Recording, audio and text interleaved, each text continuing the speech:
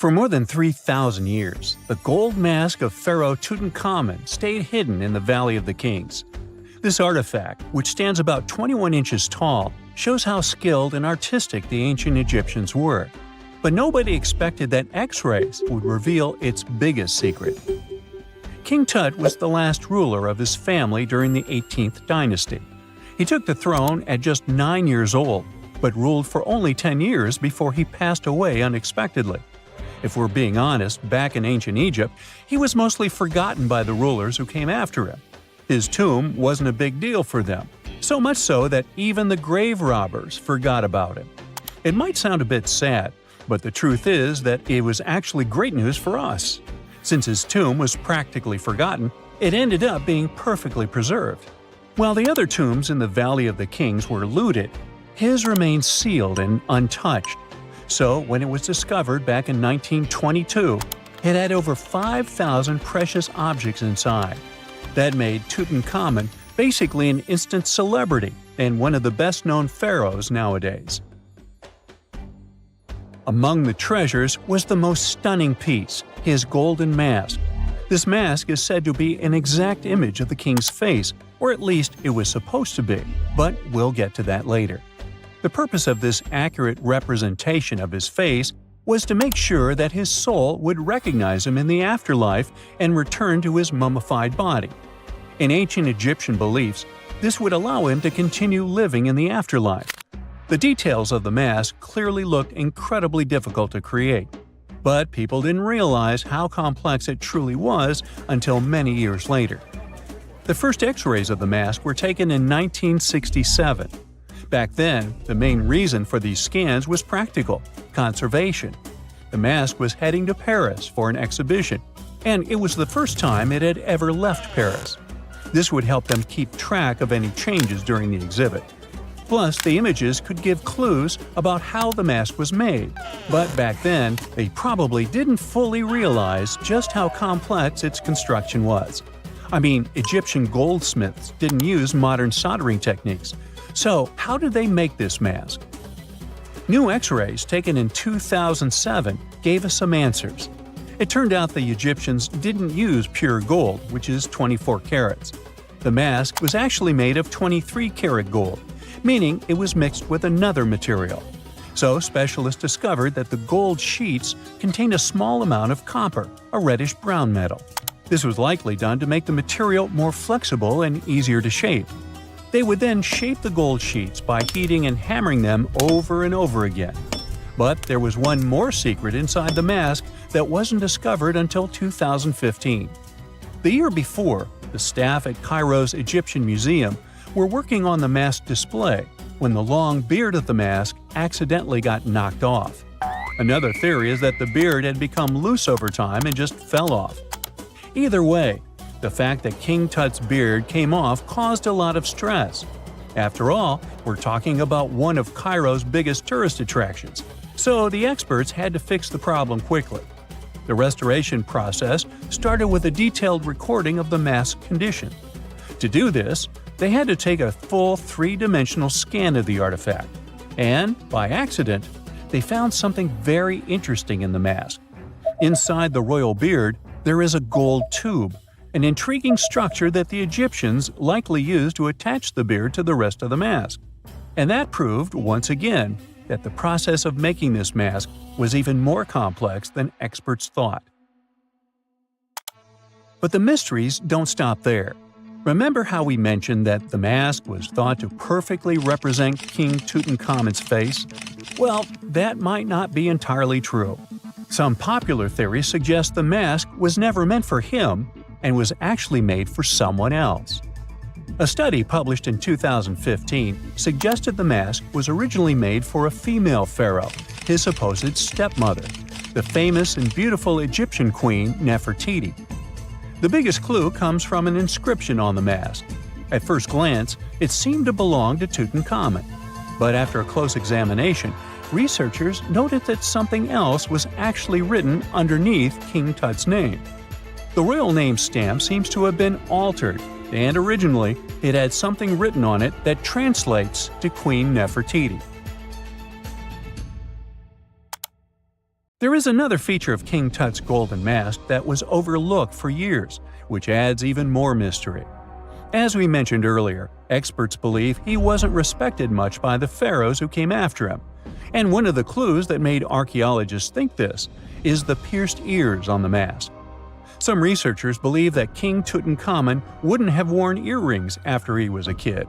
So, according to their theory, by the time he passed away at 18, he shouldn't have been represented with pierced ears. This could also support the idea that the mask originally belonged to Nefertiti, or maybe to someone who wasn't even connected to King Tut. But the mask isn't the only source of mystery.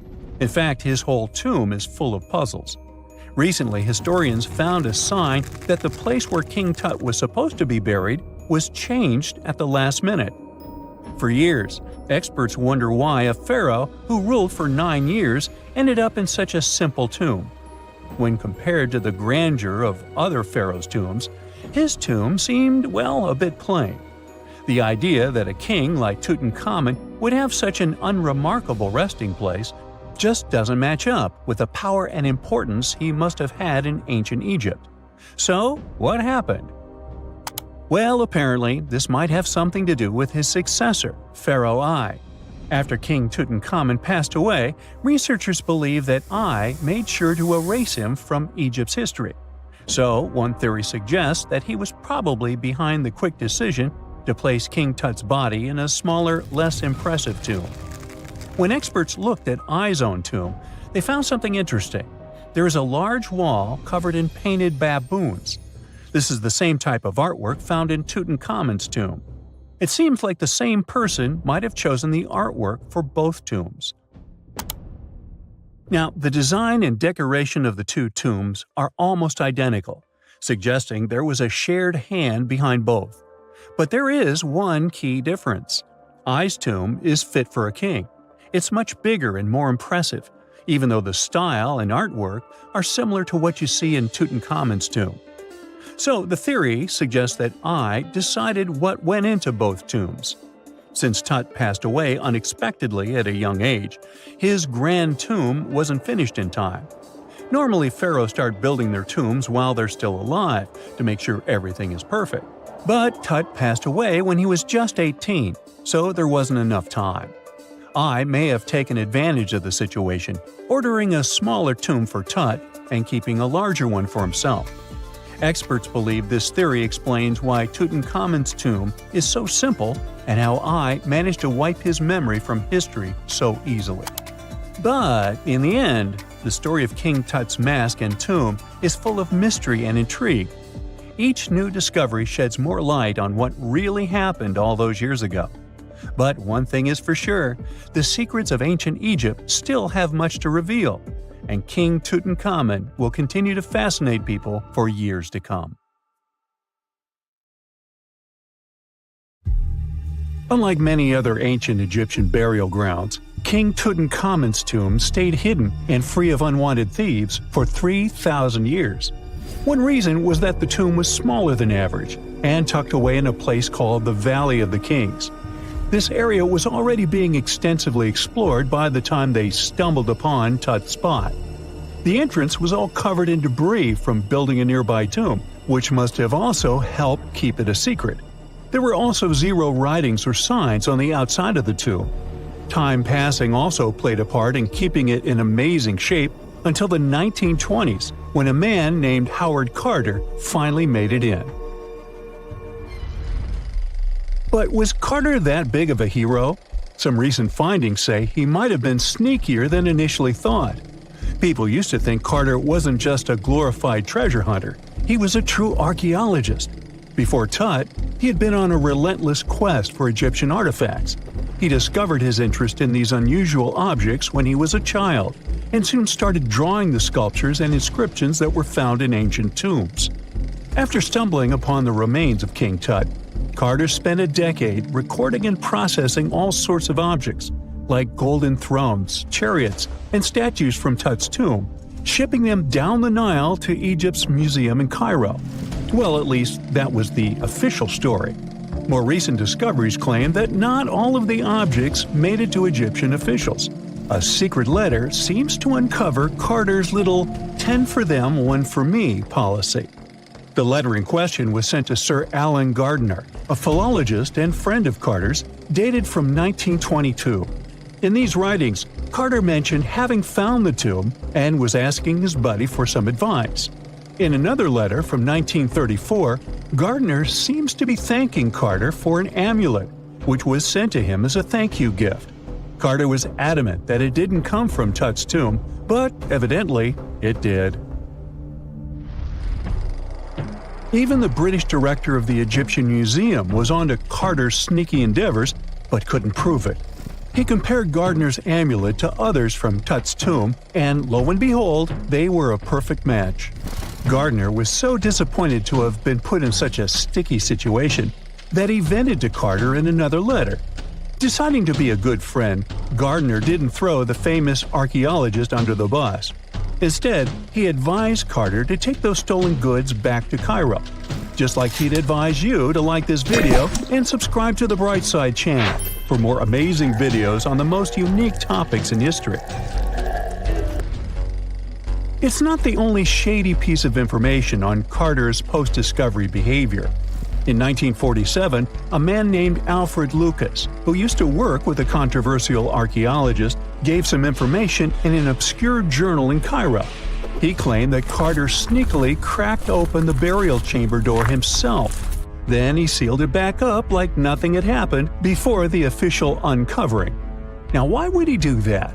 Well, the same theory suggests that Carter and his crew might have entered the tomb early so they could get their hands on some ancient goodies. Obviously, these people couldn't risk having such objects sold while they were still alive, but made sure they were auctioned off after they passed. Carter, though, never confessed to anything. He made no official denial either, but the Egyptian government couldn't risk any more mysterious disappearances, so they prohibited him from entering the tomb for a while. Some have connected this apparent stealing to the curse of King Tut. If you've never heard of it, know that it became quite the scary tale soon after King Tutankhamun's resting place was uncovered. It claimed that anyone messing with the tomb of the boy pharaoh would face some serious bad luck. It's not all dramatic like a mummy going on an aggressive spree, but word got out that the people involved in disturbing King Tut's lair met some mysterious, untimely ends. The main untimely passing related to this supposed curse is that of George Herbert, the 5th Earl of Carnarvon. He was this British aristocrat who helped fund the search for the tomb. He passed away just a year after the tomb was opened.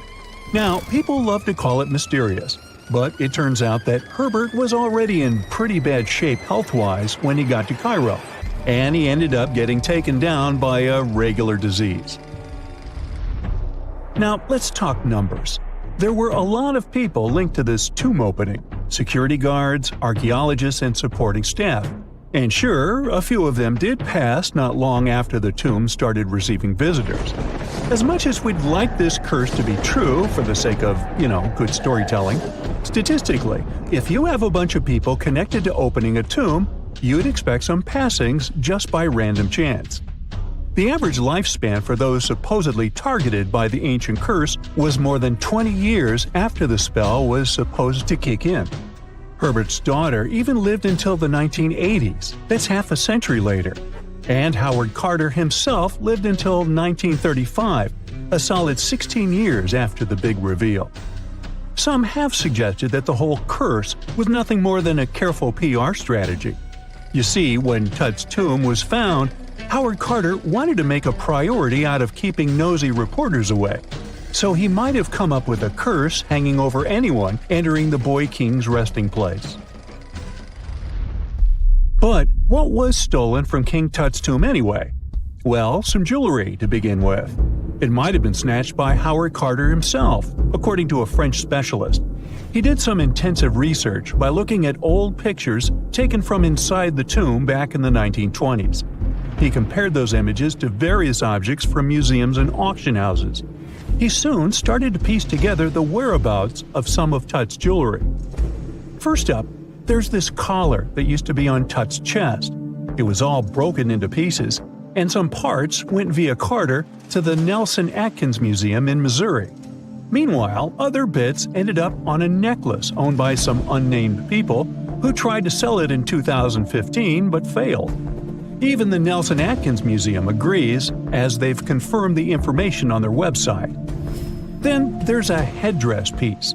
Some beads from it that once belonged to Tut apparently got stolen by Carter too. They were also strung into a necklace and are now being held at the St. Louis Art Museum.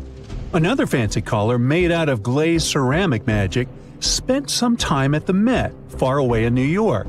Thankfully, it was sent back to Egypt a bit over a decade ago. This seems to have been, as you'd expect by now, also stolen by Carter. Missing artifacts aside, King Tut still gave a ton of amazing objects that helped us learn more about this incredible ancient culture. Starting with the famous burial mask. It's this massive 21-inch gold art piece with semi-precious stones and glass paste. It weighs 22 pounds and showcases the boy pharaoh with a long beard and a headdress with a cobra and vulture. On the back, there's this spell from an important ancient Egyptian spiritual book that's supposed to make sure it works just as well in the afterlife. Tut was also apparently a board game enthusiast. They found 4 board games in his tomb, some made of ivory. Archaeologists also found a pair of gold sandals, though you'd imagine they were more for show than for comfort. In fact, the pharaoh probably never wore them in his lifetime. Now, speaking of fashion items, it turns out Tut was quite the fancy ruler. They even found a mannequin in his tomb that was used to pick out, adjust, and store his outfits and jewelry. The boy king seemed to have also enjoyed some music, based on the 2 trumpets historians found in his tomb. Though they were played back in 1935 in a BBC broadcast, the instruments are today considered too fragile to be maneuvered.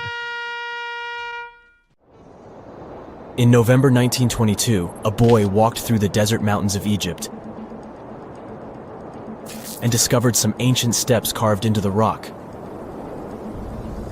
Subsequently, this find became one of the world's largest and most significant archaeological discoveries. This step was part of Tutankhamun's untouched tomb. Archaeologists found about 5,000 ancient objects, including jewelry, fabrics, painted vases, and funeral masks. You've probably seen one of them. It has become one of the most recognizable attributes of ancient Egypt. More than 100 years have passed since then, and now humanity has finally become close to another large-scale discovery, the tomb of Cleopatra. This queen was the last active ruler of the Ptolemaic Kingdom of Egypt, who sat on the throne from 51 to 30 BCE. There are many ancient records about Cleopatra, her reign, and her unusual personality, but until now, no one has discovered the secrets about her passing away in the burial place.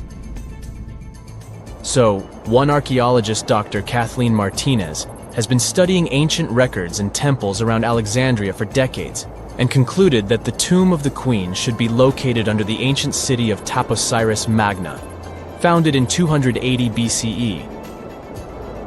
It was a big city on the northern coast of Egypt, where tens of thousands of people were engaged in trade and industry, and it seems that Dr. Martinez's guesses turned out to be correct. She and a group of archaeologists have discovered a secret underground tunnel near Alexandria, with a length of about 0.8 miles. It was cut into the rock under Taposiris Magna's temple. During further excavations, they found many things that indicate Cleopatra's tomb lies in the tunnel's depths. It's also possible that she is buried there together with the Roman commander, Mark Antony. According to ancient records, Cleopatra and Mark Antony loved each other and together opposed the Roman Senate, which declared Antony a traitor. The fact that natural disasters have occurred on the territory of Taposiris Magna for thousands of years can complicate the excavations. Earthquakes and floods destroyed the city and possibly flooded its underground tunnels. But archaeologists hope the ancient tomb remains untouched, and that it hides many treasures and records about the royal life of ancient Egypt during the reign of the last dynasty. There's a chance that excavations will go underwater and in the mud. This will require much time and funding, but archaeologists are sure it's worth it. Anyway, it's too early to say that Cleopatra is really buried there, but scientists have found many things in the tunnel that confirm this, including clay pots, dozens of coins with the image of Cleopatra and Alexander the Great, as well as a bust with the image of the Egyptian queen.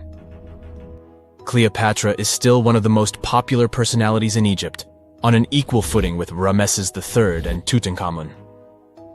She inspired many films, paintings, and books, but what made her so popular?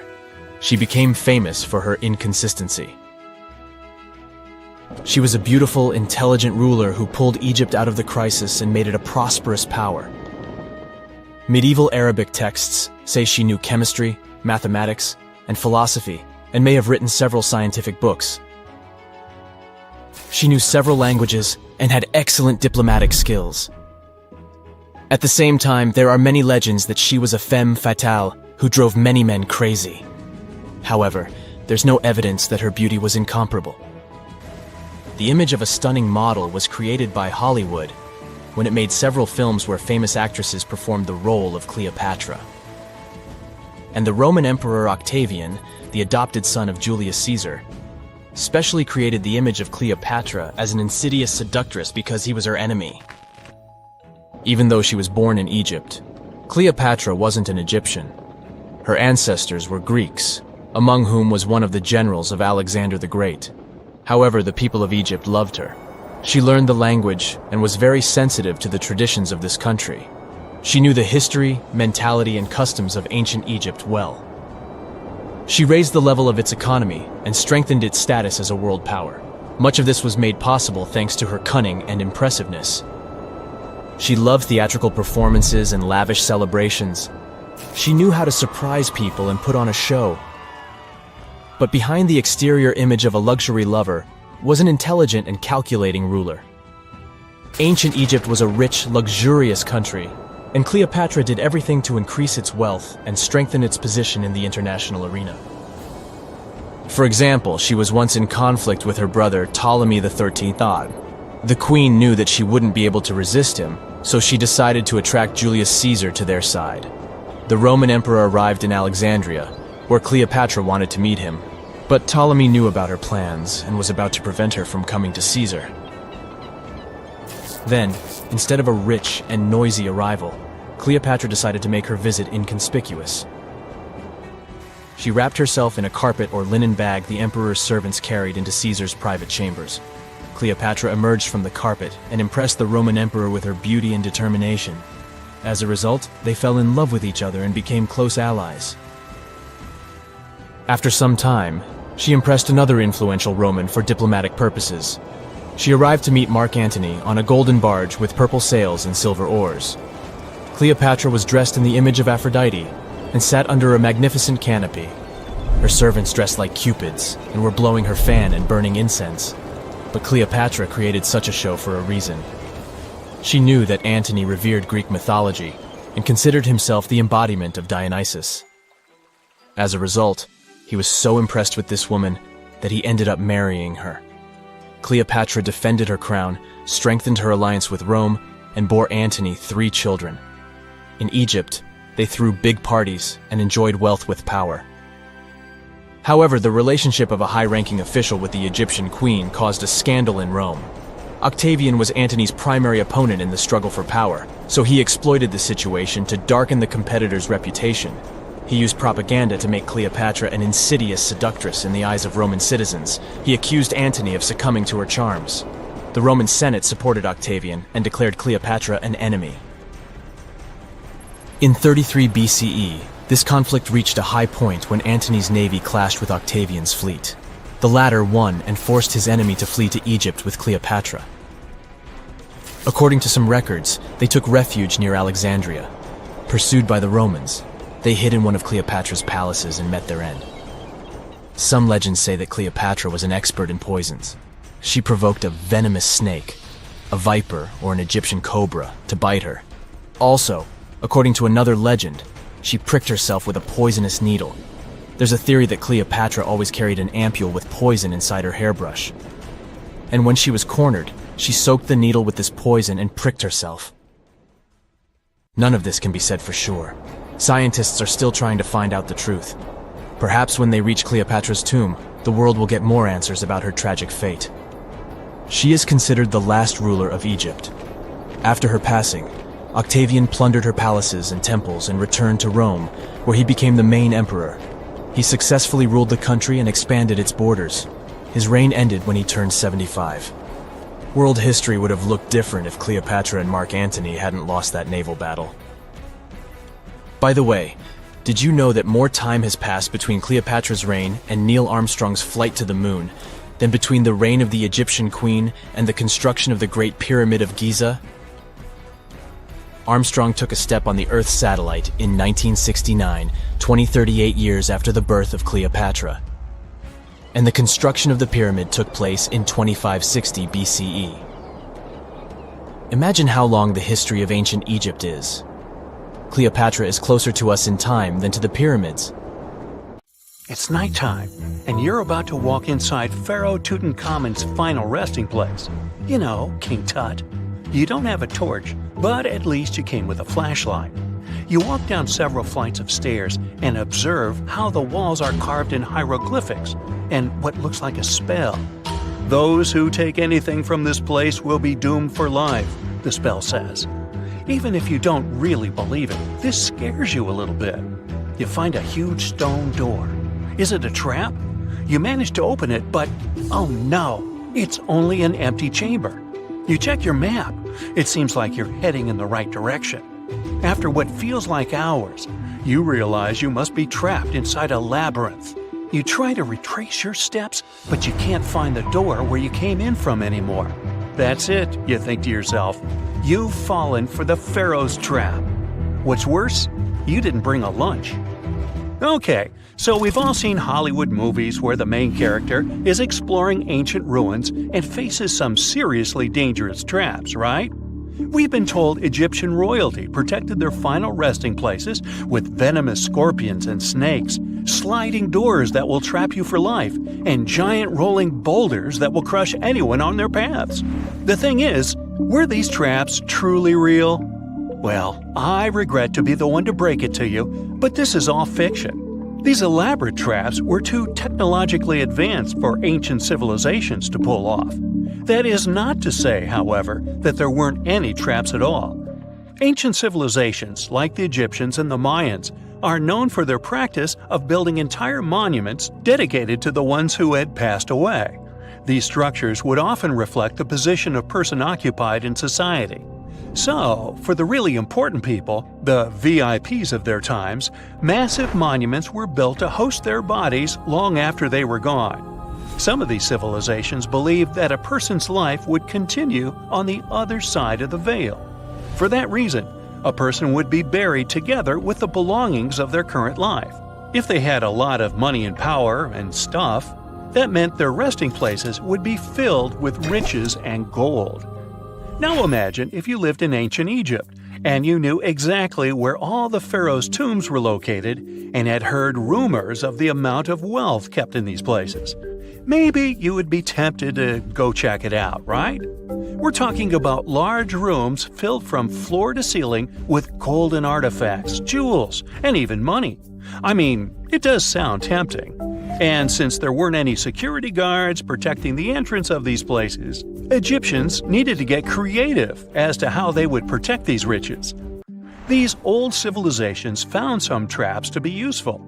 A recurring one was building empty rooms inside the monument to confuse a burglar. Now, let's take a look at Amenhotep III's final resting place as an example. It was built in the city of Luxor, in a spot also known as the Western Valley of the Kings. Two French engineers originally discovered the monument between 1905 and 1914 CE. The structure is huge and has more than 10 chambers, connected by long corridors and steep stairways. The King's Chamber is the most hidden one, and for an outsider to try and find it, they will probably enter a lot of empty rooms beforehand. Other pharaohs tried to protect their riches by commissioning monuments with false doors concealing pits that were up to 20 feet deep. This way, an unwarned and unwanted visitor would be surprised by the deep hole on their way to the king's resting chamber. Alongside false doors, pharaohs made sure to build labyrinth-style corridors and false walls. This way, robbers could take hours or days before they found the king's real chamber. As to pits with poisonous snakes on them, if there were any reptiles inside these monuments, they probably got inside on their own and would most likely not stay there for long. There is no way snakes would survive years and years without food inside these pits. So yes, another Hollywood-induced belief right there. If these traps seem boring to you, archaeologists did find an interesting deterrent in the final resting place of the Red Queen of Palenque in Mexico. Palenque was one of the most powerful Mayan cities in pre-Columbian Mexico, and the Red Queen was believed to be the grandmother of the last Mayan king, undoubtedly a person of immense importance to the empire. In her honor, a huge monument was built to keep her body after her passing. The discovery of the tomb itself was already thrilling. Archaeologists found an ancient monument when digging at the site back in 1994. The first thing they found was a room with a hidden door. Once they opened the door, they discovered a long corridor. Finally, at the end of this corridor was the Queen's chamber. The team of archaeologists was beyond excited to unearth this chamber with the mummy of the Queen herself still inside it. They found her to be accompanied by her pearls, jade shells, and expensive rocks. But as the team explored the remains, they saw something rather strange. The room was filled with a red-colored powder. Researchers knew that the color red was important to the Mayan people, and that much of their clothing and buildings were decorated with this color. But they didn't understand why the queen was buried with this unknown red substance. After they took a sample back with them for further analysis, they discovered that the red powder was cinnabar, a very dangerous mineral. This powder, when inhaled, can cause, shall we say, severe health damage to a person. The team concluded that this could only be a trap for anyone trying to steal her riches. Okay, so dangerous powders might have worked as the most intense traps we've seen until now. But perhaps the cheapest way to keep out unwanted visitors was to advertise spells written out all over the monument. We'd probably laugh at these today, but back in the day, they were more or less effective. Spells usually said that the person who took anything from that place would meet a tragic fate.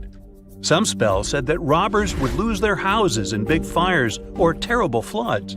Other spells said burglars would have incurable and undiagnosed health issues, but they weren't really enough to stop people from taking any gold. There are some stories surrounding how these spells might have been real. One of them is from the famous British Egyptologist Howard Carter, the one responsible for unearthing Pharaoh Tutankhamun's resting place in the 1920s.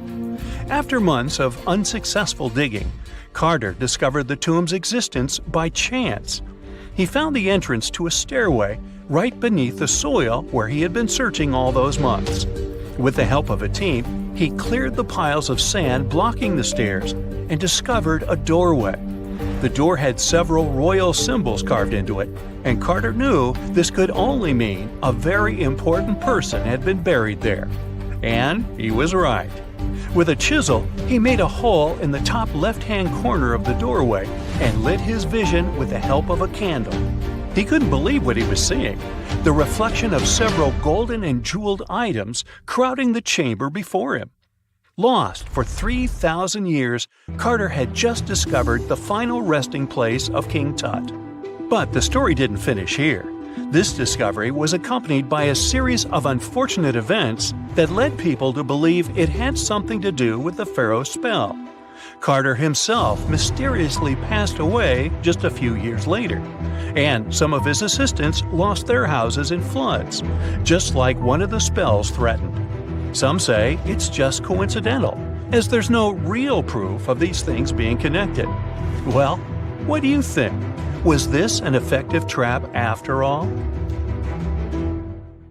A gruesome discovery took place in Egypt some years ago. You want to hear about it? 16 human hands, carefully buried in 4 eerie pits. They didn't look too much like human hands at first, since they were abnormally large, but they were. Weirdly, there were only right hands. No left hands were in sight. It turned out that it points to the practice of an ancient dark ritual. Old Egyptian art and tales talked of a ceremony where warriors would present the right hand of their adversaries as proof of victory and ask for gold in return. Egyptians believed in the afterlife, so cutting off someone's hand meant you cut off their power eternally.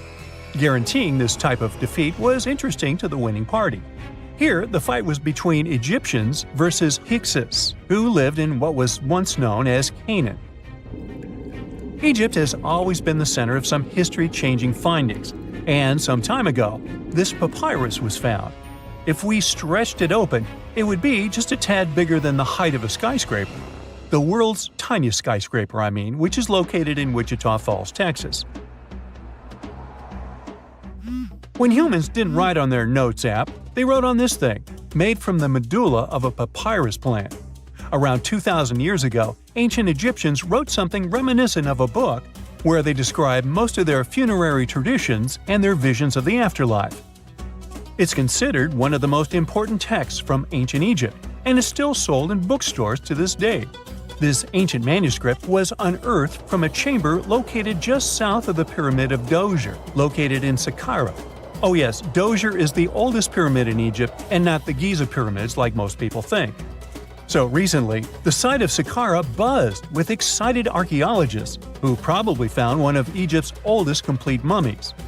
They believe that this beautiful and well-preserved mummy was that of a wealthy man.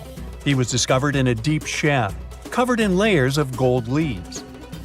There are many symbols that show he was an important and wealthy man, like the band he wore on his head, the bracelet on his chest, and the fact that he was embalmed with a tunic, which was reserved for Egypt's finest. The most exciting part of the entire discovery was finding the resting place sealed with mortar, just as the ancient Egyptians had left it 4,300 years ago.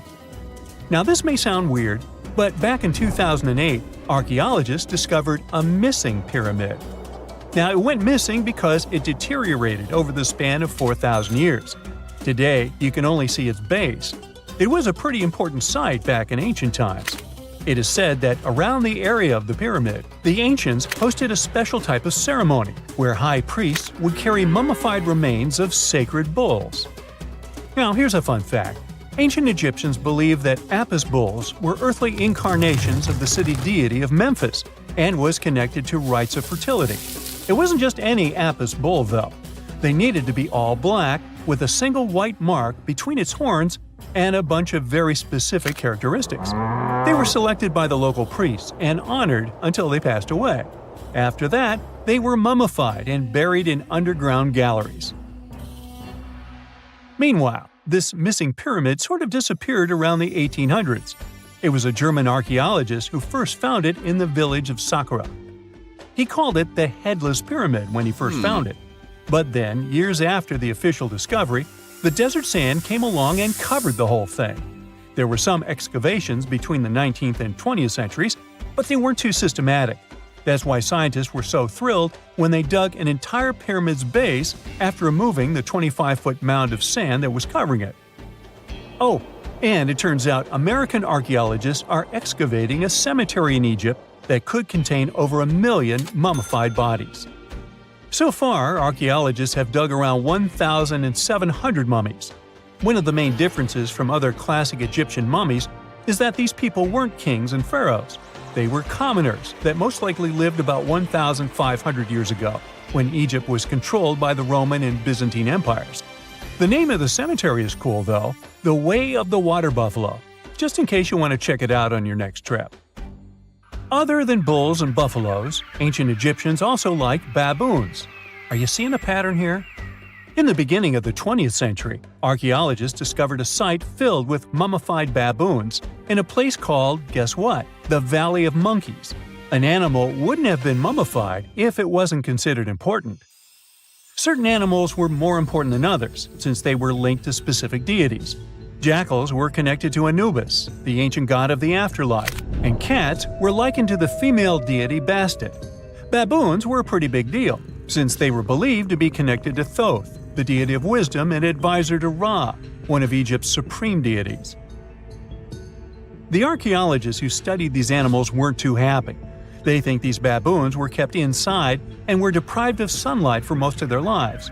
They had extreme vitamin D deficiencies and they were poorly fed. Maybe Thoth got angry with these baboon keepers. Just a guess. Since there's never a boring day for archaeologists in Egypt, they also found human mummies with golden tongues. Since Egyptians were all about the afterlife, they believed that golden tongues might help a person speak once they pass to the other side. I mean, it's a long shot, but hey, why not? Some of these mummies were placed in wooden coffins with goods, such as necklaces, pottery, golden artifacts in the shape of lotus flowers and scarab beetles, and iPhones. Just kidding. A new temple was also unearthed recently in Egypt. Scientists believe it was dedicated to honor Zeus Cassios. That deity would be a cross between Zeus, the almighty Greek deity of the sky, and Mount Cassios. While digging around the Sinai Peninsula in Egypt, archaeologists spotted 2 pink granite columns poking out of the ground, and bingo. They believe these columns represented the temple's front gate and collapsed during an earthquake many years ago. And speaking of deities, there weren't only super serious deities. Recently, scientists unearthed a golden ring in a city south of Cairo. No, Frodo, it's not magical. It was a normal gold ring, but it had the depiction of the deity of fun, officially named Bes. This deity is often described in sacred texts as a happy chubby dwarf. Today, many tattoos we get are sorta deprived of any sense and are made of aesthetic purposes only. In ancient Egypt, though, women would get tattoos as a token of protection for childbirth. That's what scientists think, at least. Around the Nile region, scientists found some mummies that had well-preserved tattoos, which is a rarity since the skin deteriorates so easily. 2 of these women tattooed their lower backs, and the drawings were simple. They were mostly pictures, including that same chubby dwarf we just talked about, Bes. He also had a side hustle as the protector of women during childbirth. Now, would you believe me if I told you ancient Egyptians invented robots? No?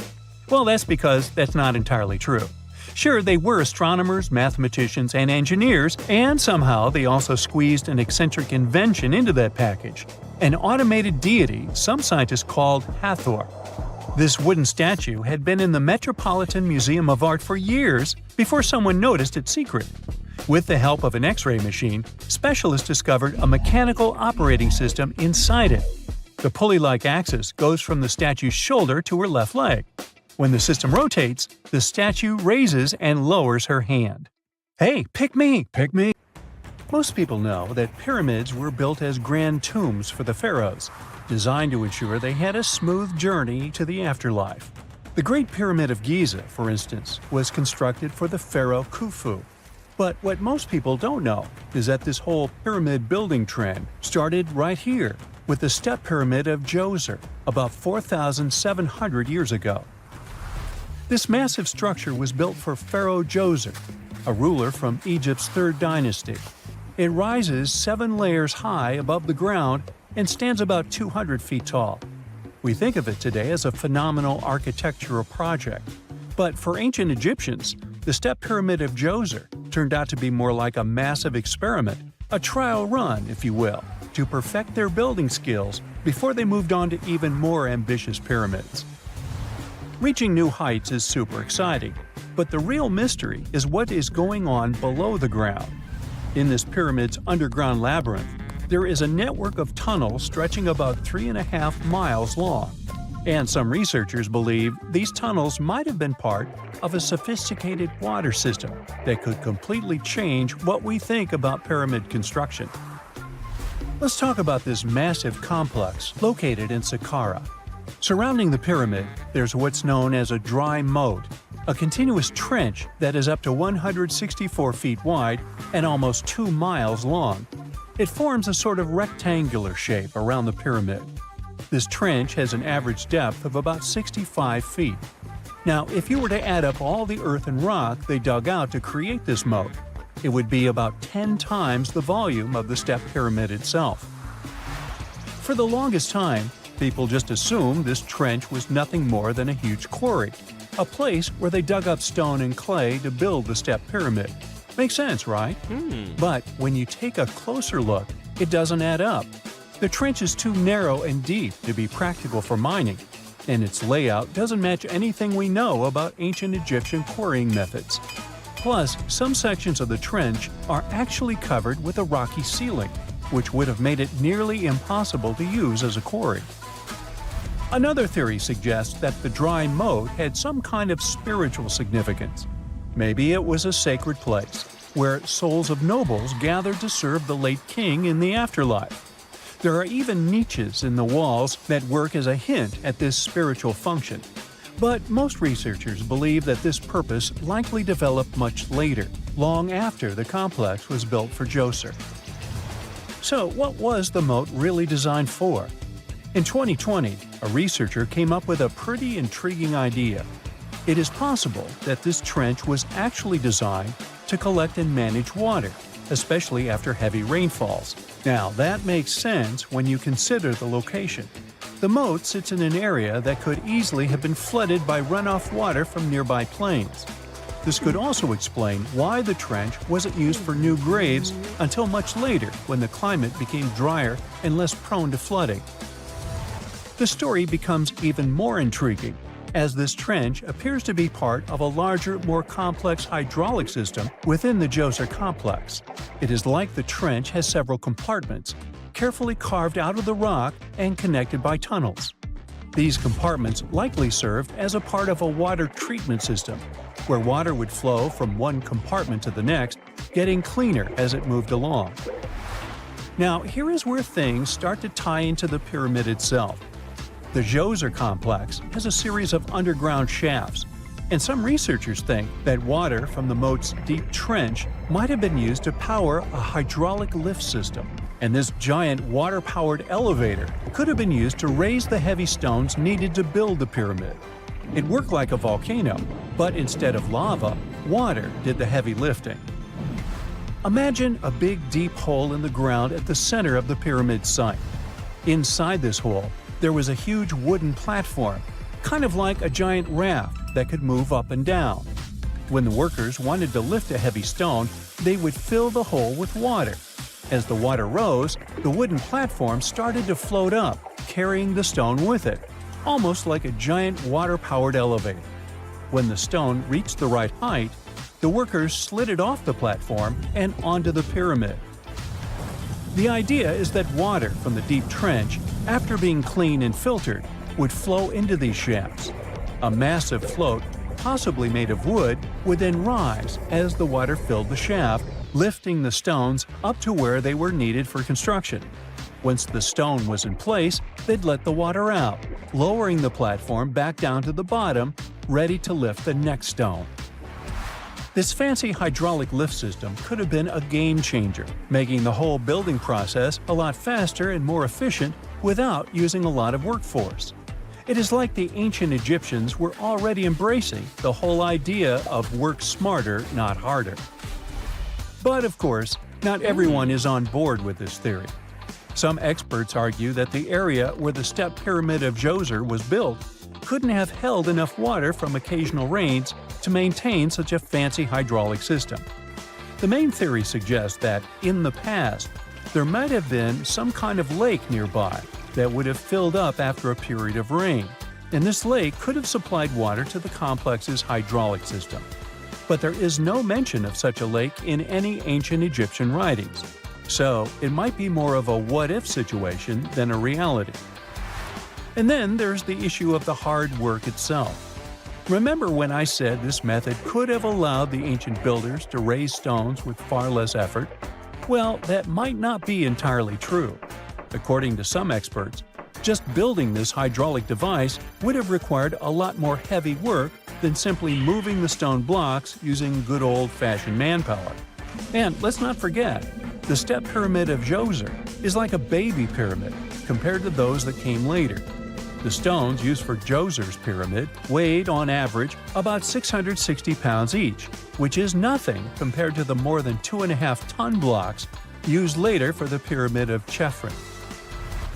If this cool water lift theory gets completely ruled out, we still need to explain how this pyramid was built in the first place. To answer that, we need to rewind a bit and talk about the original plans. See, before Djoser's tomb became a pyramid, the idea was to construct a simple mastaba. This type of tomb was pretty common in earlier periods, a flat-roofed, rectangular structure with sloping sides. But after the original mastaba was finished, they decided to expand it a bit by adding more layers on top. And then they added even more layers, until the construction reached 6 distinctive steps, each one smaller than the previous. And they probably did all this by raising those heavy stones using ramps, not a water-powered elevator. There is still so much we don't know about the Step Pyramid of Djoser. More research is definitely needed to fully understand how this system worked, or if it even existed at all. But the idea of using water to help build the pyramid adds a whole new layer to our understanding of ancient Egyptian engineering. It's a powerful reminder of just how clever and resourceful those builders were, using the natural landscape and the power of water to create one of the most iconic monuments in history.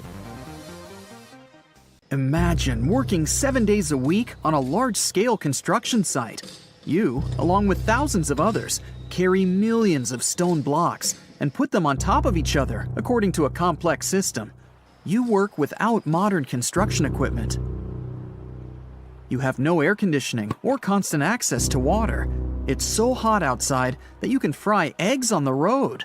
You've been building the pyramid for decades, and now, when it's finally done, you enjoy the result of the colossal work of thousands of people. You're looking at a giant cultural monument of global value that will freeze in time and amaze people for tens of thousands of years. A few thousand years have passed. People in the 21st century see the pyramids and are like, "Wow, I can't believe humans have built this."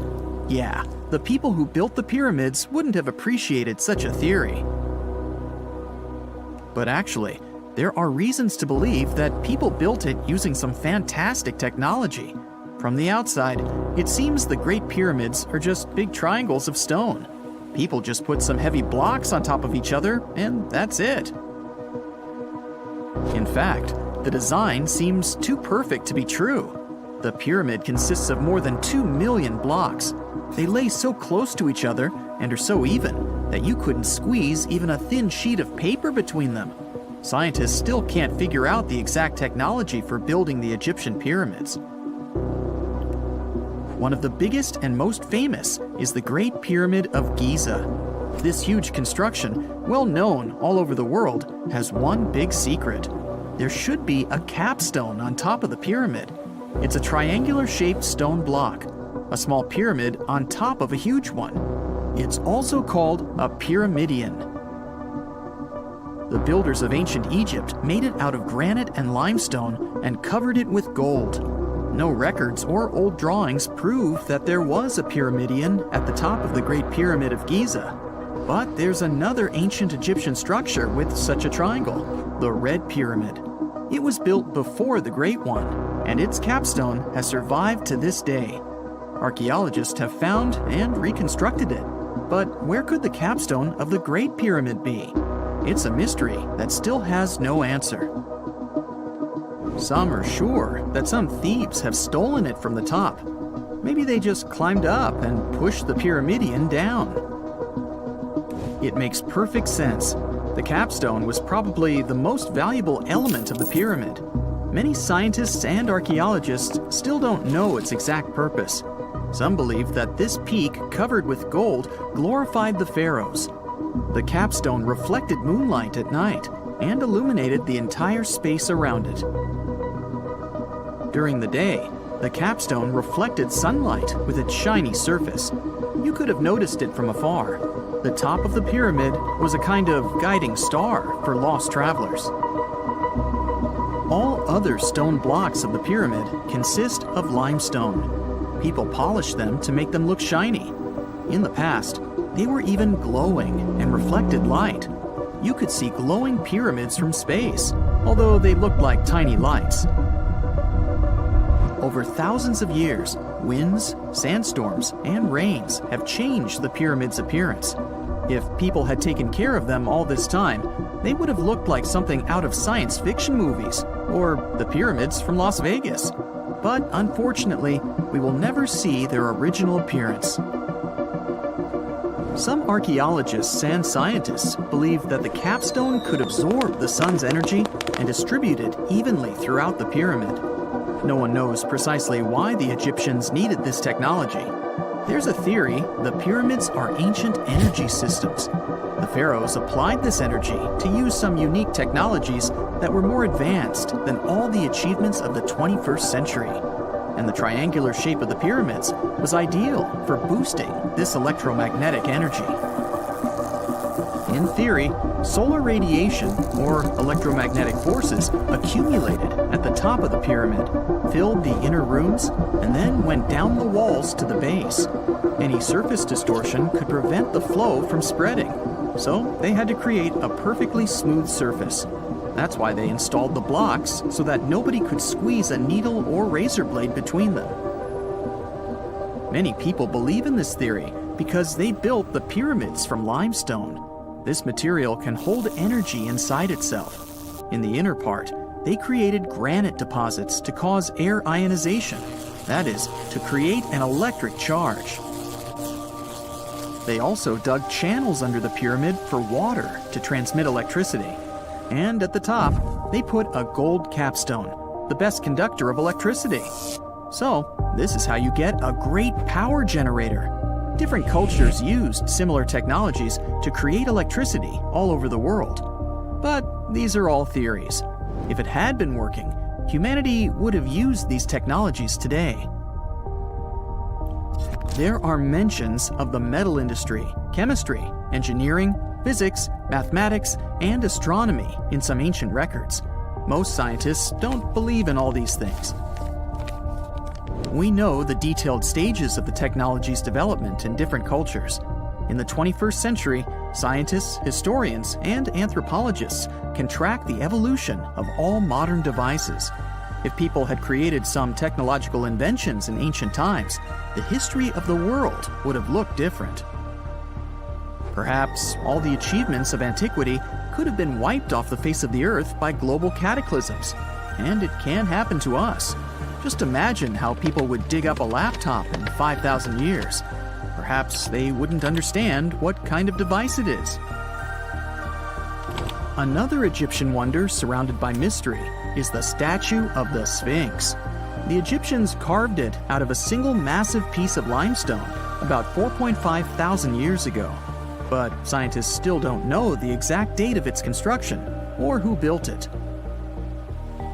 People painted the Sphinx in different colors, so it looked much brighter and more vivid in the distant past. It was shining just like the Great Pyramids. Anyway, time hasn't only changed its appearance, but its name too. Initially, the Egyptians called it Hor-Mekhet. The Greeks renamed it the Sphinx about a few hundred years after it had been built. The Sphinx emphasized the greatness of the rulers of Egypt. It also performed a symbolic function of a watchdog guarding the tomb of the pharaoh and the paths leading to it. This version sounds realistic, since archaeologists have discovered many secret entrances at the foot of the Sphinx. Perhaps these rooms and intricate tunnels lead to underground halls with treasures. And treasures don't always mean gold and jewelry. According to legends and theories, the Sphinx guards the Hall of Records, the storage of all humankind's knowledge. The information about the ancient mythical state of Atlantis could be there. You can find many detailed maps of the internal dungeons of the Sphinx on the internet. They show structures 12 stories deep under the statue. It looks like a small city filled with gold, scrolls of knowledge, and various ancient artifacts. But don't believe all these maps. These are just theories. Several thousand years have passed, but people have very little information about it. Archaeologists know that there are still many strange and exciting things about the Sphinx that are still undiscovered.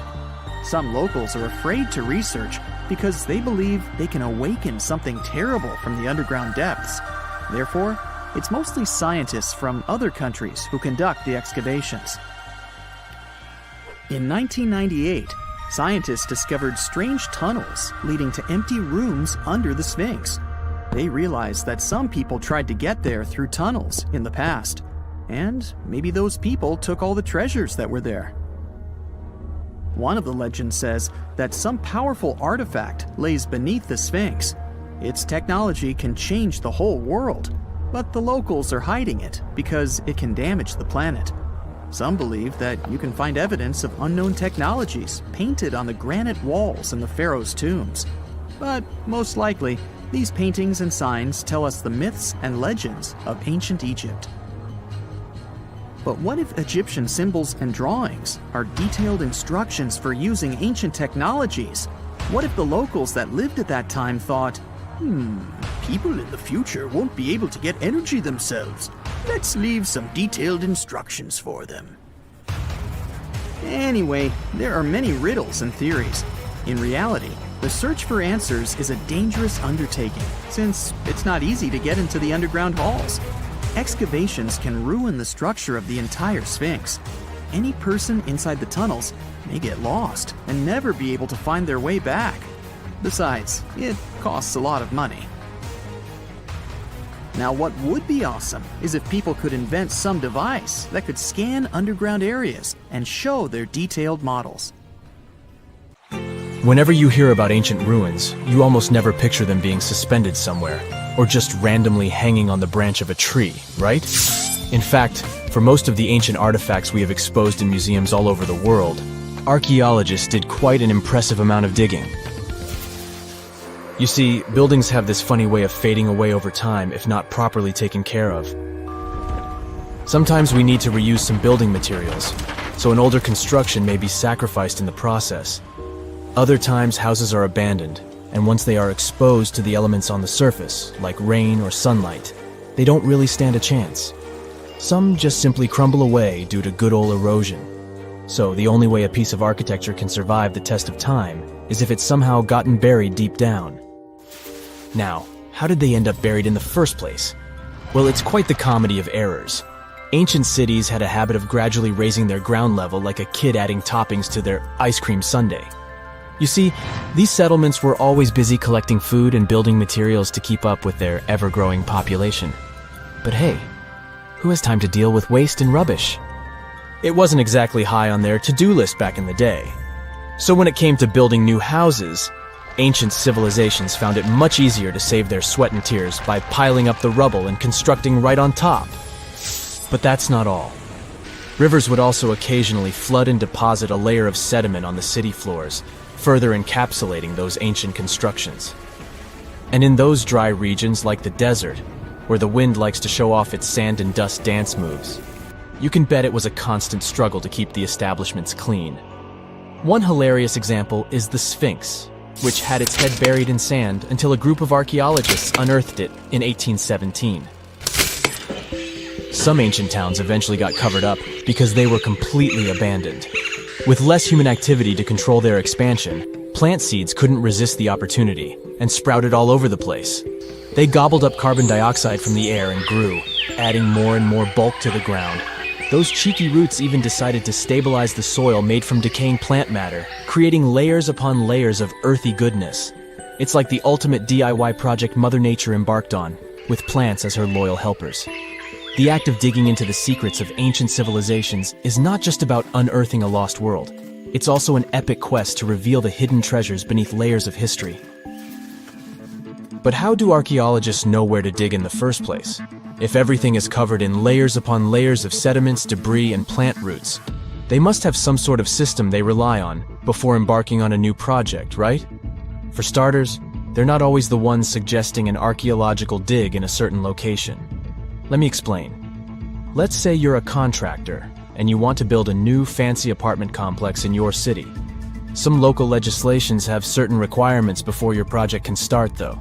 For instance, before anyone starts building on a piece of land, they might need to bring in specialists to check the soil.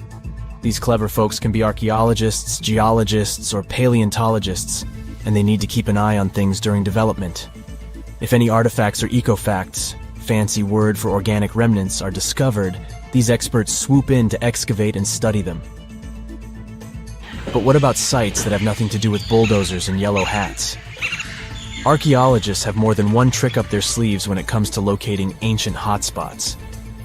They dive deep into historic records with a healthy dose of detective work. By sniffing out old documents and maps, They can piece together the puzzle of human activity in a specific area. If a site has been visited before, it's even better. Finding records of past excavations or historical accounts can give archaeologists lots of information on where to continue their treasure hunt. Before archaeologists start swinging their shovels, they engage in a bit of a visual scan mission. Armed with a grid system, they'll stroll around the site, keeping their eyes peeled for any artifacts that might be hiding just beneath the Earth's upper layer. From groundstone tools to historic glass and even ancient garbage dumps, yes, they're also valuable. These keen-eyed explorers can spot signs of human activity faster than most people. If they stumble upon midden soil, fancy term for a garbage dump, they know for sure that humans once called this place home. Archaeologists don't just rely on their trusty shovels, though. They have an arsenal of gadgets to aid in their search for hidden wonders. Geophysical tools are like their secret weapons. Take the resistivity meter, for example. This clever contraption measures the electrical component of the soil and any buried features or artifacts. A buried wall, for instance, will create a different resistivity reading than the surrounding soil.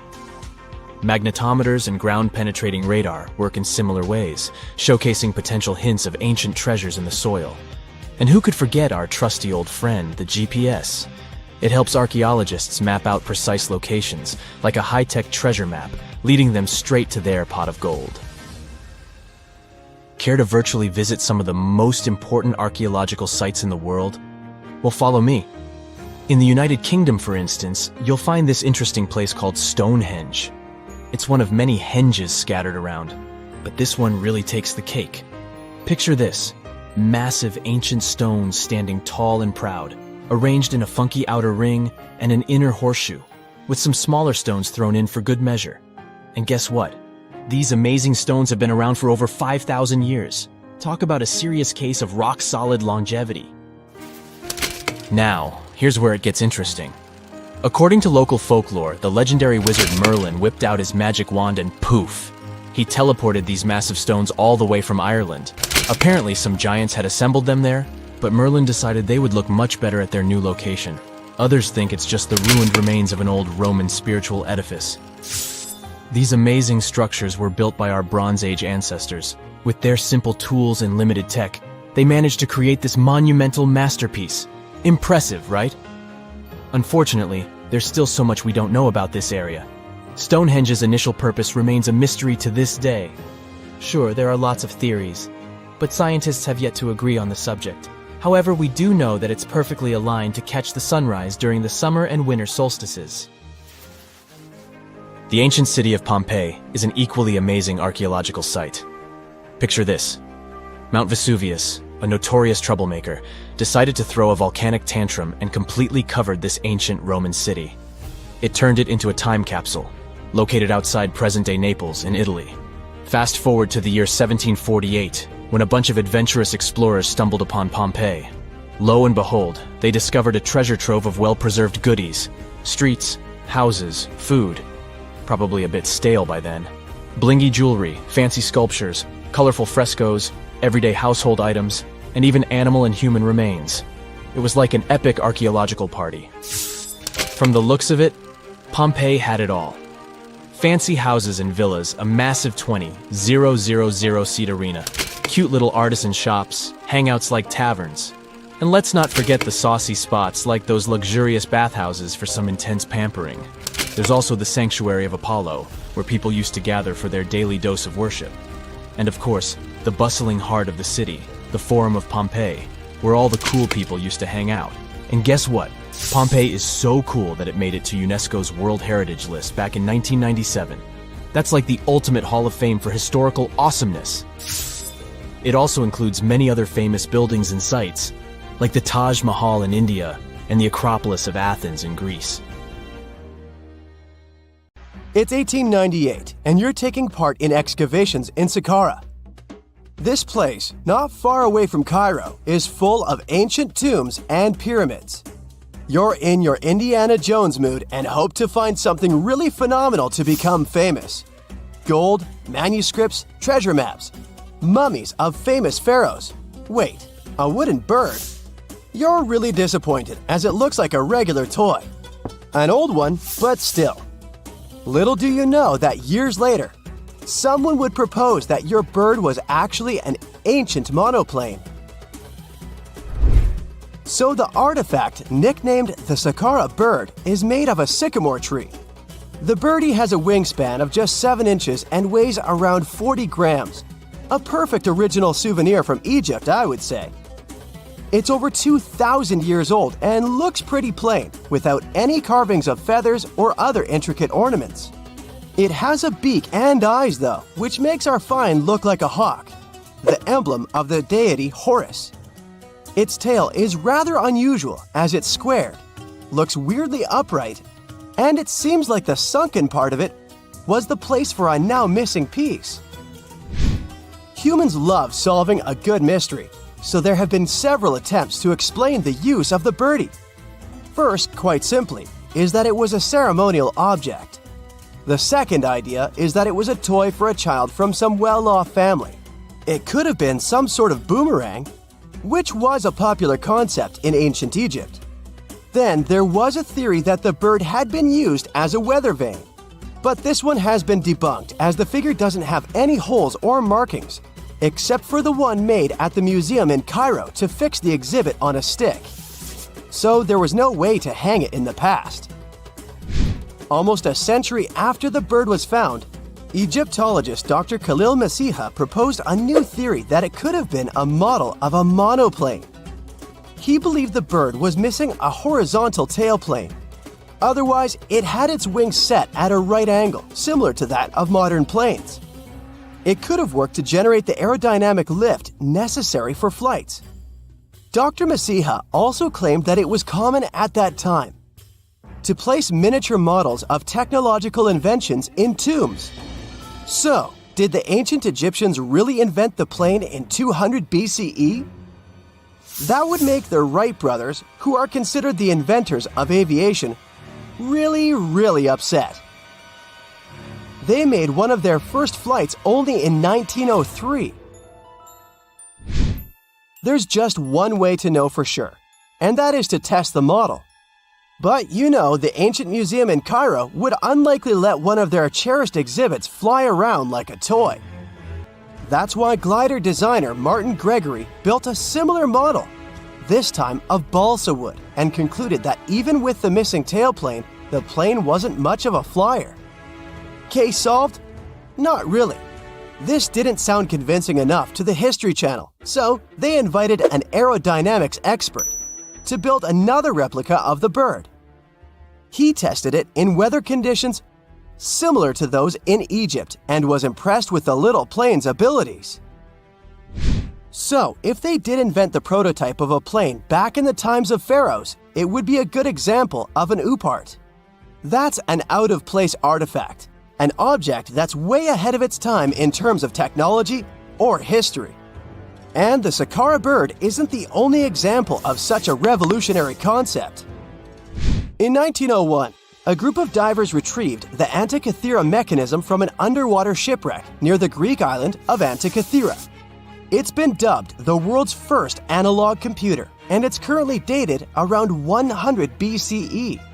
The bronze mechanism could tell the position of the sun, moon, planets, and stars, as well as the lunar phase, the dates of upcoming solar eclipses, and even the speed at which the moon moves through the sky.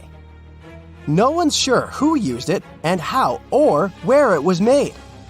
But it's obvious that it's extremely precise and way too advanced for its time. The first flushing toilets in the world were invented in the middle of the 20th century. Just kidding. The ancient Minoans on the Mediterranean island of Crete and the Indus Valley civilization both came up with this brilliant invention at the same time, around 4,000 years ago. The plumbing and sanitation were so well done that no one managed to design anything better until 2,000 years later. One ancient Minoan lavatory was discovered at the Palace of Knossos. It looks like it had a wooden seat set over a tunnel that directed water from a rooftop reservoir to an underground sewer. Other varieties got water from jugs. Only the super rich people could afford all this glory. So if you wanted to shop for real estate back then, The flushing toilet would be a telltale sign you were in the rich neighborhood. Automated doors became a cool, seemingly new invention back in 1931. But the technology behind them is actually much older. Think the 1st century CE old. Mathematician and engineer Heron of Alexandria came up with a hydraulic system to open and close temple doors. To bring it into action, you need to light a fire to produce heat. There was a brass pot under the fire, half filled with water. The inventor connected the brass pot to containers that acted as weights. When the fire was burning, the water moved into the containers. They went down and pulled the ropes. It was nothing like a supermarket door that opens in front of you before you even have time to think. Heron's door took hours to open, and there was no way to stop the process. That's why they only opened the doors once a day before people entered the temple, to add some mysticism at the temple during ceremonies. Spooky. Looks like the first ever battery was invented in Baghdad around 2,000 years ago. A German archaeologist found this oval-shaped clay jar in 1938. Scientists are still not sure what purpose it served and who exactly invented it. There is a theory that it was used for electroplating objects with precious metals. When they filled it with a weak acid like vinegar, the battery produced around 1 volt of electricity. Another theory says it was a vessel for sacred scrolls. Would you like to buy contact lenses designed by Leonardo da Vinci himself? In 1508, he invented a glass lens with a funnel on one side. You were supposed to wear it with water inside to improve your vision. Sounds a bit uncomfortable, doesn't it?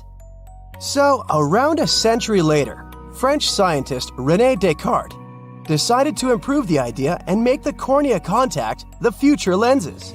Contacts because they contact your eyes, get it? The glass tube with liquid did help improve vision, but blinking was sadly impossible.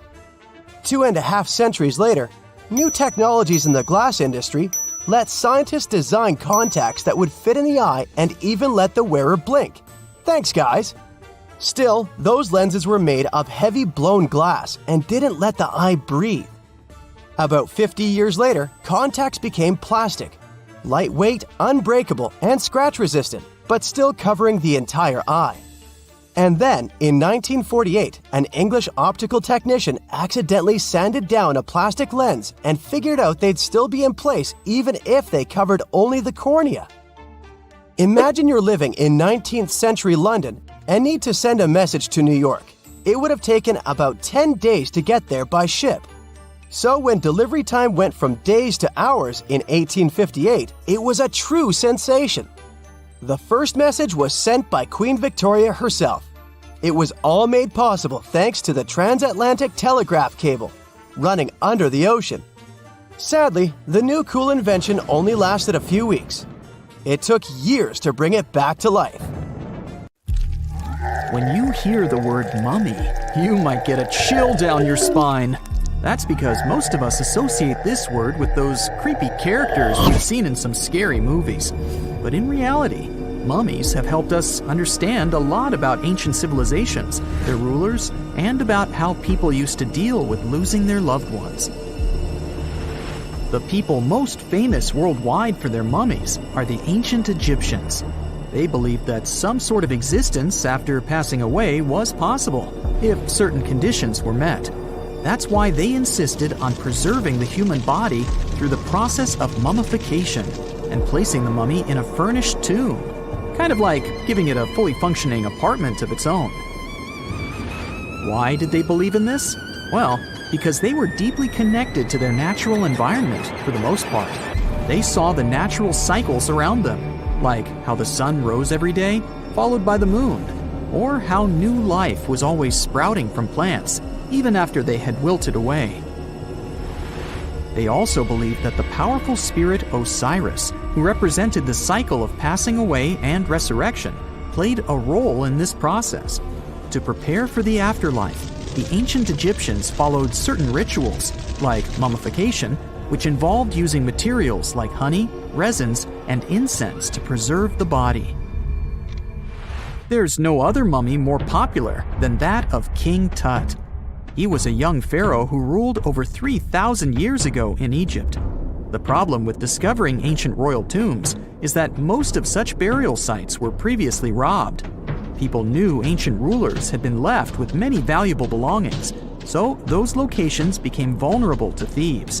When King Tut's tomb was opened in 1922, people were excited because it had not been robbed, like many other previously discovered royal tombs.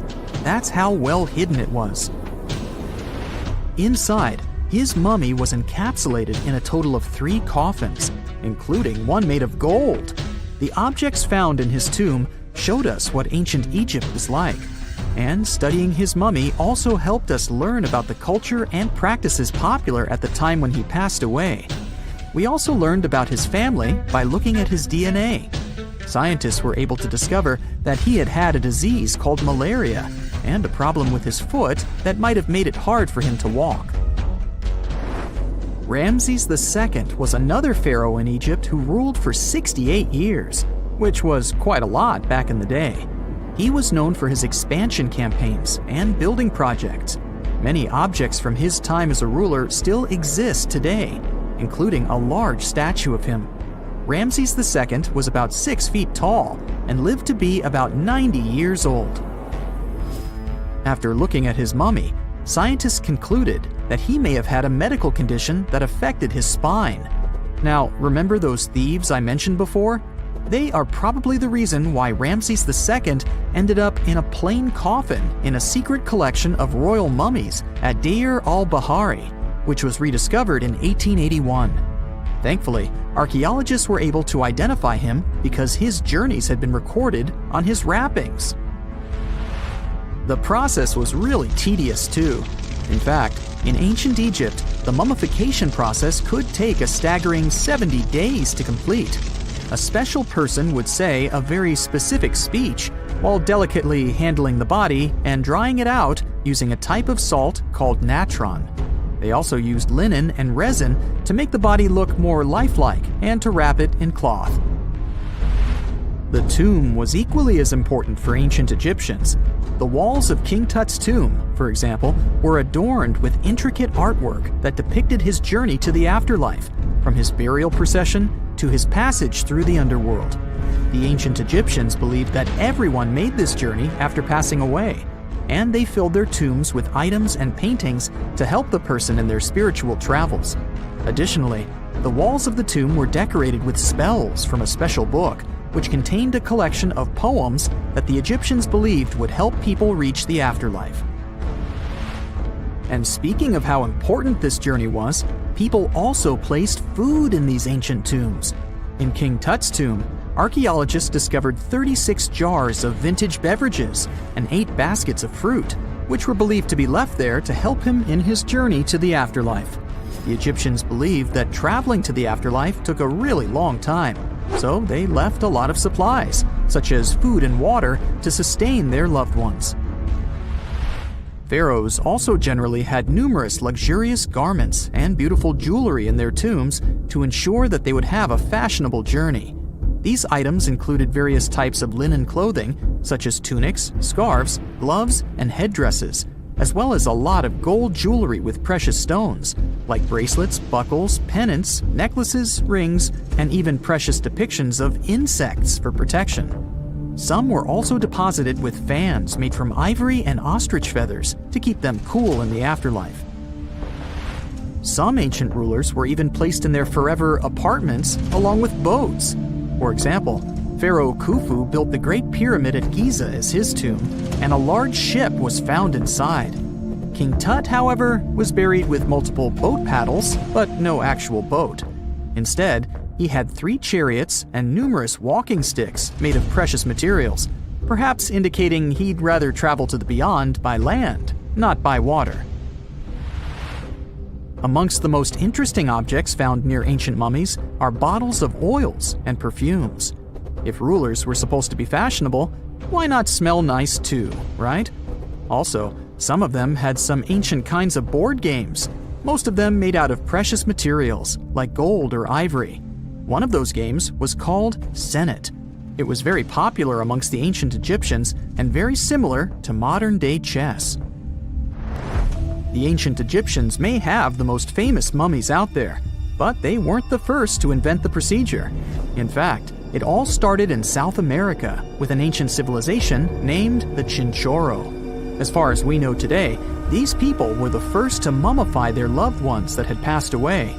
They did it somewhere around 2,000 years before the Egyptians started their own rituals. Sure, we can tell a lot about ancient rulers by studying these mummies, but until recently, we had no idea what they really looked like during their lifetime. Not so long ago, though, some very special mummy paintings were found by archaeologists studying ancient Egyptian objects. These mummy portraits are highly detailed paintings of individuals that were made while they were still alive. Such paintings were often painted on wood, as opposed to the classical portraits we all know about, which are painted on canvas. They are known for their realism and beauty, and have even been used by researchers to diagnose diseases by comparing them to the corresponding mummies. Some of these portraits also include depictions of jewelry, which was later found on the mummies. The recent discovery of these mummy portraits in Central Egypt is significant, as it marks the first time in over a century that such paintings have been found. Mummies appeared all around the world naturally, too. Mummification can occur without people intervening because of natural conditions, like extremely cold or hot environments, places with a lack of oxygen, or accidental exposure to chemicals that preserve the body. These conditions don't allow bacteria to grow, resulting in the body remaining more or less intact. Famous Otzi was one of these mummies. We know today he was a man who lived around 5,000 years ago in Europe. But upon his discovery in the Alps in 1991, Austrian authorities initially believed that he was a modern mountaineer because of how well preserved the body was. However, after the Iceman was removed from the glacier, it was determined that he was actually from the Copper Age. Consider the Great Pyramids, one of the original 7 wonders of the world and the only one that still exists today. Did you know that the pyramids of Giza weren't the only pyramids out there? And they weren't even the first ones.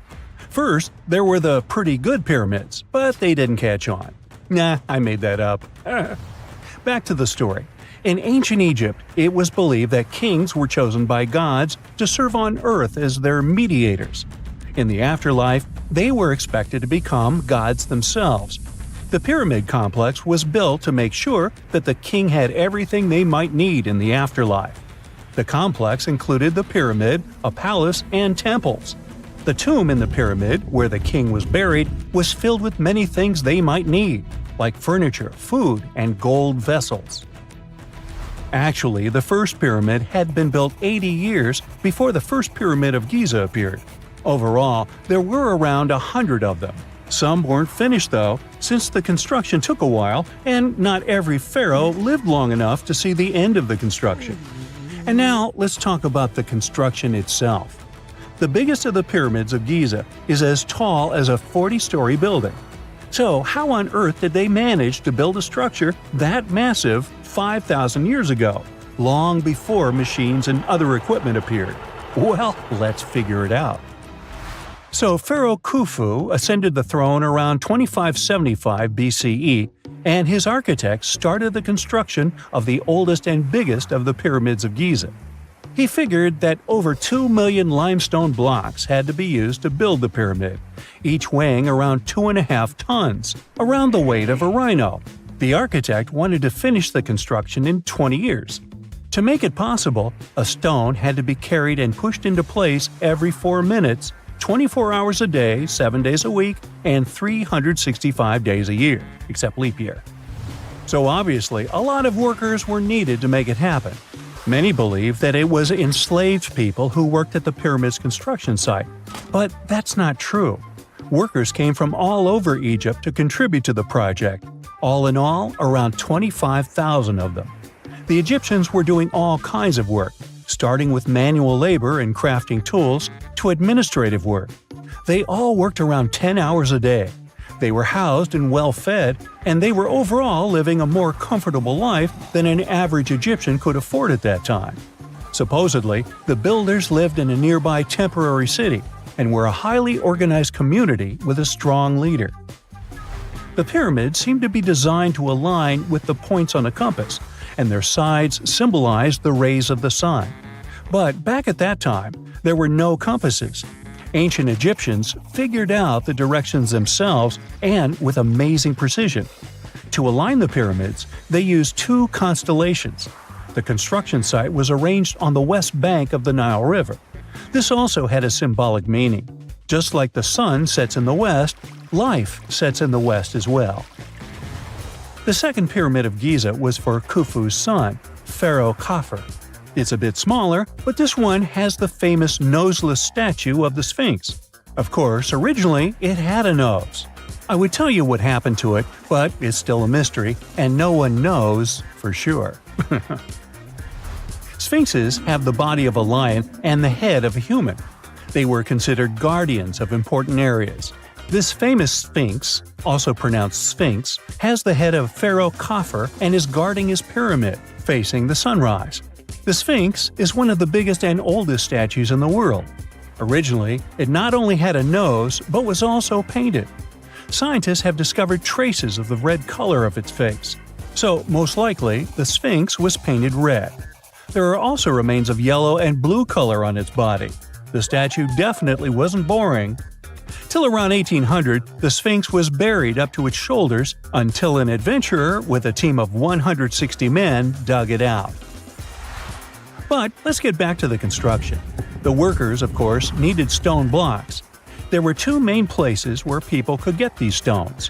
One source was close to the construction site, but that fossil-lined yellow stone was only suitable for the pyramid's interior.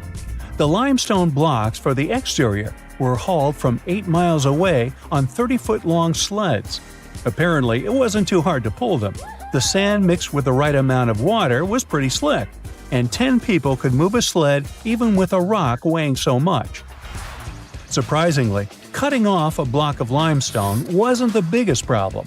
When in the ground, it was soft and could be split relatively easy. But after getting exposed to the air, limestone hardens. So the most difficult part was to shape the blocks. That step was crucial because the smallest inaccuracies could lead to the whole pyramid collapsing. So, okay, those limestones were mined, carried on a sled, shaped, and then what? How could they be put into place? Well, this is still a mystery. Archaeologists have discovered the remains of a ramp system that dates back around the time the pyramids were being built. So historians have come to the consensus that, most likely, the Egyptians designed a unique ramp system to move and pull huge stone blocks. The most common opinion is that there were several ramps around the pyramid. There probably was a central ramp with 2 staircases on each side of it built over the pyramid stones. The ramp was growing as the pyramid was getting higher. People might have been walking up the stairs, pulling up stones on wooden sleds. But this is just one of the options. Other experts say that the ramps were around the pyramid, and some say that the ramps were inside the pyramid. Maybe we will never know for sure, and it'll forever remain a mystery. The exterior limestone of the pyramid was polished with sand and stone until it gleamed. On top, there was a gold and silver capstone, which glimmered over Egypt like a second sun. So that's how it was 5,000 years ago. Now, about the interior. Surprisingly, there's not much inside the pyramid. Most of it is just solid stone with very little open space. But let's take a quick look inside. From the entrance, there are 2 stairways, one going down and the other going up. They take us to the chambers. There are 3 of them inside. Now, why is that? Apparently, throughout the whole construction, a burial chamber had to be prepared at all times, just in case a pharaoh kicked the bucket before the construction ended. So, separate chambers were built one after another as the construction progressed. The last of them was the main one. It's called the King's Chamber. It's the one where Khufu was resting. It's the biggest room at the very heart of the pyramid, and there's a big passageway leading to it. It was likely used as a kind of elevator to move granite up to build the interior. Granite was also used to make 5 stories of support beams to ensure that the pyramid didn't collapse. And we can see that it worked since it's been standing for centuries. Unfortunately, none of these chambers have hieroglyphs on the walls. If you want to see the writings, you should go to the decorated tombs near the pyramids. Those pieces of art are depiction of ancient Egypt's culture and daily life. The texts allow researchers to study their language and grammar. The treasures that once were in the pyramids have been taken by people. There are also many secret tunnels and passages inside the pyramids, but even today, no one knows the whole plan of the interior. Scientists have been sending little robots with cameras inside for many years, but there's still a lot we don't know about the pyramids. Now they're trying to use an X-ray to scan the pyramids from the outside, without going inside.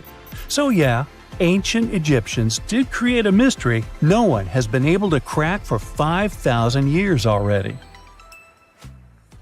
Archaeologists have been studying Petra in Jordan for 200 years, and in 2024, they found something they had never seen before. It's a tomb with at least 12 complete human skeletons and artifacts that are over 2,000 years old right in front of the treasury. Bronze, iron, and ceramic items were placed with the deceased, which shows how people honored their loved ones when they passed away. It's a rare chance for scientists to learn more about the Nabateans, an ancient group of Arabian nomads who built Petra. The objects found in the tomb under Petra's treasury are in amazing condition, but the skeletons became fragile because it's damp inside the tomb. They plan to study the remains and extract DNA to see if the people in the tomb were related. While some scientists are solving tomb mysteries, others have trained AI to find new ancient sites for them. They've created an algorithm that works with a special type of satellite imagery. This technique uses radio waves that can peek under things like sand, soil, and even ice to find hidden objects. AI will help search a huge desert on the Arabian Peninsula called the Empty Quarter for archaeological treasures. The lead scientists of the experiment trained the algorithm to recognize hidden locations using data from a site they had found before. The new tech can discover buried structures within 20 inches, which is very precise. Another groundbreaking tech, LiDAR, which means light detection and ranging, helped archaeologists reveal new hidden cities all around the world. LiDAR can see big structures beneath layers of vegetation and map even subtle changes in ancient landscapes. They use it to scan large areas from a small plane flying over places that aren't so easy to study from the ground, like dense jungle. In 2024 alone, they found new Maya settlements in southern Mexico, gardens, roads, and rivers in Ecuador's Amazon rainforest, ancient ruins on the Pacific island of Tonga, and the remains of 2 medieval cities along the Silk Road route in Uzbekistan. Maybe some smart technology can also explain what Marge Simpson is doing on Earth in an ancient Egyptian tomb from 3,000 years ago. The drawing, featuring a woman with yellow-colored skin, a blue crown, and a green outfit, is alarmingly like the famous cartoon character. If you don't see a resemblance here, I hope you'll at least enjoy an amazingly well-preserved necklace with amethyst and agate beads. It's from another recent find from Egypt, an ancient tomb with 11 sealed burials near Luxor. Archaeologists also found 2 copper mirrors, one with a lotus-shaped handle and the second with a unique design of the deity of the sky, women, fertility, and love in ancient Egypt. The hair of the figurine was originally made from almost 4,000 mud beads. Another awesome find from 2024 is an ancient Greek shrine with intact burials, a sarcophagus, and plenty of gold inside. They think it was built before the year 300 before the Common Era, and the marble lions, also found inside, were made from the same marble as the Parthenon in Athens. Greece is so full of ancient treasures that the city of Thessaloniki will house around 300,000 of those artifacts in their new subway system. Meanwhile, archaeologists in France have found a monument unlike any other, and they can't figure out what it was used for. It's direct proof that people used to live here between the Neolithic and the early Iron Age periods. The coolest part is a monument made of 3 unique shapes that fit together like puzzle pieces. Some gravel found in the monument could mean there used to be a wooden fence called a palisade. People who built it probably used it for protection or decoration. The team studied the layers of soil around the monument to learn more about its origins. The only tools found so far were sharp flint stones, not the cartoon characters, which were used during the Neolithic period. The next step will be radiocarbon dating to figure out exactly how old the site is. Now, the oldest saddle ever found so far was found in the grave of a woman near the edge of the Taklamakan Desert in northwest China. This saddle is the oldest ever discovered. It was crafted from pieces of leather that were sewn together and stuffed with straw and animal hair to make it soft. Now, normally, things made from natural materials like this don't last very long because they rot or fall apart. But the Taklamakan Desert is so dry that it helped preserve the artifact. The herdswoman who used the saddle was buried in her full riding attire, so this proves that not only men used saddles and took part in herding and traveling. Now let's shift to Guatemala, where an ornate jade mask made by the ancient Maya people was waiting for centuries to be discovered. Scientists use radiocarbon dating to figure out the age of the mask. They believe the mask may represent a Maya storm deity, a powerful figure in their mythology. These kinds of masks were often made to honor Maya royalty, and they were placed in the tombs of kings and queens when they were buried. The king's tomb was also decorated with carvings made using tools crafted from volcanic obsidian. After 15 years of searching, scientists may have finally figured out where the altar stone of Stonehenge comes from. They compared the tiny minerals inside the altar stone with rocks from many places in Wales and England and ruled out lots of spots. Then they found the perfect match with a place in Scotland, more than 466 miles away from Stonehenge. This area might even be Orkney, a group of islands in the far northeast of Scotland where a lot was going on during the Neolithic period. The big question now is how ancient people moved such a massive stone so far. The altar stone is over 16 feet long and weighs more than 6 tons. The new theory is that they might have used boats to carry it across the coastline and rivers. Once it was close to Stonehenge, they theoretically dragged it across the land using wooden sleds, ropes, and a lot of teamwork. Meanwhile, in the north of France, an ancient home popped to the surface during the construction of a new house. It turned out to be a luxury urban house for the elite from the 2nd century of the Common Era. The inside of the house was destroyed by a fire, but under the destroyed layer, there are beautiful, real-size fresco paintings. Turkish archaeologists unearthed the arm and foot bones of elephants that lived around 9 million years ago. They also found fossils of early horses, giraffes, and even saber-toothed cats. They've already identified 43 distinct types of animals from this site and collected more than 4,000 fossils. One more cool find from Turkey is a 64,000-year-old workshop inside Incasia Cave. It looks like people used it for 24,000 years non-stop. There are some tools inside, like flakes and blades, which were made inside the workshop. In eastern Turkey, a farmer accidentally found a 1,000-square-foot mosaic from the late Roman or early Byzantine period just beneath the dirt. Experts say it's a one-of-a-kind thing from this region, and it's still in one piece after all this time. The pattern shows dozens of trees, plants, and animals that were found in ancient Turkey. There could be more treasures in the area, so they plan to keep digging. Our final stop will be in Sicily, where archaeologists uncovered a huge ancient thermal complex. Inside, they found 2 rooms with floors covered in colorful mosaic designs, along with a large courtyard surrounded by arched wings. As they kept digging, they discovered more parts of the ancient city. They found new roads and the remains of a huge complex, along with stretches of old stone walls that were part of the city's fortifications. These discoveries are helping scientists imagine what the city might have looked like during ancient times. No one knows for sure whether the bathhouse was built by the Greeks or the Romans, since both civilizations lived in Sicily long ago. Have you heard of Göbekli Tepe? It's an ancient site in Turkey that literally made historians rewrite history books.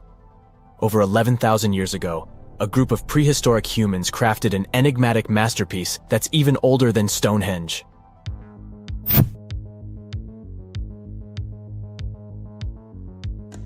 Before its discovery, archaeologists believed that people didn't know about iron and weren't good at making pottery. They were sure that settled life only emerged with the need for agriculture. But Göbekli Tepe changed this belief.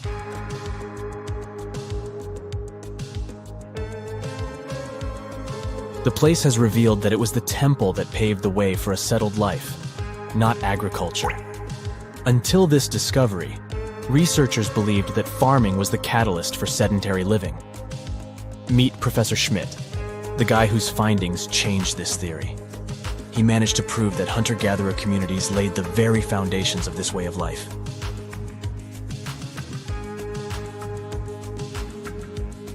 Back in the 1960s, other archaeologists visited the area, but they totally missed the mark. While surveying the region, they stumbled upon a hill with scattered limestone slabs and concluded it was just an old burial ground from medieval times. Little did they know that there was so much more to uncover.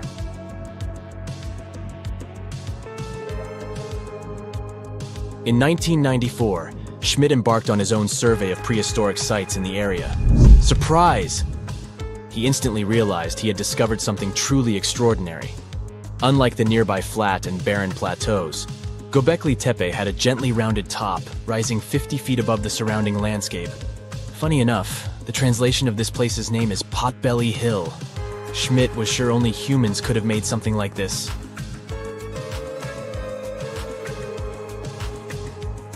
Those broken limestone pieces that were mistaken for gravestones turned out to be way more exciting.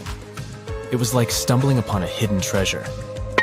The pieces took on a whole new meaning, and Schmidt with his team was about to dive into the secrets waiting beneath the surface.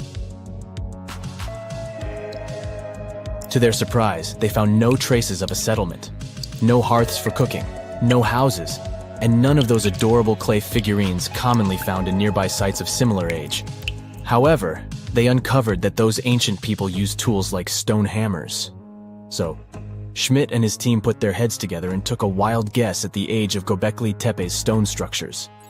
Their estimation got backed up by some limited carbon dating done right at the site. The ancient vibes of this place were finally starting to make sense. It was like a puzzle slowly coming together.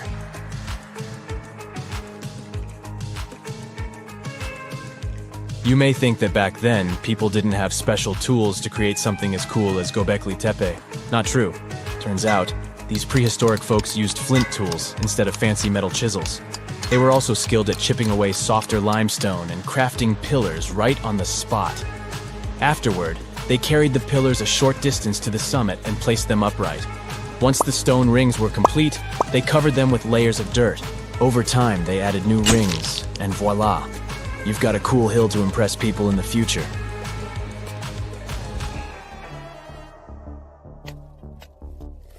During their first year of excavation, the team went through 15,000 pieces of animal bones from wild creatures. These people didn't have pet animals or grow their own food. They hunted wild animals for their meals. But things were about to change, because the place had everything they needed to start farming. Scientists say they had wild sheep and wild grains that could be domesticated. And guess what? Just 20 miles away, geneticists found evidence of the world's oldest domesticated strains of wheat at a prehistoric village.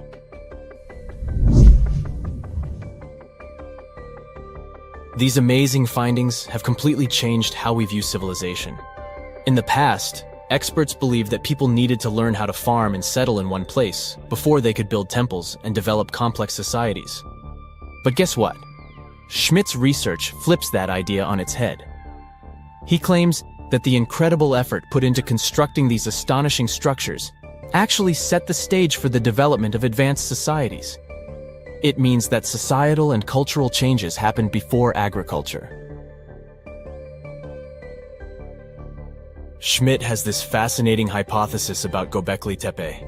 He thinks it could have been a special burial site where people left their loved ones. And here's the twist. The burial site was adorned with fancy statues and symbols representing deities from the spiritual realm. The idea that Göbekli Tepe could have served as a sacred place adds another layer of complexity to the whole story. While the site's true purpose may remain elusive, Schmidt's insights invite us to consider the profound interplay between life and the afterlife, and the deep reverence ancient hunter-gatherer societies may have had for their departed ancestors. Now let's talk about the stars of the show, the mesmerizing T-shaped columns that dominate Göbekli Tepe. These mysterious structures range from 10 to 20 feet tall and most likely represent stylized human figures. But one figure stands out from the rest, the three-dimensional lion relief. This depiction really fires up our imagination. Why?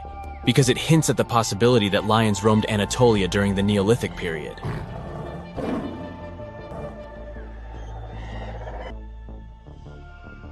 These standing stones are arranged in circles and placed in rectangular pits. Each circle has a similar setup. Two big T-shaped pillars in the center, surrounded by slightly smaller ones facing inward. Talk about a stylish arrangement. These towering pillars reach a whopping 16 feet and weigh between 7 and 10 tons. Some pillars are plain and simple, while others are like works of art with intricate carvings. Foxes, scorpions, and vultures come to life, crawling and twisting on the pillars' sides. But it's not just animals depicted on these stones. Some pillars have abstract shapes representing humans, and even small carvings of clothing items. Some of them even have belts. Now, there's one pillar that stands out from the rest like a rock star. This super old stone pillar suggests that a comet crashed into Earth. It happened during a chilly period that lasted about 1,000 years. Previous studies examining Greenland ice cores hinted at this comet theory, but now the carvings at Göbekli Tepe prove it right.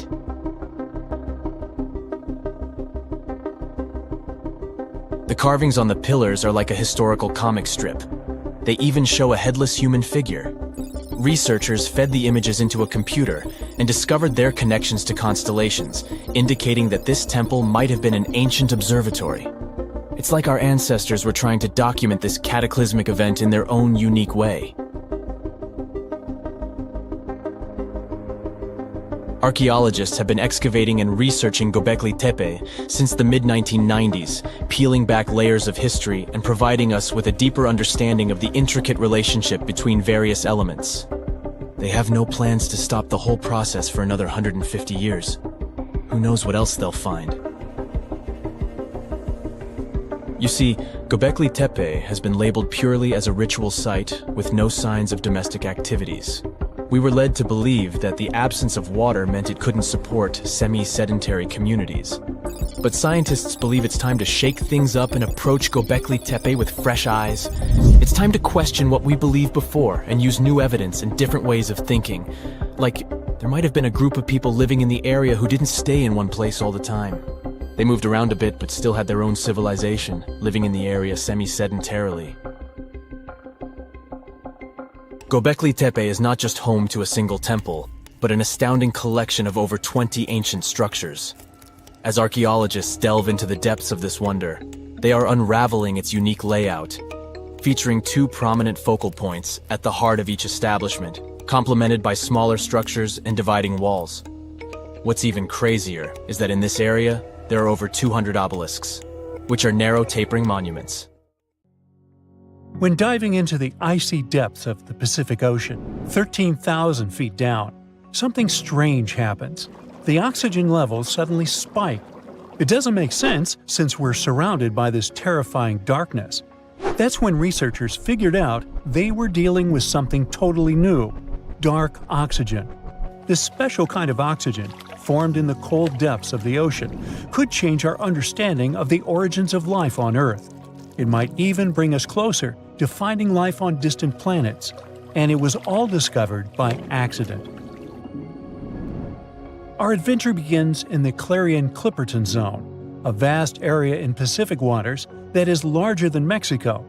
When we dive to the very bottom here, we stumble upon these peculiar potato-shaped mounds scattered across the ocean floor. These are officially called polymetallic modules. They might not look like much, but these little mounds are like hidden treasure chests. Over millions of years, metals dissolved in seawater slowly collect around tiny bits of shell or debris, forming these nodules. Inside them, you'll find valuable metals like manganese, nickel, copper, and cobalt. These elements are crucial for making batteries, like the ones that power your cell phone and electric vehicles. That's why the Clarion-Clipperton Zone has become a hotspot for deep-sea mining. Today, 16 deep-sea mining contractors have permission to explore around 20% of its seafloor.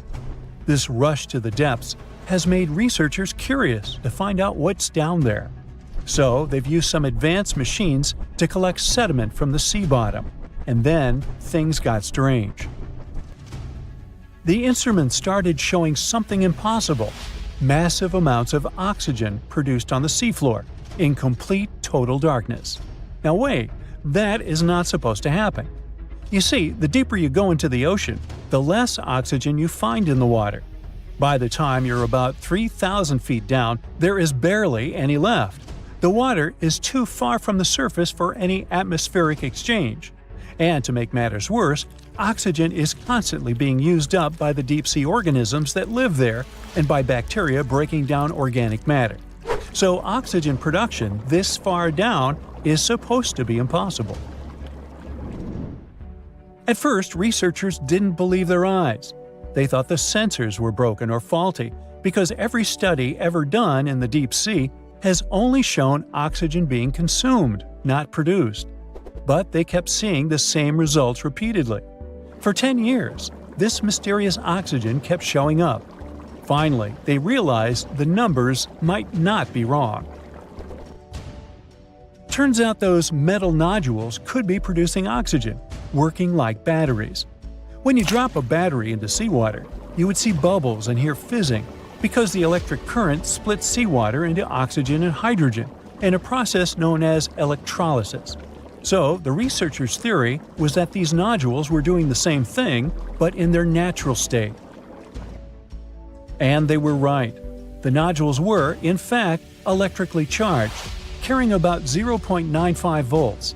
That's not enough to split seawater into hydrogen and oxygen. We would need about 1.5 volts for that, the power of a AA battery.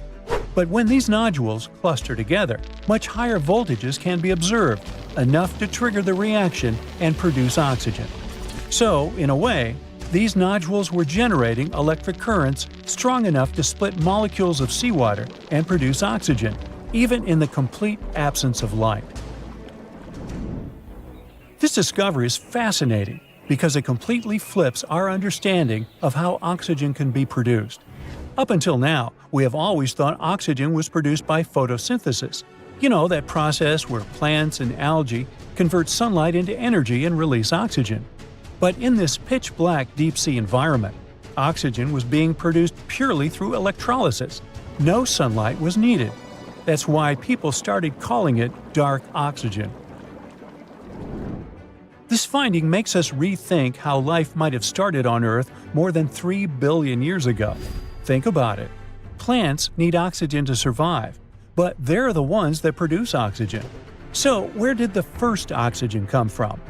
This complex issue sounds a bit like a chicken and egg situation, but it might have an answer now that we know oxygen can be made in ways that don't need sunlight or photosynthesis. It's possible there was another mysterious source of oxygen back then, which could have allowed oxygen-breathing life forms to exist even before photosynthesis became a thing. The dark oxygen doesn't just change our understanding of Earth's past. It also opens up new possibilities for life elsewhere in the universe. If this process is happening here on Earth, it might also be happening on other planets or moons. Take Saturn's moon Enceladus or Jupiter's moon Europa, for example.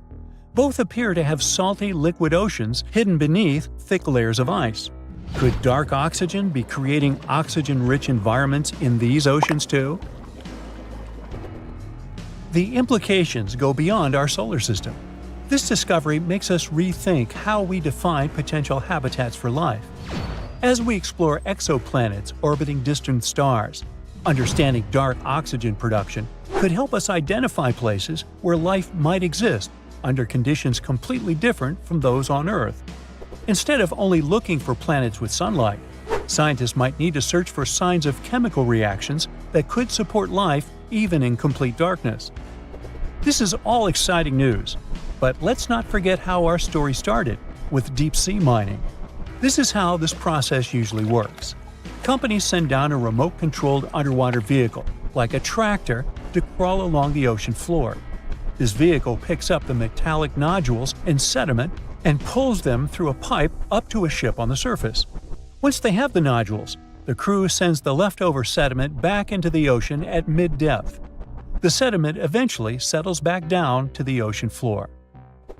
So is deep-sea mining good or bad? It's hard to say. On one hand, we found a massive and exciting deposits of metals that are essential for creating new clean technologies like solar panels and electric vehicles. With the demand for these critical materials skyrocketing, and it could grow by up to 600% in the coming decades, deep-sea mining could be a game-changer. Some studies even argue that this activity might be less harmful than traditional mining. Since it happens far out at sea, it might help us avoid destroying forests or polluting water supplies. Plus, because it's so hard to reach these minerals, it might be easier to monitor this activity, keeping things under control and regulating the process. On the other hand, there is this current fear that looking for valuable minerals in the ocean could disrupt the dark oxygen process. Those metal-rich nodules aren't just sitting there doing nothing. I mean, they're actively participating in the chemical processes that shape our planet. So they could be playing a key role in everything, from nutrient cycles to the formation of new life. Scientists believe that mining could eventually damage marine life and seabed habitats that depend on dark oxygen. Despite its remote location and extreme conditions, the Clarion-Clipperton Zone is home to a surprisingly diverse and mysterious range of deep-sea creatures, from ghostly white sea anemones and deep purple sea cucumbers to tiny marine isopods, the distant cousins of the pillbug. But we know little about what's down there. It's believed that 90% of the creatures that live in the deep waters of the Clarion-Clipperton Zone are unknown to science. I mean, we do know about their existence, but they don't have an official name and the species can't be identified.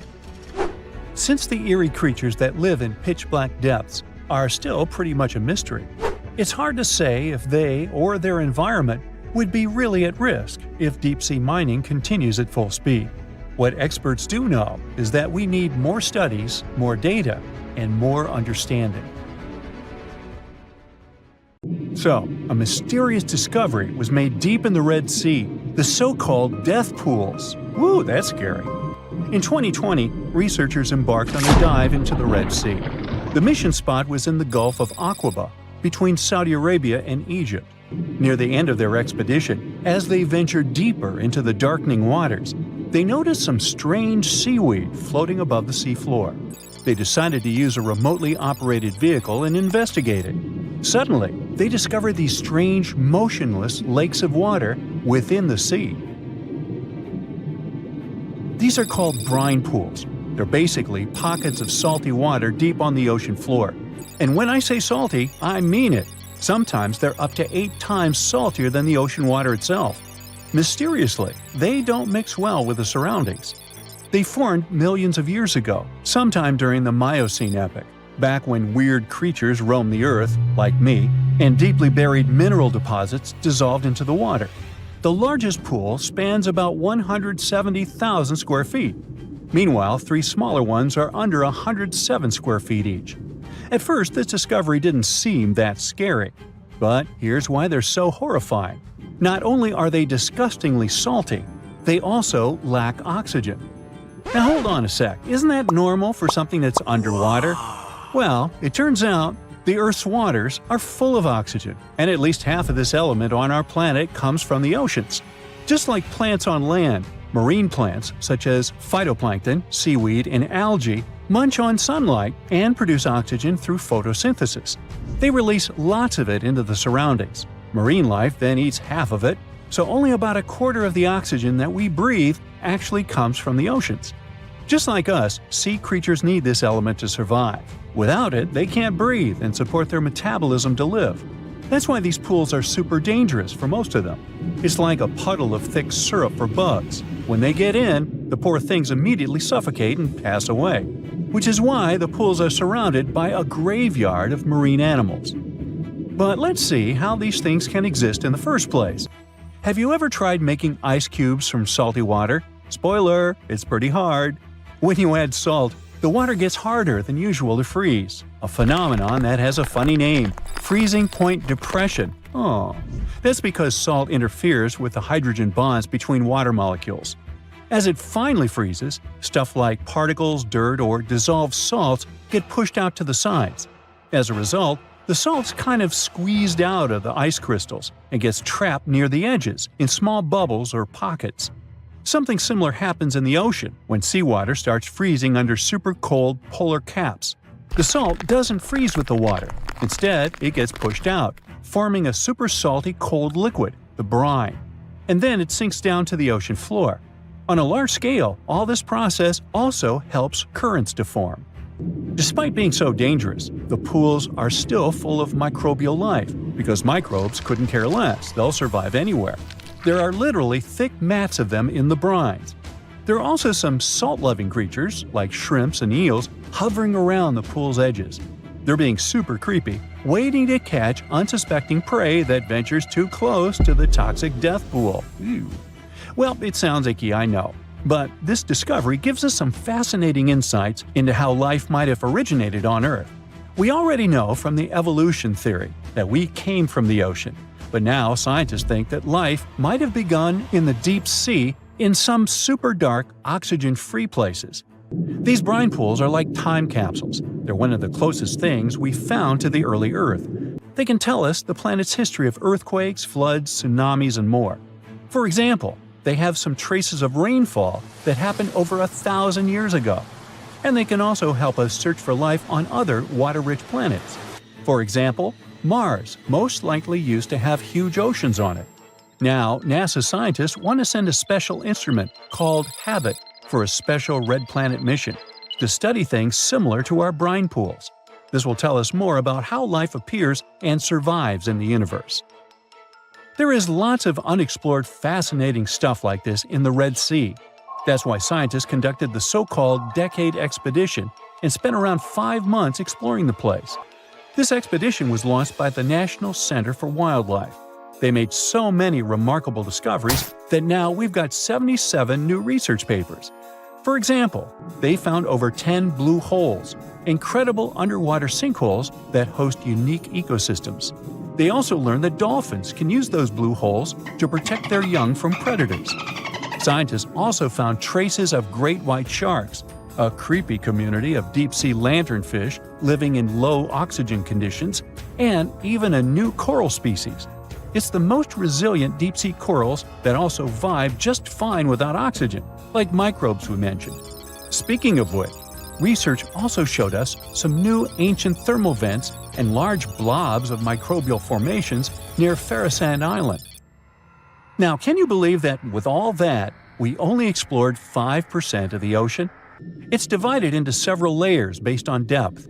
Each layer becomes darker and more isolated from sunlight as we go deeper. The places that no sunlight can reach are terrifying. Now, the fun, cute layer with dolphins and turtles is called the epipelagic or sunlight zone. It's so tiny, but even this layer is about 650 feet deep. Then we have the mesopelagic or twilight zone. It's the layer of mysterious octopus, shark, and other loners which extend to about 3,000 feet down. And then the horrors begin after this one. We encounter the bathypelagic or midnight zone. It extends to 13,000 feet below the surface, about a half of Everest above you. Here we have the famous poor blobfish, squids, and anglerfish. Below it is the abyssal zone. It extends to about 20,000 feet deep. Since there's not much sunlight or oxygen, as we mentioned, most creatures here are quite small, like tube worms and shrimp. The darkness continues until we arrive at the scariest place of the planet, the place full of trenches formed by tectonic plate movements. The Hadal Zone is named after Hades, the deity of the underworld in Greek mythology. Just like Hades' realm is dark, remote, and guarded, the Hadal Zone is the deepest and most depressing part of the ocean. It starts at depths of around 20,000 feet and can go down to 36,000 feet and more. The famous Mariana Trench also belongs to this zone. Only 3 people in history have ever explored these depths in person, making it one of the least explored and most mysterious places on our planet. However, despite crazy high pressure, near freezing temperatures, and complete darkness, there are still things who manage to survive here. Guys like amphipods, which are critters who feed on dead material sinking from above, and the Hadal snailfish, which lives as deep as 27,000 feet.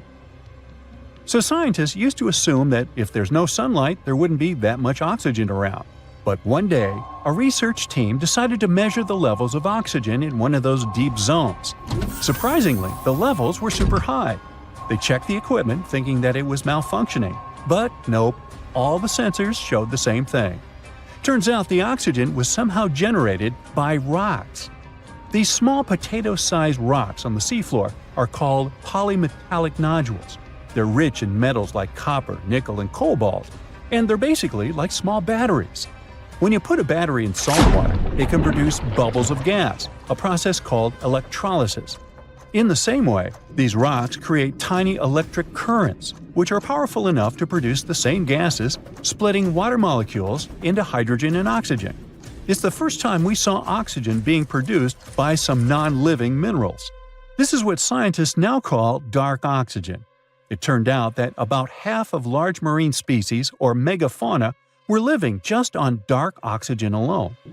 All these discoveries are reshaping our understanding of where and how life could evolve. It means that we might be able to find life on other planets or satellites with low oxygen conditions, like Enceladus and Europa, the moons of Jupiter and Saturn, and they have large bodies of frozen water on them. Wow! Now, have you ever seen cricket balls that are 3 billion years old? Klerksdorp spheres were found in deposits of the mineral pyrophyllite in South Africa and rock the science world. They do look like tiny ancient cricket balls with seams like lines around the middle. Back in the 1980s, some folks claimed these spheres had been made by an advanced pre-flood civilization we know nothing about. One museum curator shared stories about how they rotated on their own in a display case. There was also a TV show that invited a psychic who declared the spheres were pieces of an ancient spaceship. But according to geologists, these spheres are actually pretty common concretions or spherical objects formed by different minerals than the surrounding rock. The seam-like lines are just imprints from the host rock's layers building up over time. The Klerksdorp spheres come in different shapes, from noticeably flattened spheres to distinct disks. As for that episode when one of these spheres spun on its own, the curator of the Klerksdorp Museum cleared that up too. He said that when he put one sphere on its glass shelf when a journalist came to visit, the sphere naturally rotated a bit because it's round. The area where the museum is located often experiences earth tremors from gold mining activities nearby. The oldest known human-like footprints could be 6 million years old. They were found on the Greek island of Crete in 2002. If the number is correct, it would mean that early human ancestors may have migrated between Europe and Africa much earlier than we previously thought. This doesn't mean Africa is not the cradle of humankind, though. It could just prove that early human ancestors moved back and forth between continents. Some researchers believe the footprints were left by a bipedal creature possibly related to an early human ancestor nicknamed El Greco. According to scientists who studied them, the footprints have a very human-like shape, with 5 toes and a parallel big toe. Some scientists are skeptical about it and suggest the prints might be from a late European ape.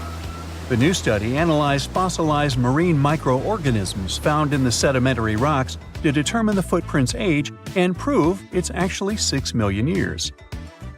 The next amazing find that keeps scientists entertained is the Dorchester plot. It's a beautifully crafted metal vessel with some fancy geometric designs embossed in shiny silver. The pot was discovered in, who could have thought, Dorchester in 1852 under quite unusual circumstances. During a powerful blast, the pot broke into two pieces. Scientists believe it was originally embedded within a rock or boulder known as pudding stone. The rock from which the Dorchester pot emerged is dated to be around 500 million years old, so it could mean the pot itself is also that old. The current and less exciting theory suggests that the Dorchester pot is a Victorian-era candlestick holder. Such things were really trending back then, so it's not a surprise to find such fancy household item from that time. The Dorchester pot falls into the category of ouparts, or out-of-place artifacts. Those are objects that seem too advanced for the time period they're supposedly from. If we accept that the pot is 500 million years old, then whoever made it was way ahead of their times in terms of crafts and tech. One extra mystery is that the pot has an engraving of a plant that most likely disappeared from Earth over 100,000 years ago. Sounds like good proof the pot is really extra old. Now, it looks like the oldest map in Europe is a stone from 4,000 years ago. This Bronze Age slab was found in France in the year 1900 at an ancient burial ground. The carvings on the slab show in 3 dimensions the River Odie network with a fantastic accuracy of around 80% over an 18-mile stretch. There are other stone-carved maps around the world, but this one is unique because it shows a specific area to scale. Looks like the slab's carvings don't just map rivers and hills, but also settlements, barrow sites, and field systems. Archaeologists say the slab wasn't used for navigation, but rather to symbolize power.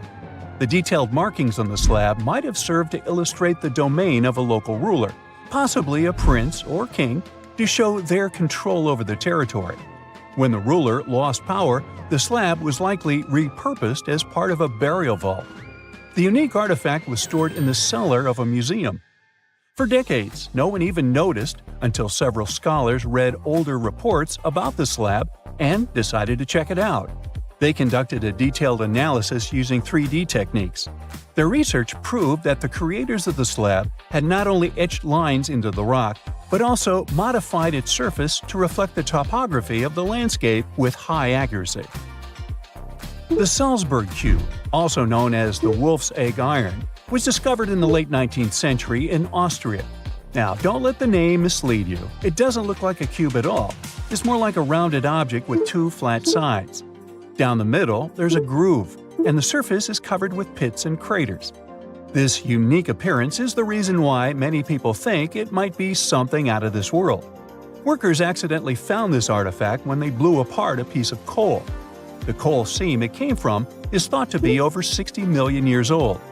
The Salzburg cube moved between museums, mysteriously vanished in the early 20th century, and then showed up again. A professor from Bonn University suggested it might be from a meteor, but they found no evidence of elements that you'd normally see in meteorites, like cobalt or nickel. Then researchers thought it must be a human-made object, possibly a Victorian-era candlestick holder. No one knows the true story of the cube or its current location. Yep, it disappeared again. Have you heard about the Meister print? It's a fossilized sandal print discovered in 1968, and it has sparked a lot of intrigue. There's a trilobite inside the print, which supposedly went extinct around 500 million years before humans even existed. But many historians think this age is an exaggeration.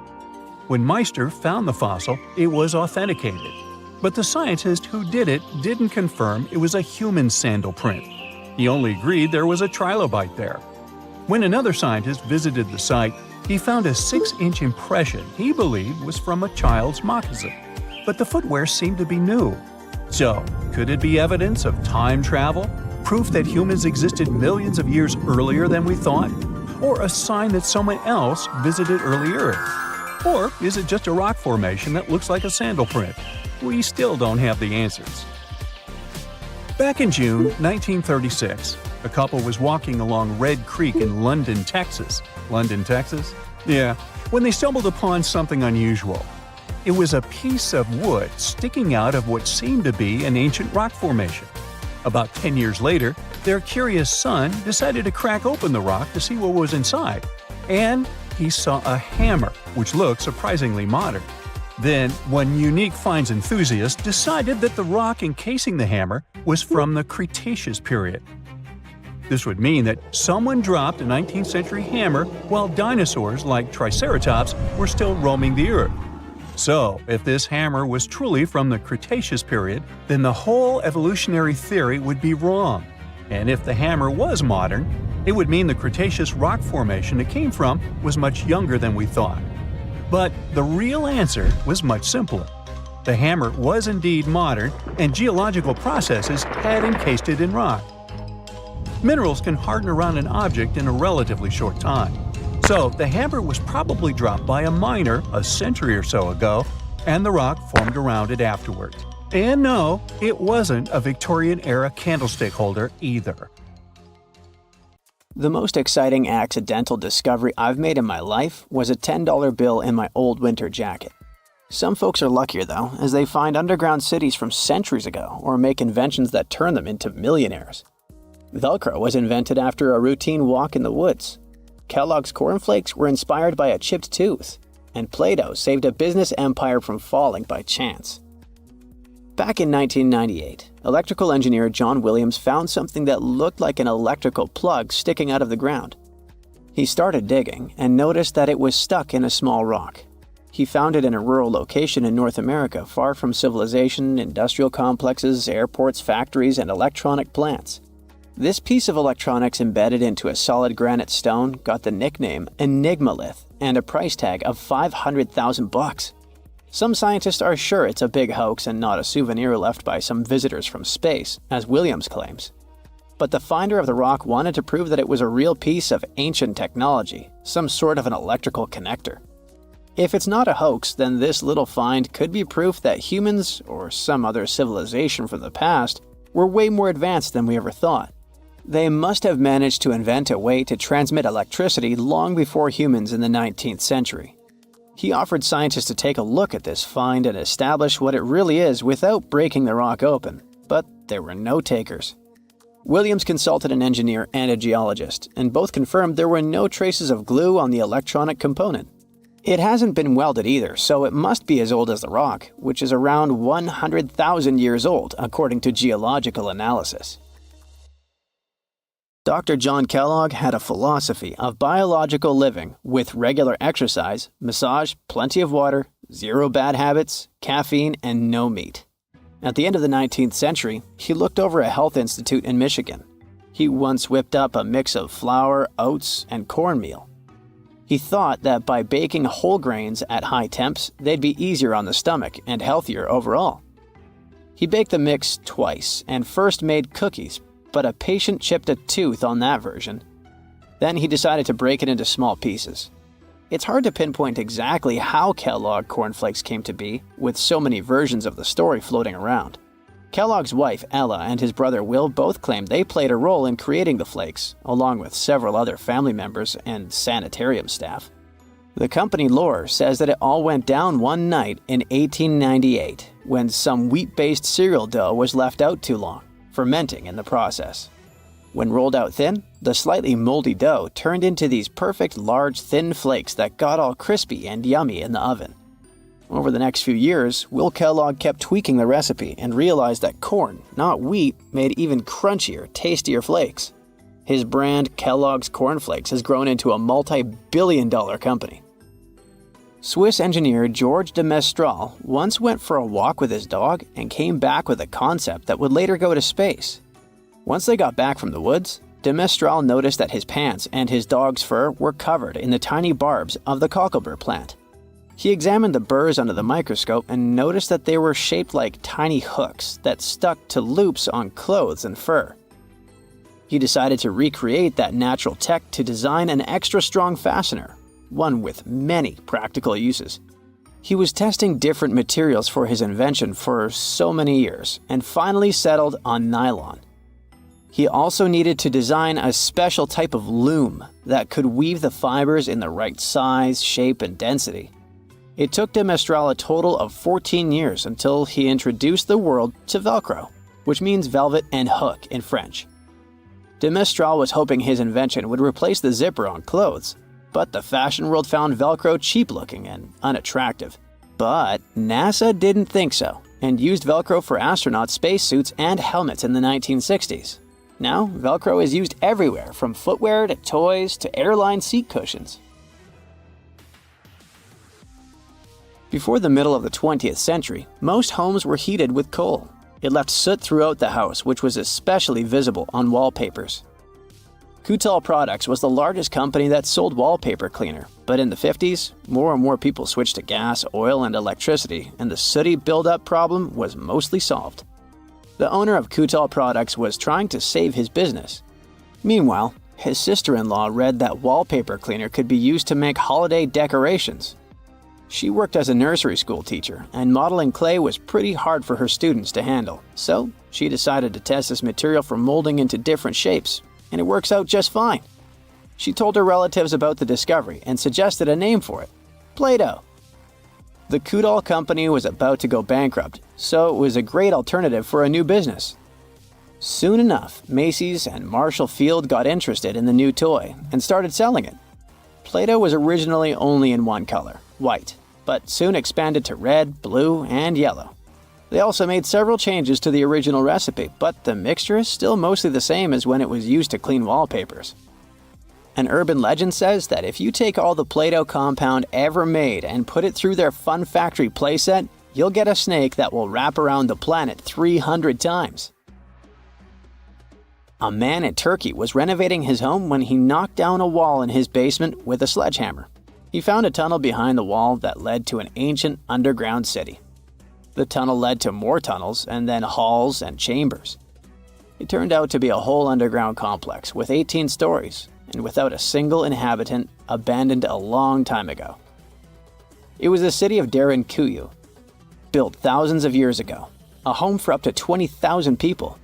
Whoever built it had great skill, and it's rather easy to build tunnels out of the soft rock, but cave-ins are a big risk.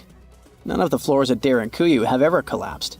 The city had a complex ventilation system with over 15,000 shafts.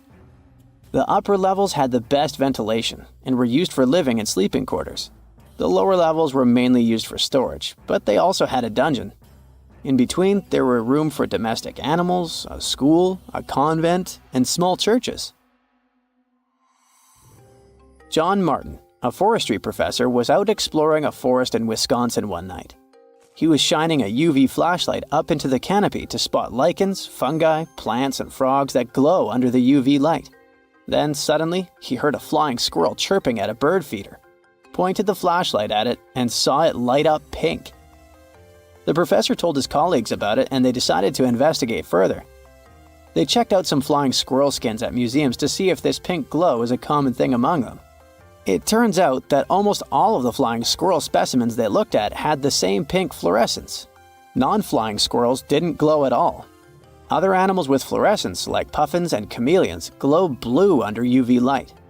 The only other mammals with fluorescent fur are around 20 species of opossum. They live in different ecosystems and have different diets. The only thing they have in common with flying squirrels is that they're all active at night. And regular squirrels prefer sunlight. There's enough ultraviolet light in low-light conditions, and nocturnal animals need UV vision. So the pink glow might have to do with nighttime perception and navigation, especially in cold and snowy conditions.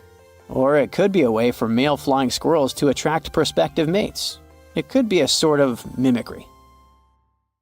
Welcome to Rapa Nui, better known as Easter Island. It's a tiny speck in the vast Pacific Ocean, 2,200 miles away from the coast of Chile. This island is most famous for its eerie moai statues. This place is also home to one of the most mysterious writing systems in the world, called Ronga Ronga. We found it on 27 small wooden tablets. For years, historians have been arguing about the true history of these tablets, and now we might have found the truth. Humans first set foot on this island in the 12th century. For many years, it was home to the Rapa Nui people. They were pretty isolated out there in the Pacific Ocean until Europeans arrived in the 1720s. Europeans brought with them lots of troubles, leaving only a small fraction of the native population alive. Later in the 19th century, A missionary, Eugene Iro, went to the island and discovered the wooden tablets with intricate symbols carved on them. He wrote how marvelous they are, but there are hundreds of them on the island, and that they can be found in every household. But unfortunately, not all of them survive to this day. We've only got 27 of them. Some of them were heavily weathered, burned, or otherwise damaged, and now they're scattered all over the world in museums and private collections. Some of the language's artifacts were carted off to Tahiti and then to Europe by Europeans, leaving none behind on Easter Island itself. The 4 sacred tablets found their home in a congregation in Rome. They were the ones used in the recent discovery. For years, historians have been arguing whether this writing system was made up by the islanders themselves or they borrowed it from Europeans. To find the truth, they decided to use a technique called radiocarbon dating. All organic materials, like wood, charcoal, and so on, contain a tiny amount of a radioactive form of carbon called carbon-14. When life comes to an end, things stop taking in carbon-14, and the amount they had starts to decay over time. By measuring how much carbon-14 is left in a sample, we can assume how old this sample is. This is how we learn the age of many fossils and artifacts. So, they looked at the age of some Ronga-Ronga tablets. 3 of them were crafted from trees grown in the 18th or 19th century, which aligns with the arrival of Europeans. However, one of them is older than the Europeans' first visit to the island. There are 2 reasons to believe that Rapa Nui people created this writing system themselves. First, Ronga-Ronga works differently from European languages. Decoding it is a pretty hard task. Unlike English, this language boasts over 400 unique glyphs, none of which resemble any known writing system. There were many attempts to decipher this language, and none of them were successful so far. And second, one of the tablets is shown to be from around the 15th century, before the Europeans arrived. The problem is that radiocarbon dating can only tell us when the wood the tablet was made from was cut down, not when the writing was put on it. And since we've only got one tablet to go by, this isn't enough to be completely sure. On the other hand, why and where would they preserve cut wood for over 200 years just to grab it and write something on it one day? But anthropologists and historians say that it's possible. Scarce wood resources might have led the islanders to reuse old driftwood, which could be centuries older than the writing itself. This is known as the old wood problem in archaeology. Plus, the tablet looks very preserved. It was maintained to protect it from wood-damaging insects, humidity, and so on. That's why it survived over the centuries. Whatever is written on it, it was probably important for the Rapa Nui people. Now, all of these are guesses and clues, but scientists are cautiously optimistic. They believe that Ronga-Ronga could be one of the rare instances of independent writing invention, like those of the Sumerians or the Egyptians. But we need more evidence. In the Rapa Nui language, rogo-rogo means to recite or to declaim. Not everyone could write, only a select few. Probably only the elite of Easter Island, mostly men, knew and could read this written language. After colonization, none of them survived. So now we have to rack our brains trying to figure out what's written here. First, scholars can't agree on what type of script it is. We aren't even sure that this was their language. But even if it was, we don't know whether it's a primitive form of writing or a fully developed system. In the 1990s, a linguist, Stephen Roger Fisher, believed he might have cracked the code of Ronga-Ronga structure. His idea was that these tablets conveyed cosmogonies. Cosmogonies are stories or narratives that explain how the universe was created and how natural phenomena came to be. They often come from ancient traditions and cultures, like those found in East Polynesia. The tablets could have talked about things like how the world began, where everything came from, and how different aspects of nature, like the stars or the mountains, were formed. This would also explain why only the wise elite could write.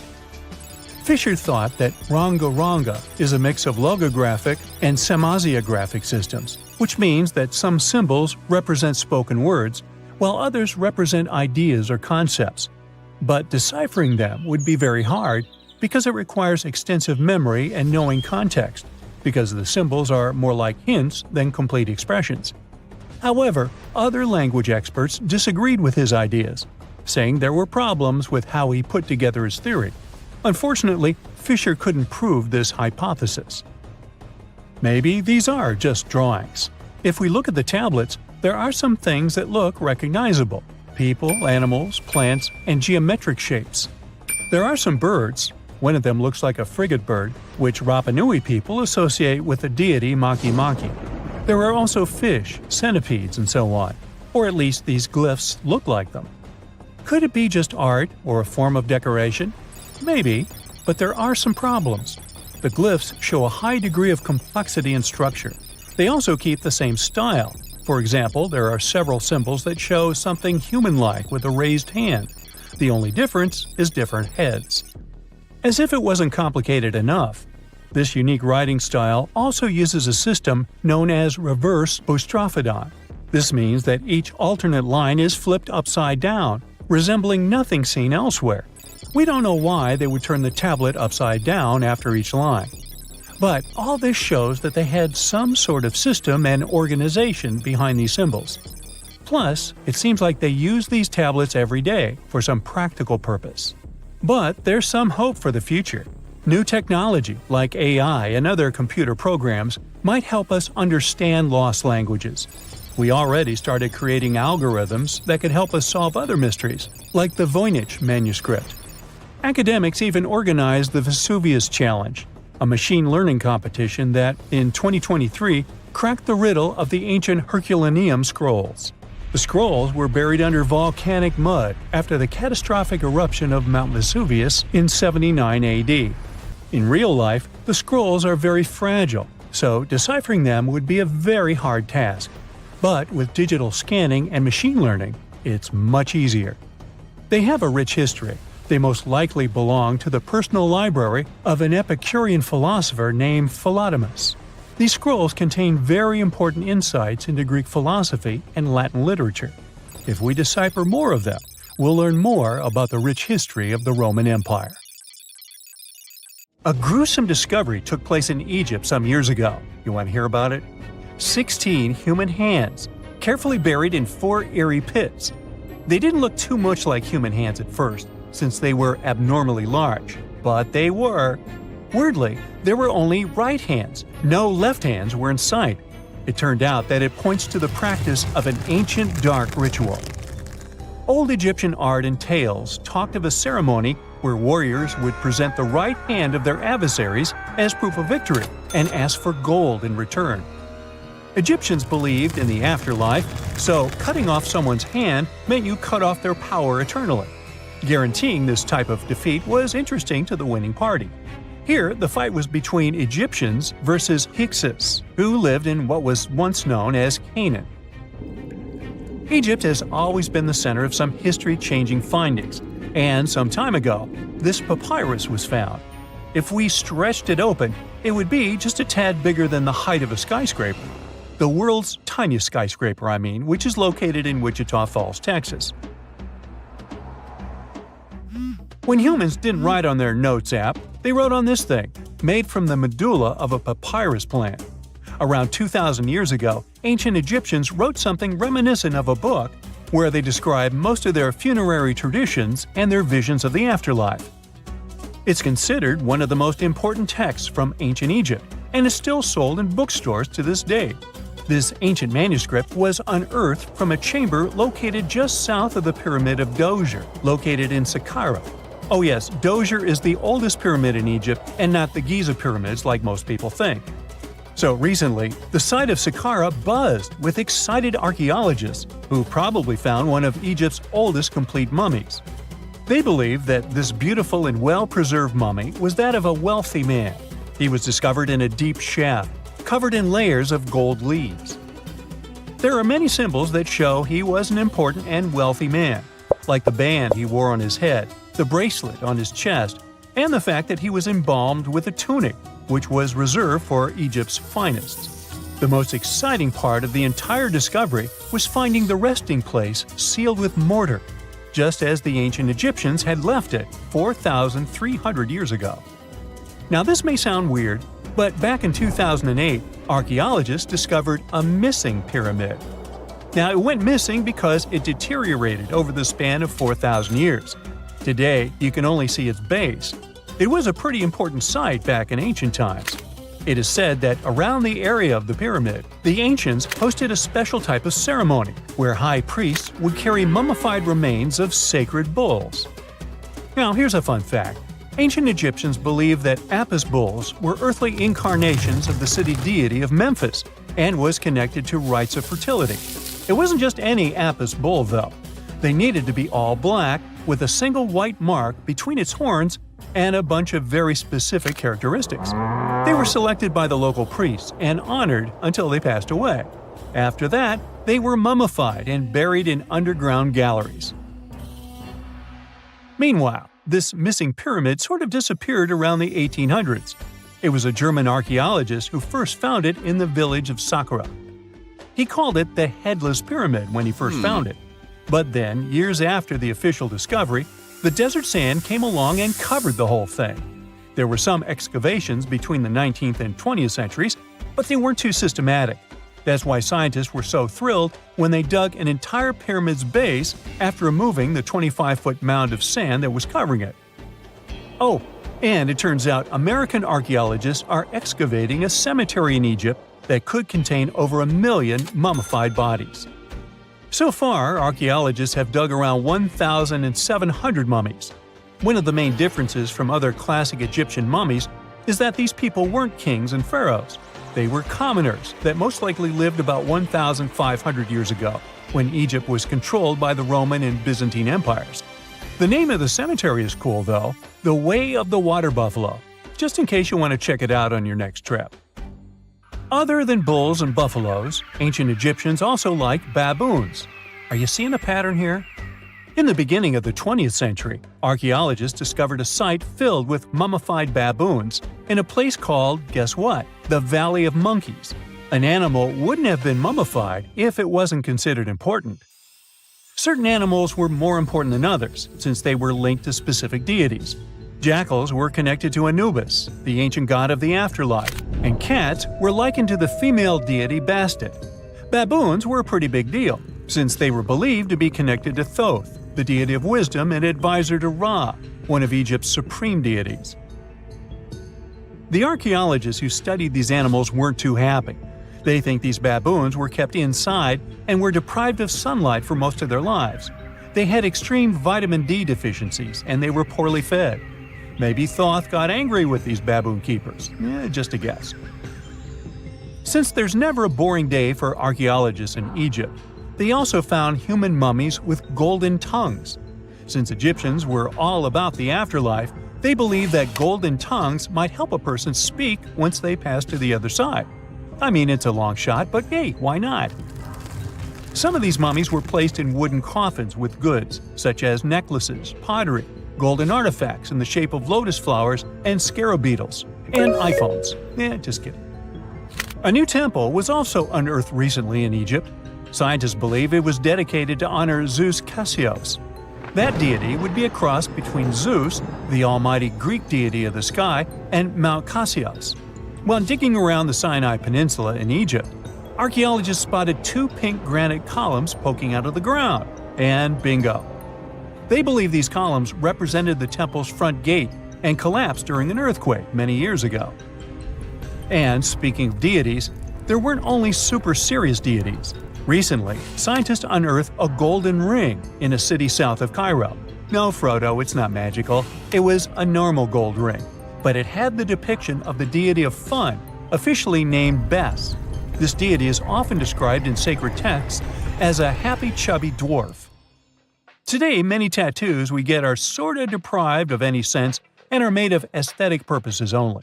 In ancient Egypt, though, women would get tattoos as a token of protection for childbirth. That's what scientists think, at least. Around the Nile region, scientists found some mummies that had well-preserved tattoos, which is a rarity since the skin deteriorates so easily. 2 of these women tattooed their lower backs, and the drawings were simple. They were mostly pictures, including that same chubby dwarf we just talked about, Bes. He also had a side hustle as the protector of women during childbirth. Now, would you believe me if I told you ancient Egyptians invented robots? No? Well, that's because that's not entirely true. Sure, they were astronomers, mathematicians, and engineers, and somehow they also squeezed an eccentric invention into that package – an automated deity some scientists called Hathor. This wooden statue had been in the Metropolitan Museum of Art for years before someone noticed its secret. With the help of an X-ray machine, specialists discovered a mechanical operating system inside it. The pulley-like axis goes from the statue's shoulder to her left leg. When the system rotates, the statue raises and lowers her hand. Hey, pick me! Pick me! I got my hand up here. In February 1961, 3 adventurous rock lovers were searching for geodes near Olancha, California. They took one of their findings home and studied it because it looked pretty unusual. They managed to cut through the matrix and discovered something unexpected inside. Instead of the usual mineral formations, it had a cylindrical object resembling porcelain inside. There was a metal shaft at its center, and around it, a hexagonal sheath made of copper and some unidentified substance. Its discoverers were hoping they had found an example of some unknown technology from 500,000 years ago. It could be proof that there was a hyper-advanced ancient civilization like Atlantis, or that time travel was real. Maybe someone came all the way from the future and accidentally dropped the item. Or maybe some intelligent extraterrestrial beings brought it when visiting Earth. If any of these theories were true, it would mean that scientists have to completely rewrite all human history as we know it. But not everyone shared the excitement, and truth seekers and alternative archaeology circles were trying to solve the mystery of the so-called Koso artifact until the late 90s with theories and debates. Then a group of skeptics took images and x-rays of the discovery and showed them to spark plug collectors. They have identified the artifact as a spark plug with corroded metal components from the 1920s and not ancient technology at all. Almost 20 years later, one of the co-discoverers of the artifact agreed to take it for inspection at the University of Washington. They officially confirmed it was a 1920s-era champion spark plug. And the stone matrix containing the artifact wasn't a geode, but a concretion. Those can form because of natural processes over decades or years, but not millennia. The Koso artifact is a good example of an out-of-place artifact, which is a thing in pseudo-archaeology. It's something found in a place or time where it shouldn't logically be. These artifacts seem too advanced for the time period they're found in. They could also mean human activity existed when humans weren't supposed to be around. The Baghdad Battery is another example of such an artifact. It was found in the 1930s by a German archaeologist and consists of a clay jar, a copper cylinder, and an iron rod going through the jar's stopper. Its top, which was broken off, probably had been sealed with asphalt. Its discoverer noticed that it had 2 different metals and possibly an electrolyte, which are key components of a battery.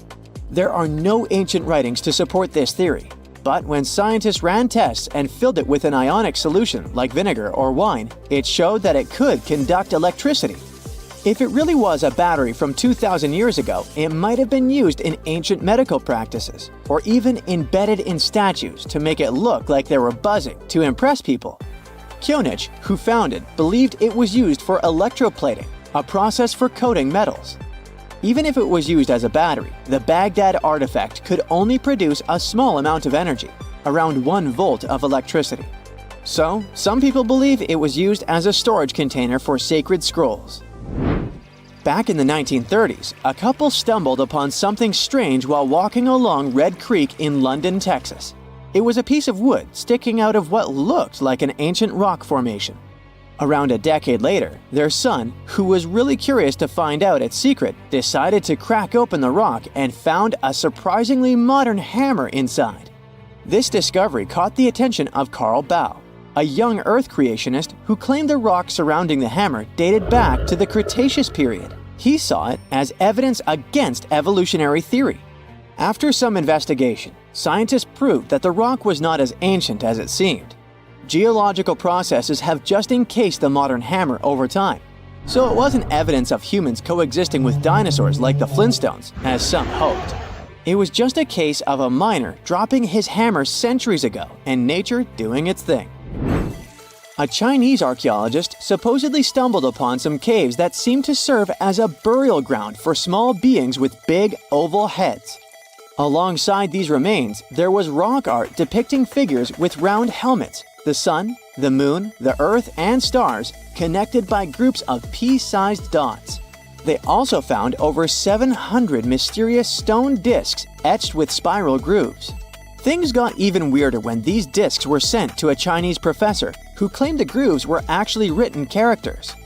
According to his translation, the discs told the tale of Dropa visitors from another planet who had crashed their spaceship on Earth about 12,000 years ago and had tried to live among us until they were hunted down by locals. But there's no concrete evidence that any of this actually happened. The story was first published back in the 1960s in a couple of articles, but it all seemed a bit fishy. None of the people involved, the archaeologist, the professor, or even the university they supposedly worked at, seemed to have left any trace in the records. And while there is a group in Tibet called the Dropka, they're fully human, not extraterrestrial visitors, and there's no solid proof that the Dropa stones exist at all. In a remote part of China, there are some bizarre pipe-like formations known as the Beigan pipes. A local explorer found them back in 1996, protruding from Mount Beigan and along the shores of Tosan Lake nearby. Some people thought they were the work of ancient guests from other planets. When samples of the pipe material were tested, they contained mostly common minerals, but there was a mysterious 8% of unknown stuff. Special testing revealed that these pipes had been there before humans. Chinese geologists later visited the site and suggested that these pipes were formed naturally over time. It could be sediment piling up in the fissures in the earth, or even fossilized tree roots from the area's lush past, but it's not certain. There's a mysterious terracotta head in Mexico with a hard-to-pronounce name, discovered back in the 1930s during a burial excavation. This head looked a lot like fancy Roman statues, so it wasn't clear what it was doing in Mexico. For some reason, the discoverer kept it secret for several decades. The head was found in a pyramid with 3 floors about 40 miles from Mexico City, alongside gold, copper, and pottery. Some argue that if this head really is many centuries old, it could mean the Romans or some other civilization had made it to Mesoamerica before Columbus did. There are also drift voyage theories mentioning a shipwreck after which some artifacts and survivors made it ashore. Some suggest that this figurine head was a little souvenir brought over by the Vikings. But there's no solid archaeological proof of the Vikings meeting the folks in Mesoamerica. There are some artifacts floating around, but none of them have been stamped as undeniable evidence of pre-Columbian contact. So the mystery of how this head ended up where it did remains unsolved. While digging a trench along a river in Romania, workers found a wedge, which is now famous as the aluminum wedge of Ajud, or the object of Ajud. Right next to it, there were some mastodon bones. Those distant relatives of elephants lived 11,000 years ago, so the wedge is probably of the same age. The cool part is that it's made of aluminum, a metal not even discovered until the 1800s. This material requires serious heat to produce. The wedge is also covered in a thick layer of oxide that's been sitting there for hundreds of years. Some folks believe this wedge must have crash-landed here on a spacecraft from some other planet. Some scientists think it's all a hoax, and others suppose it might be a human-made object with an unknown purpose. Researchers have found almost 1,000 previously hidden Maya settlements in the tropical lowlands of what is now northern Guatemala. They did it with LIDAR, light detection and ranging lasers, which they used to scan areas from the air. The region we're talking about is pretty vast. All those structures and buildings they saw over there stretch across about 650 square miles. And these spots were supposedly occupied thousands of years ago. It seems all these structures were pretty densely packed, so people lived close to each other. They had at least 417 ancient villages, towns, and cities where they could identify boundaries. These structures and buildings were actually a part of a state that looked like a kingdom. Some of these settlements were built as sports courts, civic, ceremonial, and religious centers, and residential homes. There were also massive palaces, platforms, dams, pyramids, and causeways across that area. people who lived there also had reservoirs where they collected water. So, they needed the power to organize thousands of specialists and workers. And they also needed many skilled people to build such structures without the technologies we have today. They needed lime producers, architects, mortar and quarry specialists, lithic technicians, those who took care of legal enforcement, and other important roles to establish the true community.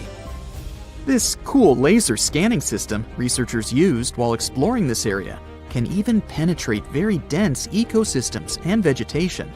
The light bounces off different surfaces and then creates a digitally reconstructed map. This map is based on how much time it takes for the pulses to get back to a receiver. So, with this laser system, they discovered there were also lowlands for agriculture. So why exactly did the Maya settle in this region? It was a specific area.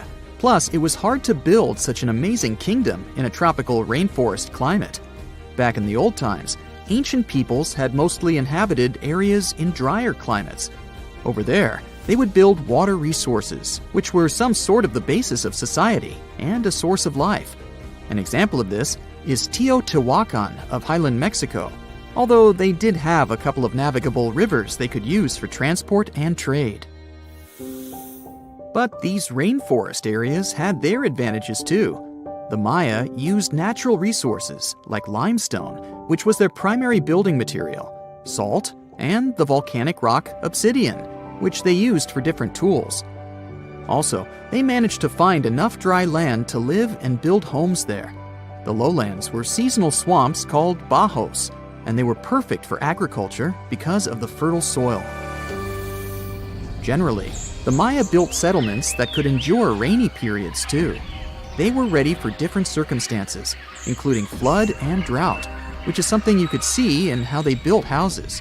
Their architecture was also one piece of evidence that showed their community was like a centralized kingdom-like state, which shows they stuck together through tough times.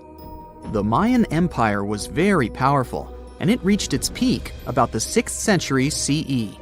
They were excellent at pottery, agriculture, writing, mathematics, and calendars. They were the ones who created complex calendar systems, such as the calendar round, which is based on 365 days. Although some believed the Mayan calendar predicted December 21st, 2012 would be the end of the world, it was just a coincidence with the end of a certain full cycle. They would call it the long count calendar, and it lasts 5,125 years. The Mayan people left behind an impressive amount of astonishing architecture and symbolic artwork. Most of their stone cities ended up abandoned by 900 CE. No one still knows why the Mayan civilization in that area collapsed, although there are some theories. Some think that by the 9th century, these people had exhausted the resources around them to the point that they could no longer feed and sustain such a big population. Others believe some city-states didn't get along that well, so they broke down the traditional system of power they used to have. Some say it was all because of a very long period of drought. It could be a combination of all these factors, though. But one Mayan city, located on an island, even survived until the 17th century. It was long after the rest of the Mayan civilizations had been destroyed or abandoned. If you're a traveler, you might know the town by its modern name, Flores. Scientists believe about 2,000 people lived there. The earliest Maya people were farmers. They cultivated crops like beans, squash, corn, and cassava. As they had many interesting ingredients, they created hundreds of cool recipes. Many of those are still present even today. For example, in modern Mexican cooking. And especially popular are papayas, cacao, avocados, squash, pineapples, chili peppers, beans, and so on. Even though the Maya mostly practiced a kind of primitive type of slash-and-burn agriculture, there is also evidence of them using some more advanced farming methods, like terracing and irrigation. And they were big chocolate lovers. More than 3,500 years ago, the Olmecs of Mesoamerica probably turned out to be the first to realize that it takes some work for us to get such a cool thing as chocolate. But the Maya were the ones who turned it into a true form of art. Scientists found out about it when they found cacao in Mayan pottery. Their chocolate would be mixed with honey, water, cornmeal, and chili peppers. That's how you get a spicy, savory, hot chocolate beverage you can try even today in Mexico and Central America. Also, they used written language in their books. Their paper was made from fig tree bark, and using strips of that paper, they created a large library of books. Books made of this material are called codices, and 4 of these can still be found today. Sadly, many books were lost over time because of the humid climate or some human factors. The classic Maya built a bunch of palaces and temples that had a stepped pyramid shape. They decorated them with inscriptions and reliefs, which have earned them the reputation of being incredible artists of Mesoamerica. For the Mayans, flat foreheads were the most desirable thing on someone's face. They were generally really into aesthetics, and having a flat forehead was one of the main things where you could meet their highest aesthetic standard. They also liked to glam up their looks with makeup and clothing. Also, the Mayans were master tattoo artists. Actually, they were one of the first civilizations that started doing such forms of body art. They had a rich culture and believed in many things, such as fairies. Many civilizations across the globe believed in these mythical creatures, which had different names everywhere. The Mayans called those creatures aluxes. They would make sculptures of aluxes from wood or clay, take them to the forest, and hide in some secret spots. The Maya believed these sculptures would come to life during the night and take the role of guardians of their land, animals, and crops. The Maya believed caves were entrances that led to the underworld. You can even visit some of these caves if you like. For example, you can explore the jungles of Quintana Roo and Yucatan near Cancun. There are many spots where researchers found artifacts the Mayans had left behind. They were one of the first cultures that learned how to use rubber latex and make, for example, rubber balls for the many interesting games they had. They used natural latex and then probably mixed it with some other natural substances. That's how they came up with the bouncy balls they played with. They also built cool steam baths. The Maya had structures made from stone that looked like something we know today as bathtubs. Plus, they were building heated stone structures we know as sweat houses. Researchers found these in El Salvador and Guatemala, and they were previously hidden under volcanic ash. Back in December 2012, a lot of people were freaking out over the idea that the world might end in some catastrophic event. And it was all thanks to the famous Maya calendar. This ancient way of tracking time had been the subject of endless speculation. But one of its biggest mysteries was definitely an 819-day count found in some versions of the calendar. No one could explain why it was there or how it worked, until recently, when a group of researchers from Cambridge might have finally cracked the code. First things first, how does the Maya calendar work? So the system the Maya civilization used to track days was based on something we now call the calendar round. Think of it like 3 interlocking gears. These are 3 cycles working together. The first is a 365-day solar year, known as Hab. The second is a cycle of 20 names. And the third is a cycle of 13 numbers, which forms a 260-day sacred calendar, called Solkeen. Just like we'd say something like December 25th, 2025, they named their days based on how these 3 cycles lined up. For example, here we have the day 3 Manik and the 14th of the month Hop. It takes 52 years for the 3 cycles to align in the same way again. After that, the days start repeating. But this is where things start to get more complicated and mysterious. On some Mayan monuments, we have also found enigmatic inscriptions pointing to the existence of another cycle, the 819-day count. There are about 20 examples of these inscriptions, mostly found in places like Palenque and Yaxchilan in Mexico. So it didn't seem random at all, and this calendar must have been hiding a big secret. Early research showed that the 819-day cycle was represented by one of 4 colors and the cardinal directions associated with them. Black was tied to the west, red to the east, white to the north, and yellow to the south. Researchers also discovered that this period of time could be broken down into 3 smaller cycles: one of 9 days, one of 7 days, and one of 13 days. Multiply them together, and you'd get 819 days. Pretty cool, but why did they do that? This color scheme and the 3 cycles seemed like a basic level of interpretation, and experts were pretty sure its real purpose was still hidden from us. Another thing researchers noticed is that this strange count of days was mostly shown using a Y glyph, followed by a number. But in some cases, they also added a glyph representing Kawil. This was a powerful Maya deity, often associated with creation and lightning. He was usually symbolized by a torch coming out of his forehead, representing the spark of life. But in the 90s, a study suggested that when Kawil's inscription showed smoke and fire coming from his forehead, it could actually represent the planets Jupiter or Saturn, or maybe even both. Wait, that means that the 819 days count could be linked to both planets in some way. From there, research focused on figuring out what that link might be. The first conclusion is that this calendar might have helped the Maya track the movements of those planets in some way. Then they started noticing something interesting. These cycles could be specifically tied to the synodic periods of Jupiter and Saturn.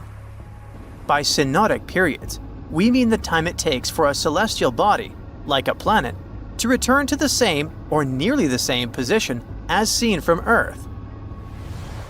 While this possibility was pretty exciting, something didn't quite add up. Each planet moves very differently, and trying to fit multiple planets into an 819-day span just didn't seem to work.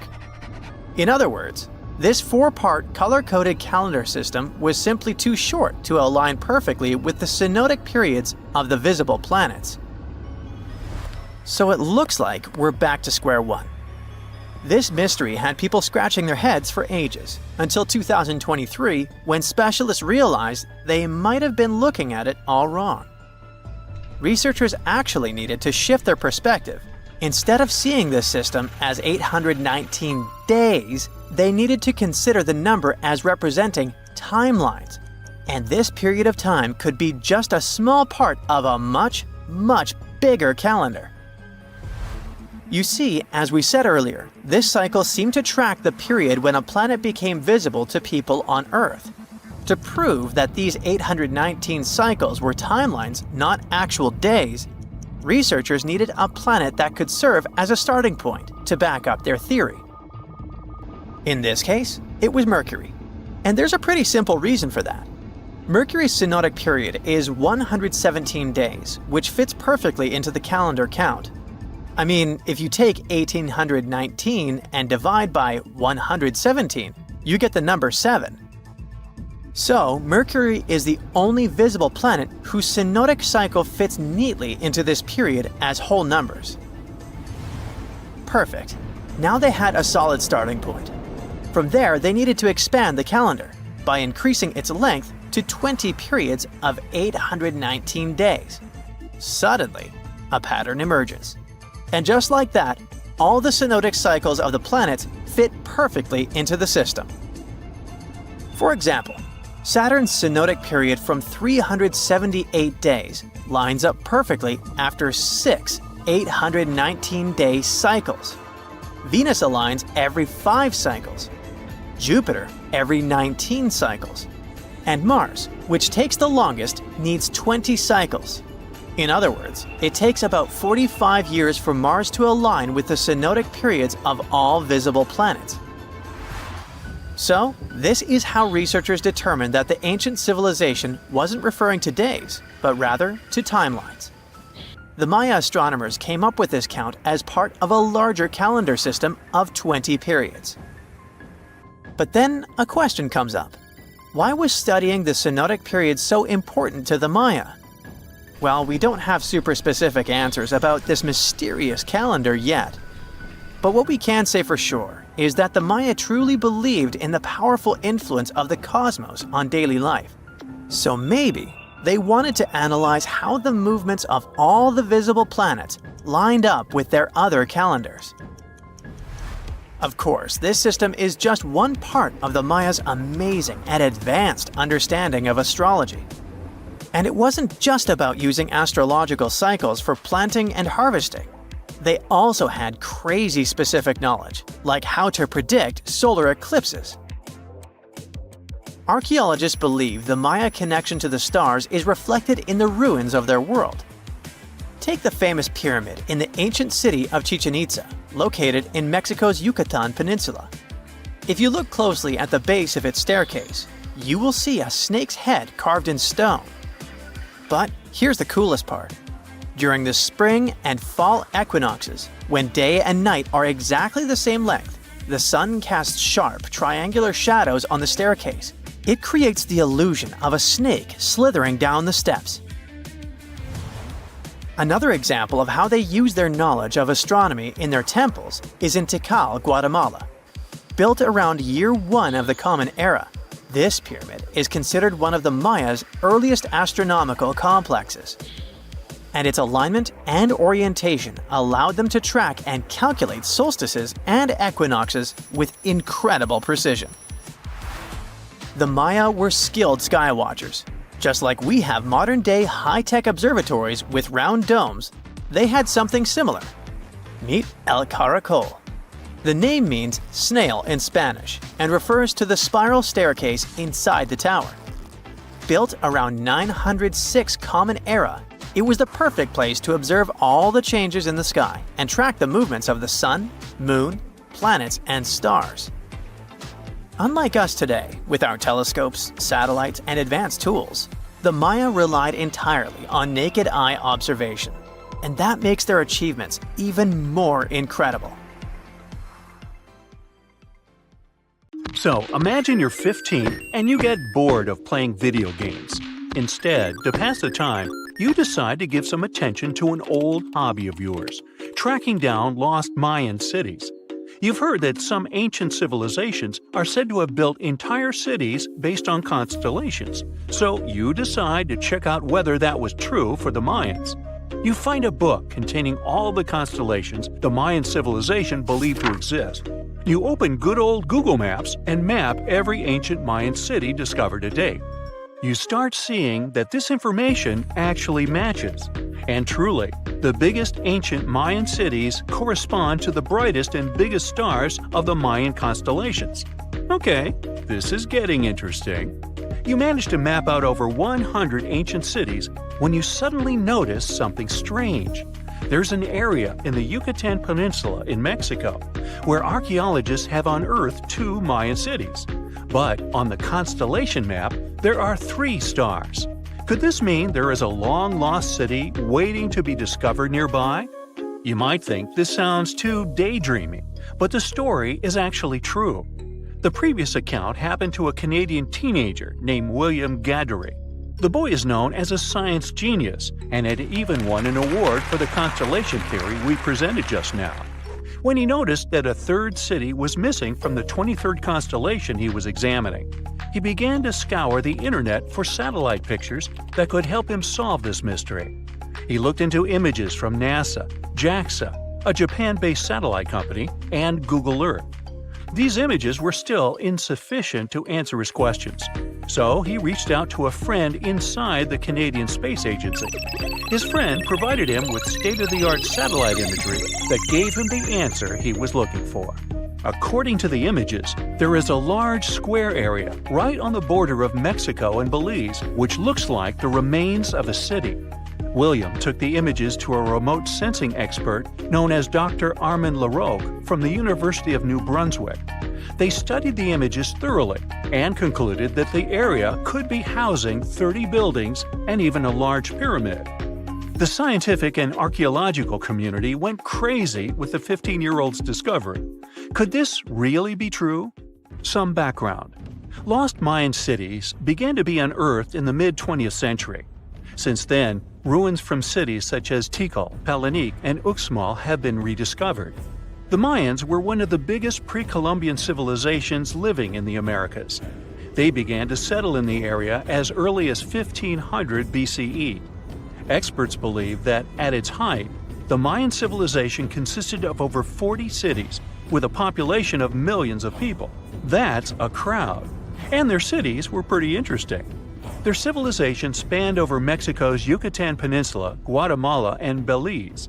They survived mainly on agriculture, so they developed a complex irrigation system in most of their cities.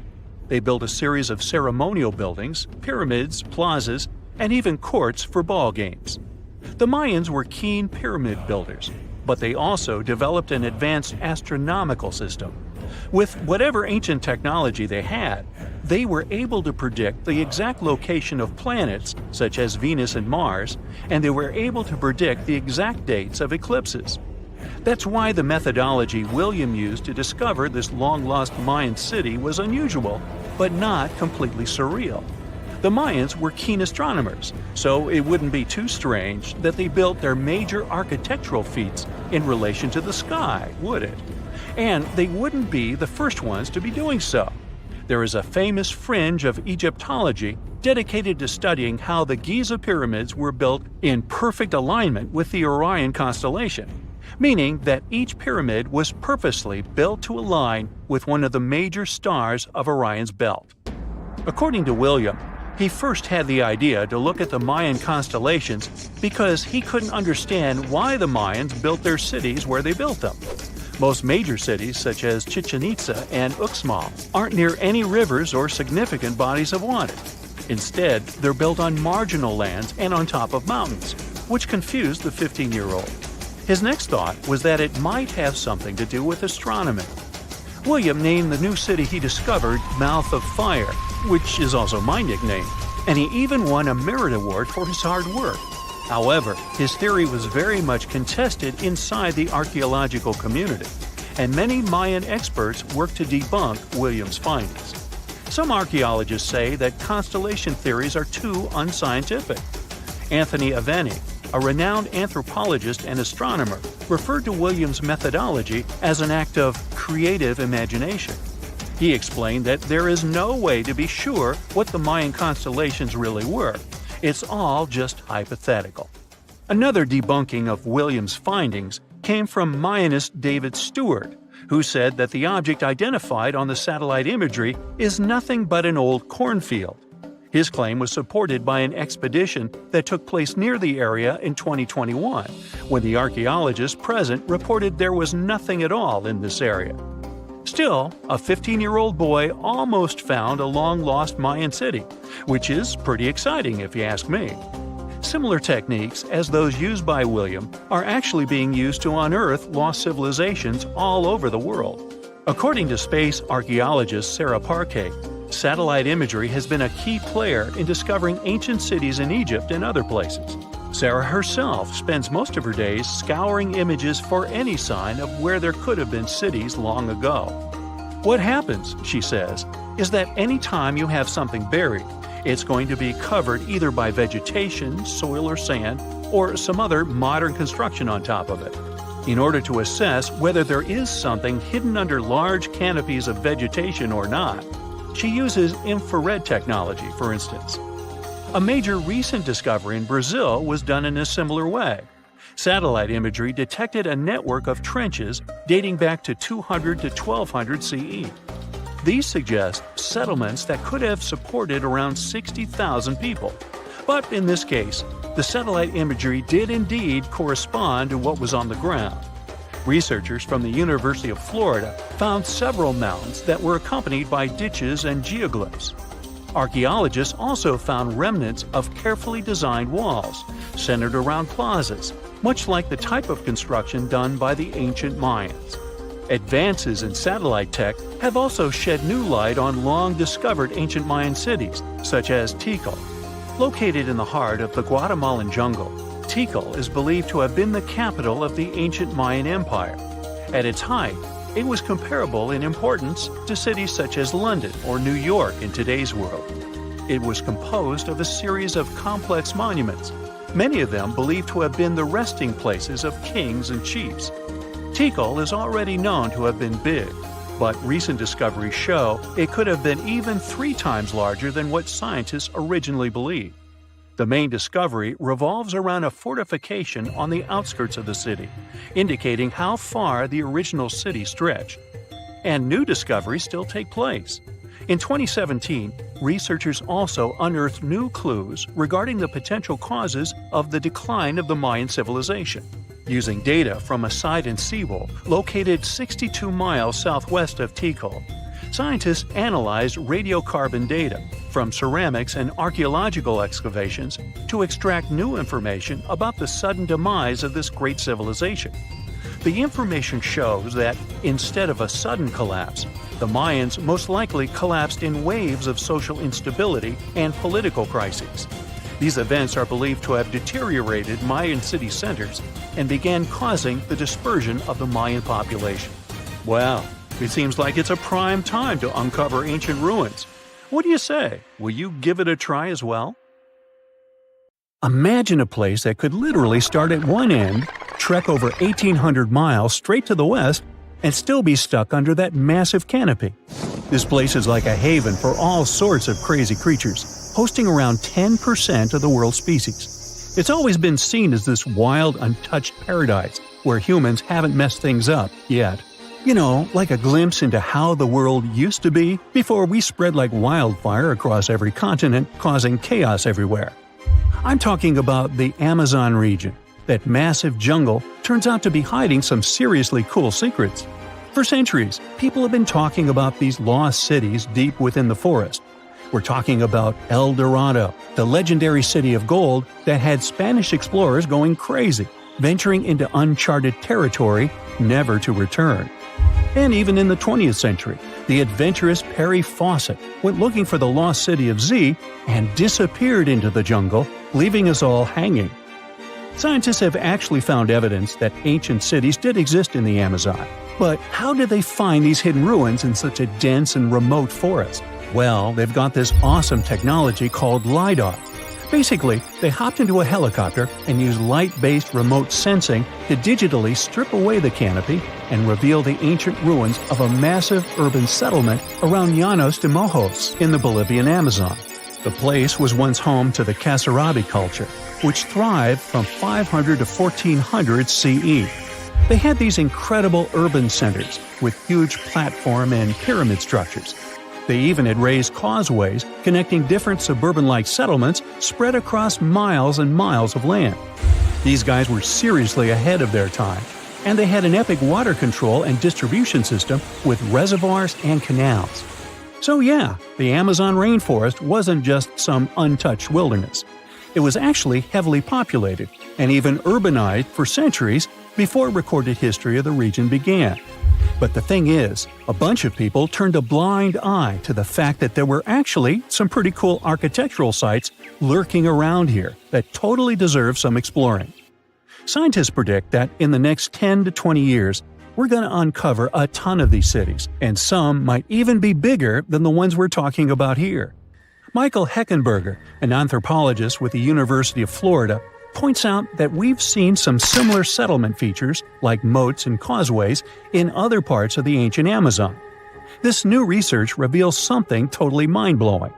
Past examples of urbanism in the Amazon were more like groups of villages connected together, not quite what we'd call urban. You see, they were missing those fancy larger centers with their grand architecture and stuff. But guess what? Llanos de Mojos has got them. This place is the real deal when it comes to a fully urbanized Amazonian landscape. So, in the Llanos de Mojos region, a bunch of ancient settlements have been found.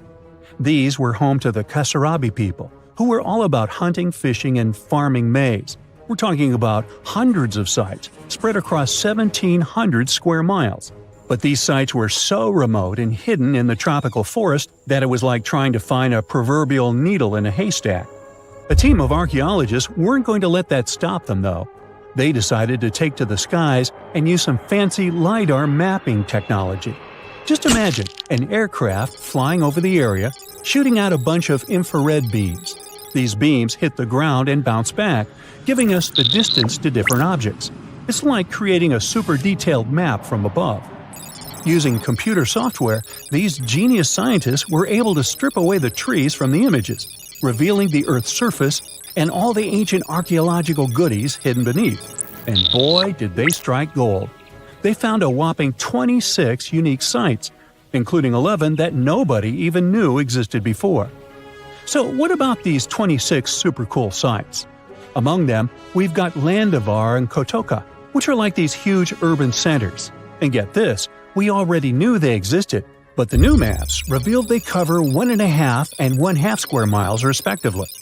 These centers are surrounded by moat and rampart fortifications, like something out of a medieval castle. And they've got all sorts of crazy stuff inside. We're talking artificial terraces, massive earthen platform buildings, and pyramids that reach over 70 feet tall. All these epic buildings are actually facing the north-northwest. It's like they were trying to align themselves with the cosmos or something. This kind of cosmic worldview can be found in other ancient sites in the Amazon too. Now, let's take a bird's eye view and strip away all those pesky trees. We can see these two centers in all their glory, and they're actually connected to a whole network of settlements through a bunch of causeways. Picture it like spokes on a wheel, stretching out for miles. Canals also stretch out from these main centers and connect to rivers and Laguna San Jose. It's like they had their own water delivery system going on. These ancient guys totally reshaped the whole landscape with their crazy cosmology. The only bummer is that their impressive architecture was made from mud brick. While it looked amazing back then, it just wasn't as durable as the limestone used by the Maya. What happened to the Kasarabi and their settlements is still a big mystery. But based on dating at the sites, it looked like they disappeared around 1400 CE, way before Europeans arrived in the Amazon. One theory is that a massive drought hit the region and messed everything up. The researchers found these massive water reservoirs at various sites, which is pretty interesting, considering how rainy the Amazon is known to be. Who knows if they were for drinking water or farming fish and turtles? But hey, severe droughts have happened in the past, and it only takes a couple of bad harvests to make people pack up and move on. What's even more interesting is that these communities thrived in the same area where this guy Fawcett we mentioned before went missing while searching for his lost city of Z. Maybe he was onto something after all. This is how it was. Fawcett stumbled upon this super cool document called Manuscript 512 at the National Library of Brazil.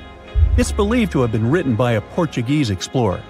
Now, according to this document, back in 1753, a group of explorers discovered the remains of an ancient city. It had arches, a statue, and even a temple with hieroglyphs. But the document didn't spill the beans on where the city was located.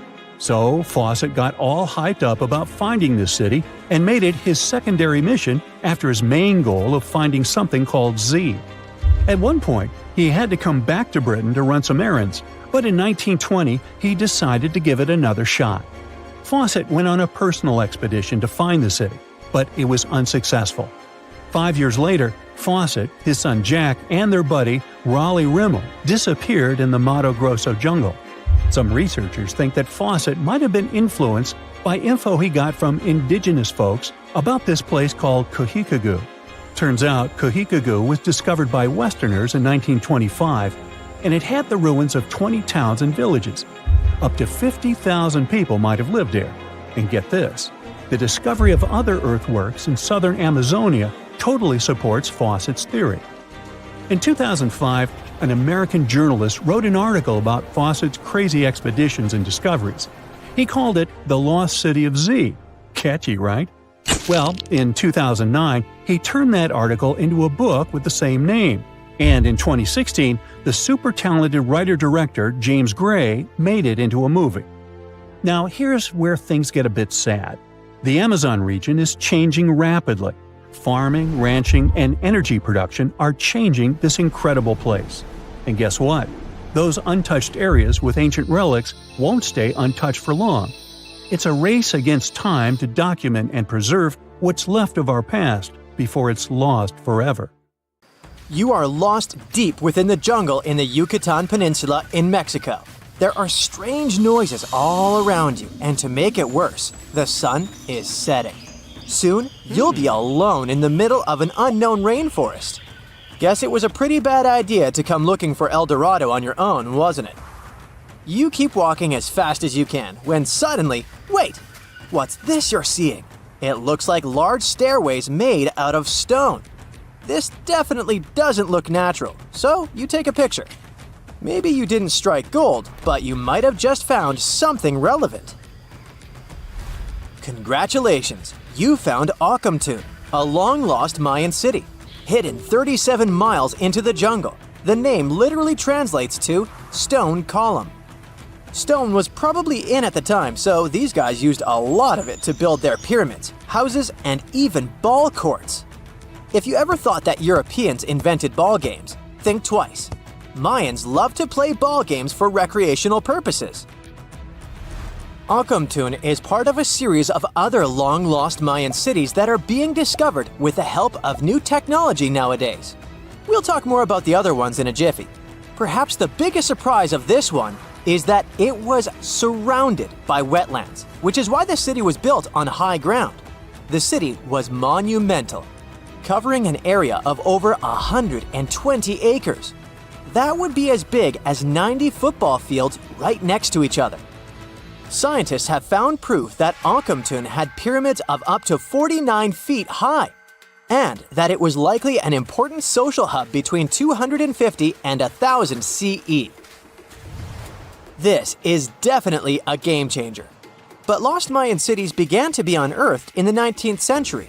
Modern technologies, such as LiDAR imaging, help archaeologists see through dense canopies of the forests. This means that people don't really have to risk getting lost in the tropical jungle like you did at the beginning of this video. LiDAR works sort of like an X-ray. It sends out laser beams that can detect any signs of ruins or ancient constructions. According to space archaeologist Sarah Parchak, satellite imagery has been a key player in discovering ancient cities in South America, Egypt, and other places. Sarah herself spends most of her days scouring images for any signs of where there could have been cities long ago. She says that more often than not, what happens is that ruins are covered by vegetation, soil, or sand, which makes them super tricky to find. But thanks to these awesome tools, scientists also made the huge discovery of ancient Mayan causeways, which spread throughout old Mayan territories. I mean, take a look at these roadways. You'd expect to see ruins like this in places such as Portugal, England, or the United States. I'm talking about 130 feet wide roads painted white to help travelers journey through the nighttime. Scientists recently unearthed a 110-mile network of roads such as these, and they think this dates back to before the first registered Mayan highways we've known so far. These roadways, which sometimes ran over the swampy ground and were even elevated at times, are being called the world's first superhighways. Even if there is no registry of animal-powered vehicles, it's believed that the Maya used them to travel around a network of possible 964 settlements. They were built like a huge spiderweb, and from what archaeologists have gathered, this huge system of roads worked to connect a big system of economic and social interactions between Mayan cities. This completely debunks the traditional idea that the Mayan pre-classic period, which dates back to 2000 BCE, was made of small, tribal settlements. Imagine the manpower and engineering ability you need to muster to build something close to these white highways. Scientists believe that these causeways were built pretty much the same way as the Mayans built their pyramids, with a mixture of mud and quarry stone. Oh, and using several layers of limestone to make them white. That's pretty cool, right? But let's take a few steps back for a moment to get some context. The Mayans were one of the biggest pre-Columbian civilizations living in the Americas. Until now, experts believe that at its apex, the Mayan civilization consisted of over 40 cities, with a population of millions of people. That's a lot of folks. Their civilization spanned Mexico's Yucatan Peninsula, Guatemala, and Belize. And they survived mainly on agriculture. The thing is, the Yucatan Peninsula was an extremely difficult place to grow crops. So the Mayans had to develop a complex irrigation system in most of their cities. They built a series of ceremonial buildings, pyramids, and plazas. The Mayans might have been keen pyramid builders, but they also developed an advanced astronomical system. With whatever ancient technology they had, they were able to predict the exact location of planets such as Venus and Mars, as well as the exact dates of eclipses. If you've ever seen examples of ancient Mayan cities, this is Tikal. Located at the heart of the Guatemalan jungle, Tikal is believed to have been the capital of the ancient Mayan conquest state. At its height, it was comparable in importance to cities such as London or New York in today's world. It's composed of a series of complex monuments.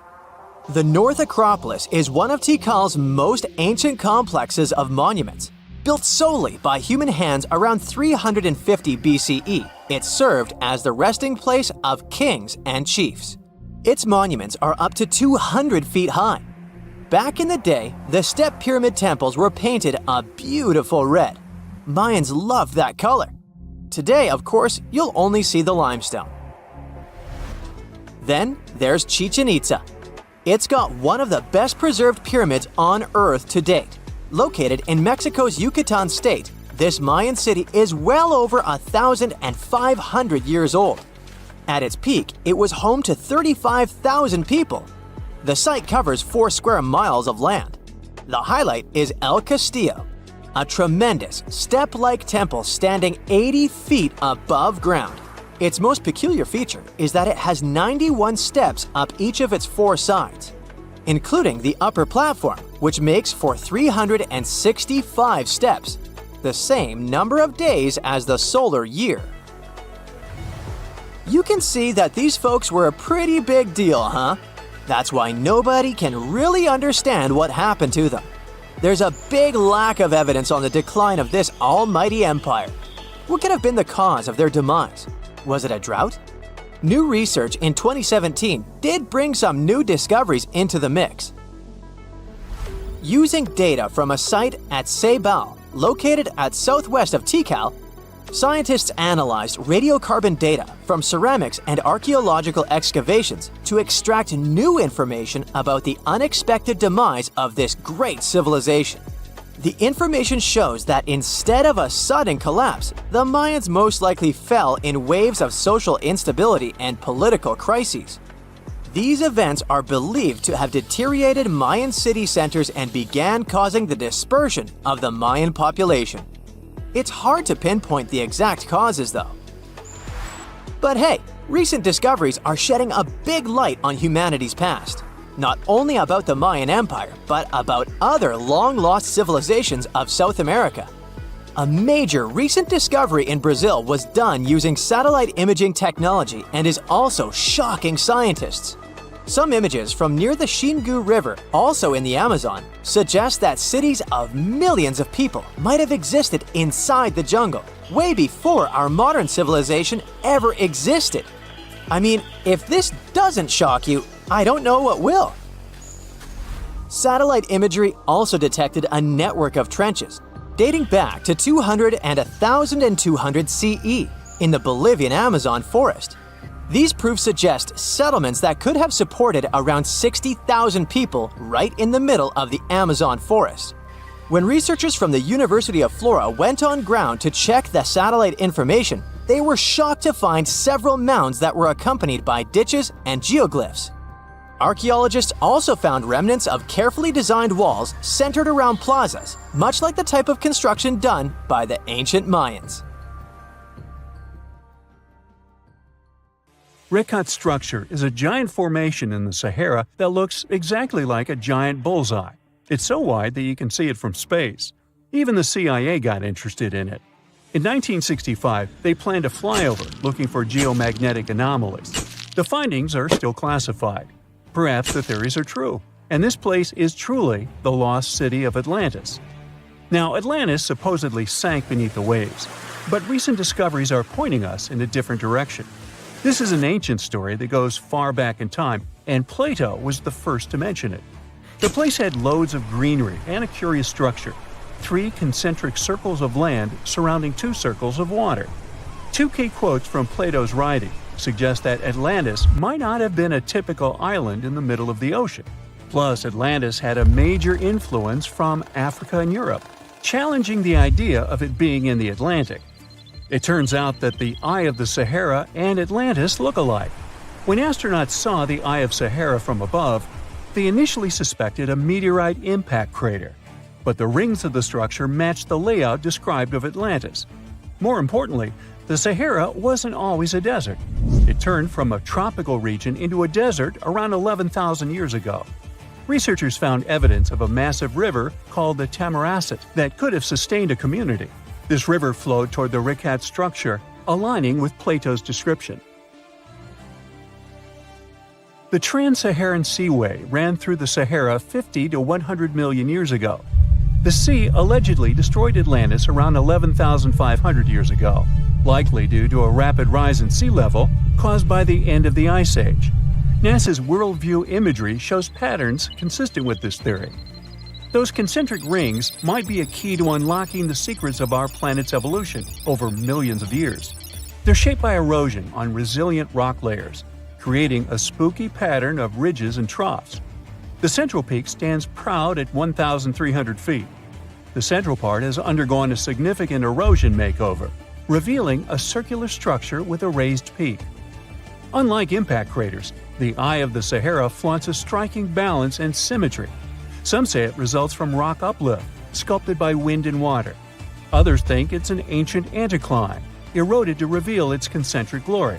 Then there's a salt diapir theory, suggesting that salt's buoyancy sculpted this beauty.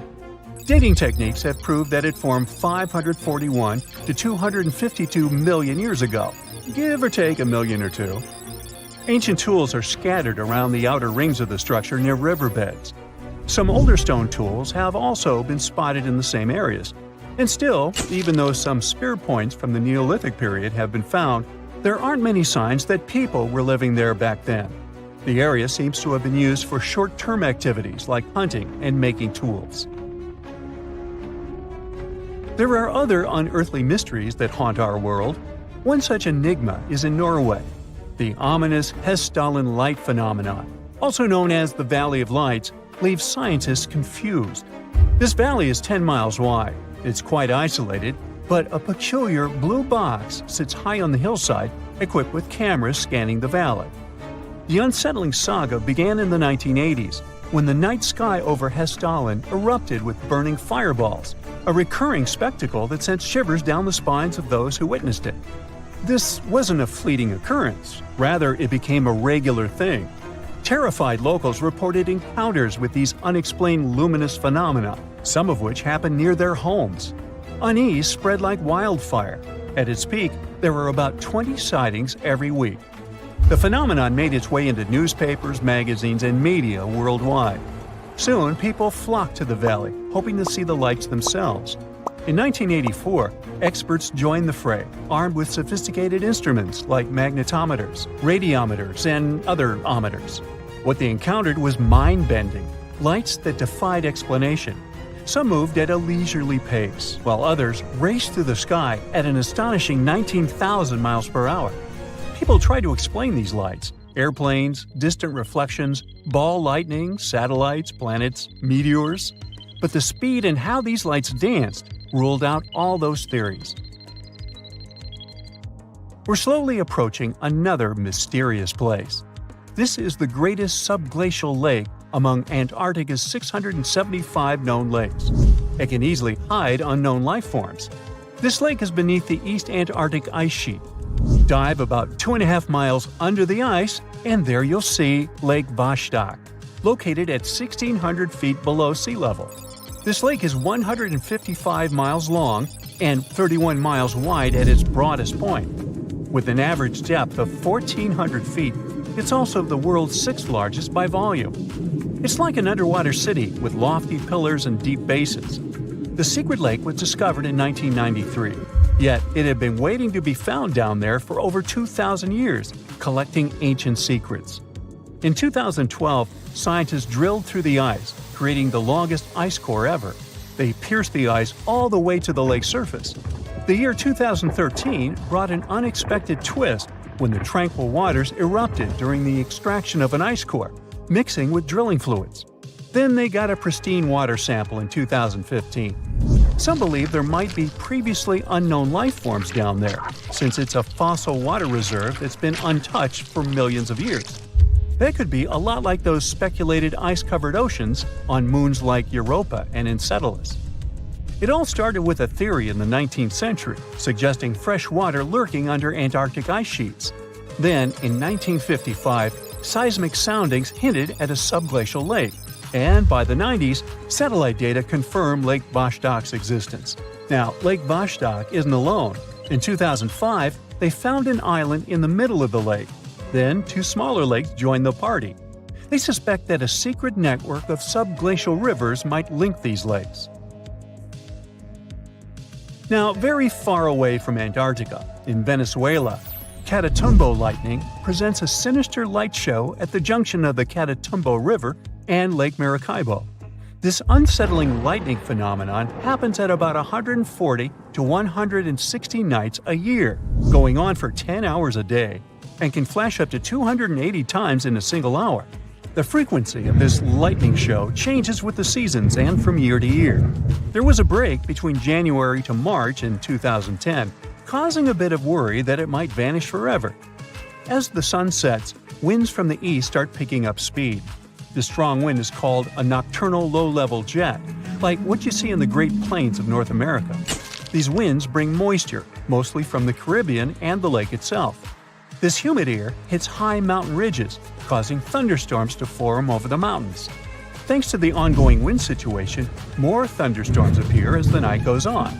This pattern repeats itself, and is why this area has the highest annual lightning rate globally. The next place scientists cannot explain is in China. That is the Longyu Caves. They have lofty slanted roofs and sturdy pillars. The spot remained hidden for centuries. These human-made caverns, built around 2,000 years ago, decided to reveal themselves only in the 90s. Local farmers drained some ponds and unveiled 5 massive caverns. Further digging exposed an additional 19 smaller caves. They range from 60 to 110 feet in width and 26 to 50 feet in height. Archaeologists found historical relics from the reign of Emperor Zhuan of Han, dating back to over 2,000 years ago. Now, how did these caves survive for more than 2 millennia without falling apart? No ancient records explain the way they were crafted either. The walls show chisel marks, hinting at some layer-by-layer chiseling action, but the exact construction process is still a head-scratcher. There once was a kingdom where the ancient Egyptians traveled to buy gifts for pharaohs, sort of like an ancient shopping mall. This kingdom, named the Land of Punt, was rich in luxury goods, including gold, aromatic resins, blackwood, ebony, ivory, and exotic animals like leopards and baboons. All of these sound like great gift ideas to me. The Land of Punt was an especially important trading partner for Egypt for over 1,000 years.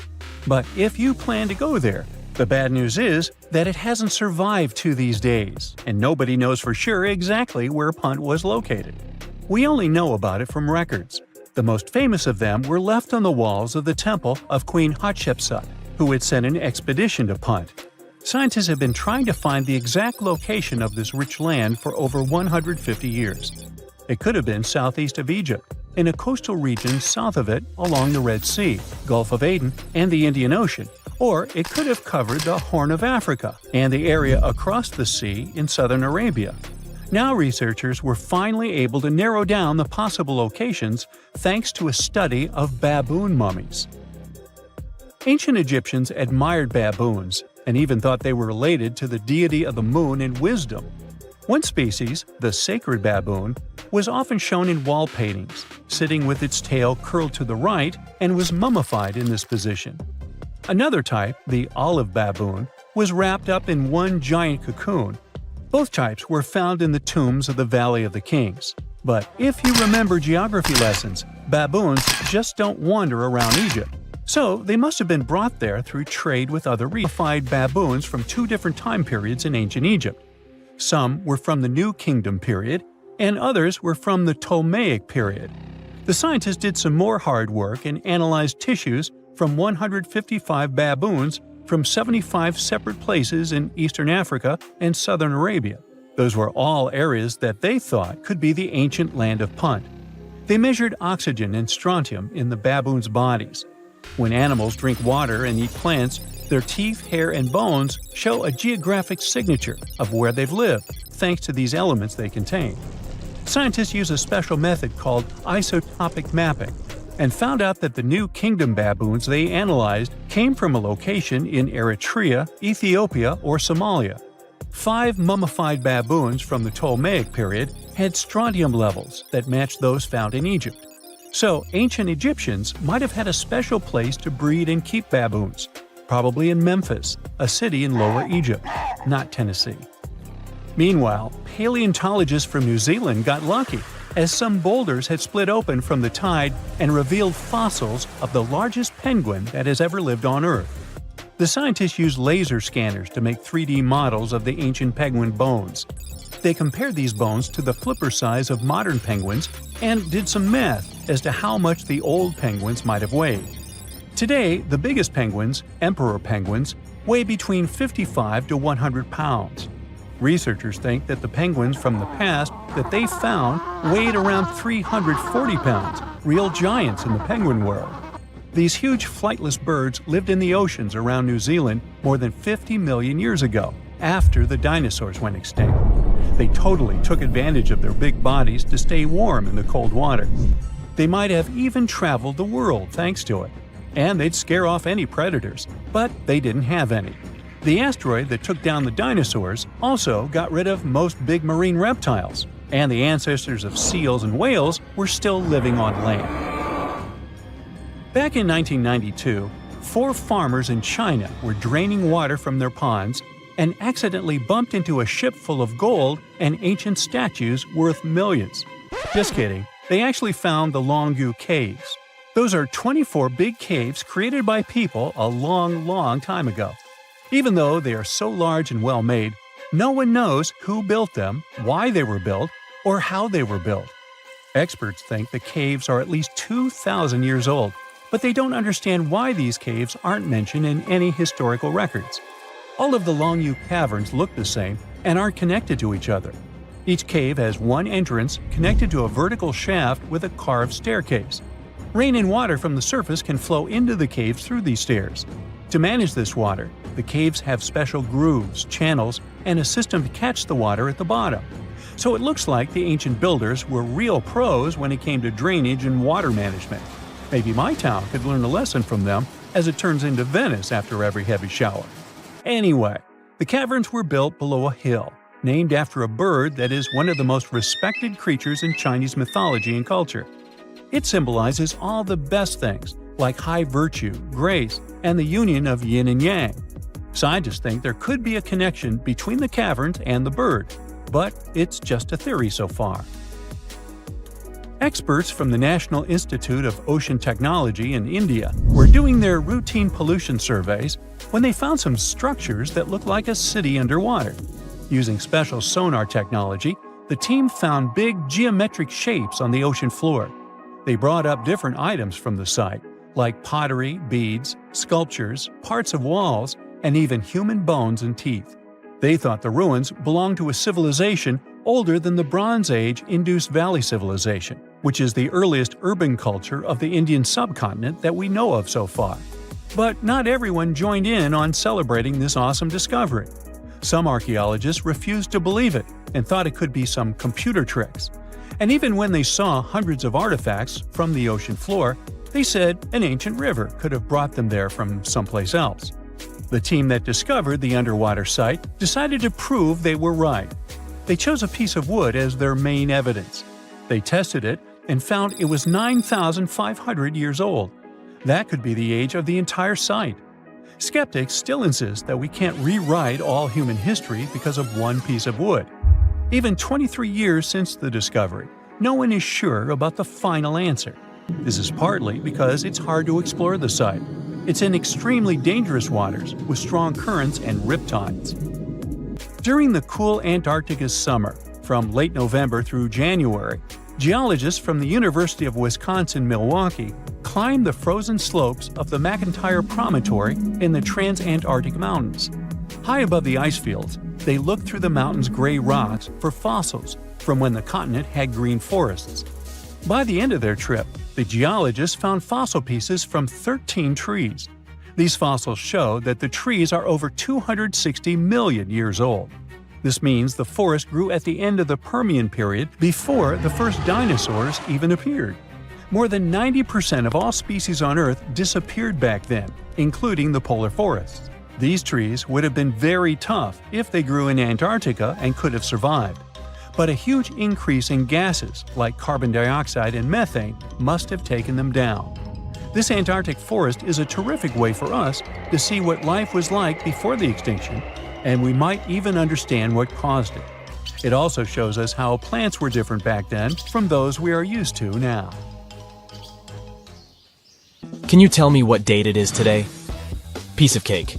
You just look at your smartphone and voila, you immediately know the day, month, and year. But was it always this easy to tell the date? Did the ancient people even have the concept of a year that lasts 365 days? Yes and no. Mayan calendars had cycles. That's close to what we call a year. But the Mayan cycle was much longer, 819 days.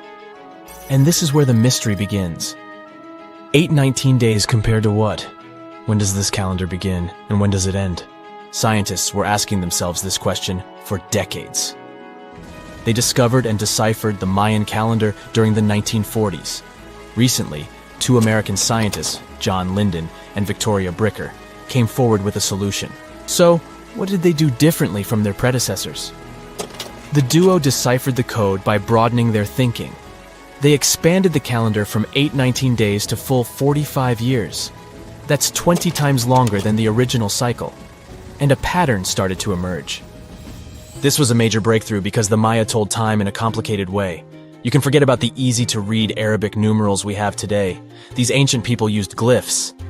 These are tiny images that represent characters. Something like the icons on your desktop or universal symbols. When you see a little dot with 3 curved lines above it, you know there is a Wi-Fi network available.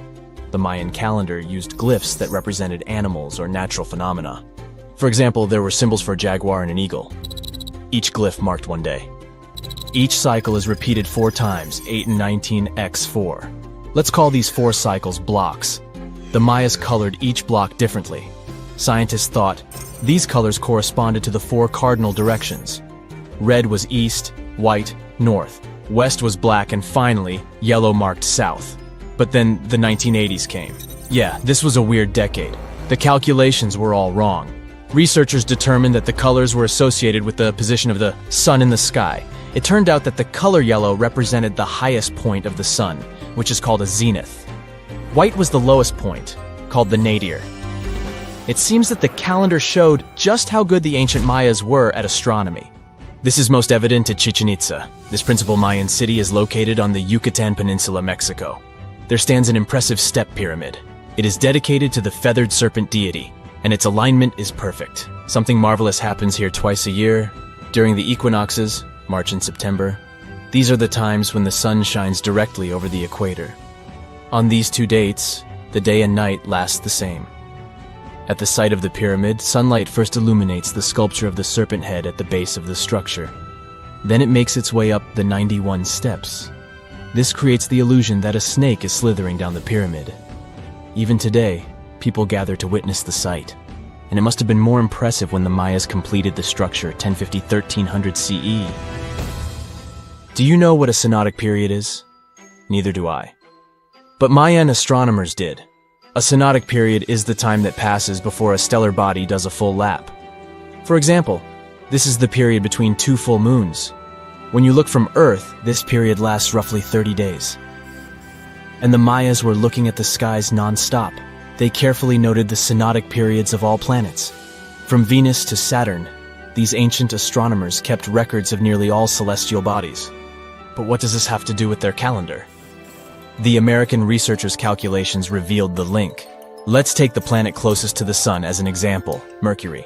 Its synodic period is 117 days. Multiply that by 7 and you get which number? Exactly 8 to 19, when 17 x 7 equals sign 819. Coincidence? Definitely not. Because synodic periods of other planets also neatly match the magical figure 819. But this is not visible from a single Mayan cycle. Scientists had to expand it several times to discover the pattern. There is a reason why no one could decipher the code for so long. They were focused on a single planet.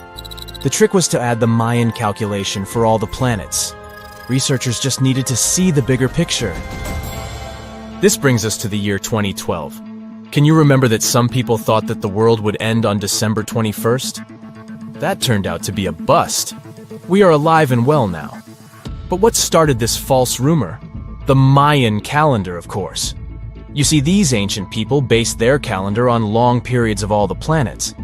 That included a lot of complicated math and a lot of multiplying. This 2012 was simply the time when their cycle ended. It is known as the long count. This period is the same as our year. For the Mayas, 2012 was something like the 31st of December for us, just an end of a cycle in which they measured time, so there was no need to panic. Those New Year's Eve parties might be a bit wild, but the world doesn't end on January 1st. The Mayas stretched more than their calendar. Rubber was the name of the game. Yes, you've heard it correctly. These ancient people were making different grades of rubber 3,000 years before one famous American did, Charles Goodyear. They would extract natural latex from the rubber tree. This is a milky substance that can be turned into rubber. And they weren't the only ones. Scientists found evidence that their neighbors, the Aztecs and the Olmecs, did the same. But what did they do with rubber? They didn't need car tires, definitely. But it's cool to have a nice pair of sandals for the beach. The Spanish wrote about rubber sole footwear that natives wore. Sadly, scientists still haven't found them. 3 feet high. Compare that to the NBA standard of 10 feet. And the hoop was the other way around. There is also a sweet side to the story of the Mayas. These ancient people enjoyed chocolate. In fact, the modern word chocolate probably comes from their language, xocolotl. This meant bitter water. Okay, you get the bitter part, but why water? The Mayas didn't produce chocolate in the form we know it today. They didn't make bars of chocolate. They drank it. Smashed cocoa beans made for excellent drinks. The Mayas perfected the mixture over time and even added spices. Anyone up for a fiery chocolate drink with stew peppers and cornmeal? Who knows, maybe this beverage actually tasted well. Cocoa beans were sacred and used as a currency. Researchers believe all social classes got to enjoy it. Free chocolate for all sounds nice even today. But where did the Mayas get clean water for their cocoa drinks? From the oldest known filtration system in the Western Hemisphere. It was based on zeolite. These are minerals that contain aluminum and silicone compounds. And guess what? Modern air and water purifiers still use this material. Mayan tech wins yet again. Back in Europe, Roger Bacon developed a sand filtration system in 1627, some 1,800 years after the Mayas. But what about regions without rivers, lakes, or springs? Mayan engineers had it all figured out. Rainwater. They would carve out large reservoirs in the limestone bedrock. Then, they would coat these underground caves with a layer of a watertight material. The final step was to make small channels that collected water from the hills above. Scientists estimated that just one of these reservoirs could hold on average 10,000 gallons of rainwater, enough to fill 55 modern hot tubs. It used to be one of the most prosperous ancient cities. It had features that were unthinkable for other locations during the Bronze Age, like water systems and intricate architecture. Yet somehow, it didn't become famous. What's even more mysterious is that at some point, it became abandoned. Mohenjo-Daro was a thriving city during the Indus Valley civilization in the Bronze Age. It had a population of at least 40,000 people. It was close to Mesopotamia and Egypt in terms of social, cultural, and economic features. Despite this, it's lesser known than the more famous cities in these regions, like Babylon or Memphis.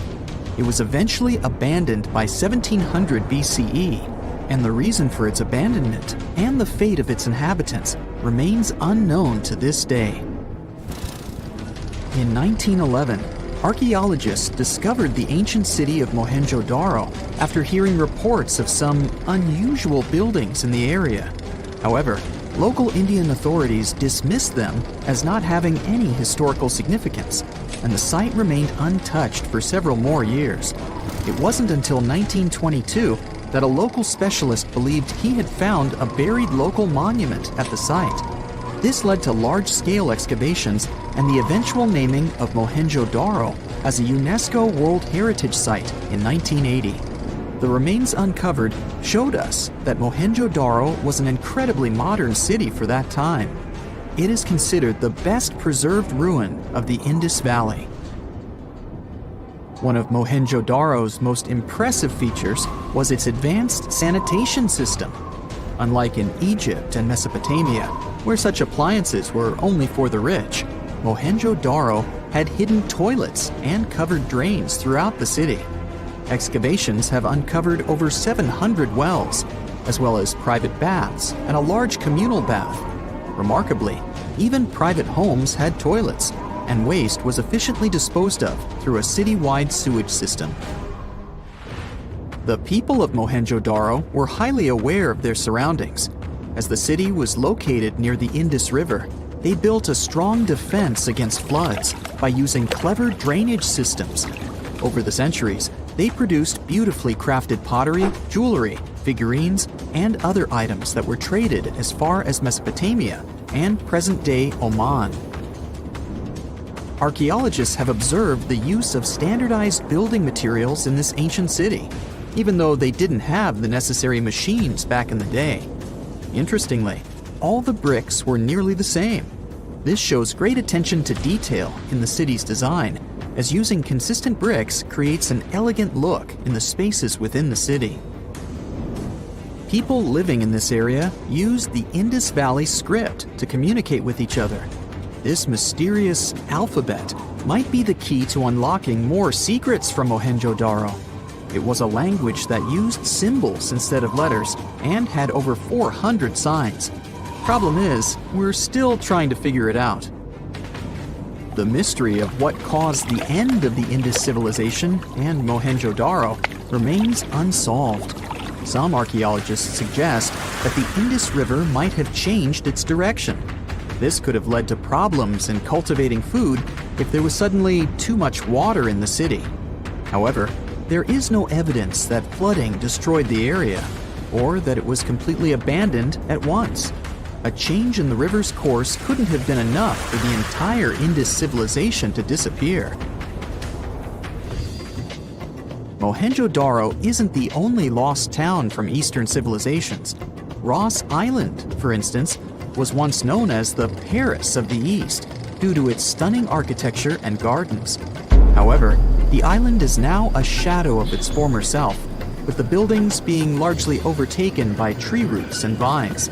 Located 1.8 miles off the coast of Port Blair, India, the small territory was initially used as a jail, but later became a luxurious resort for its administrators.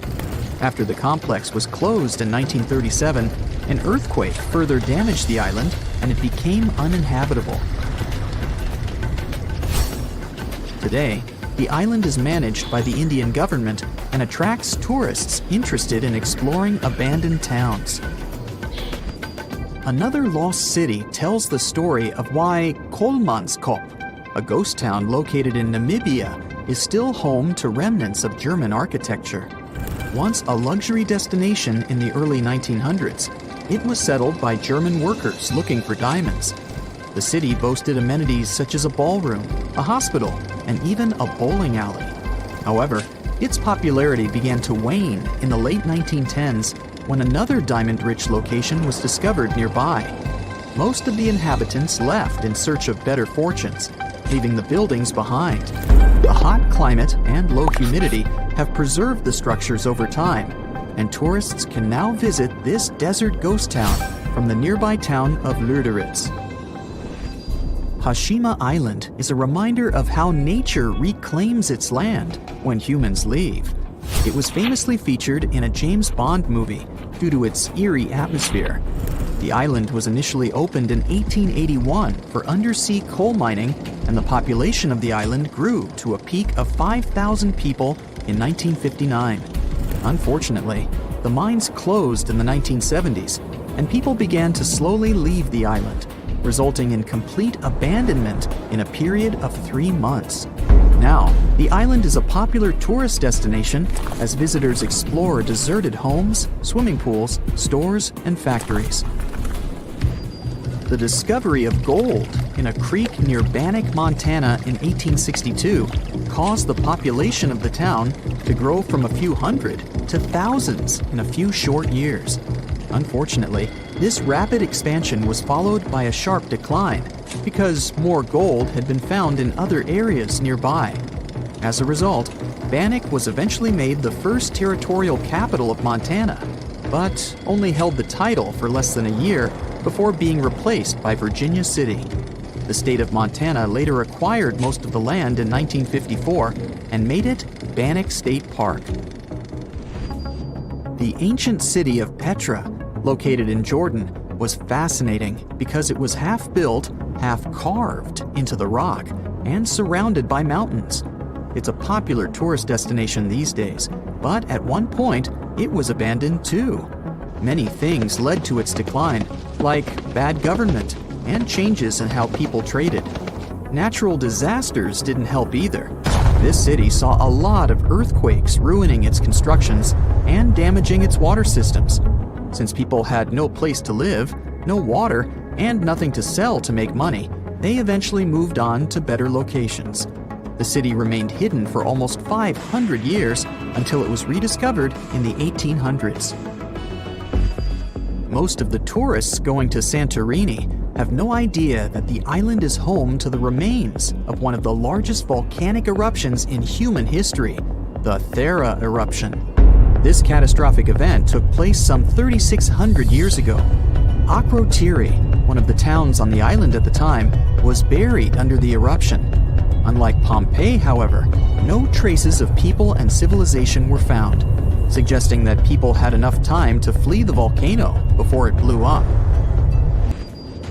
Henry Ford, the renowned American industrialist, created the Ford Motor Company in 1903. In 1927, he began working on a grand project, Fordlandia.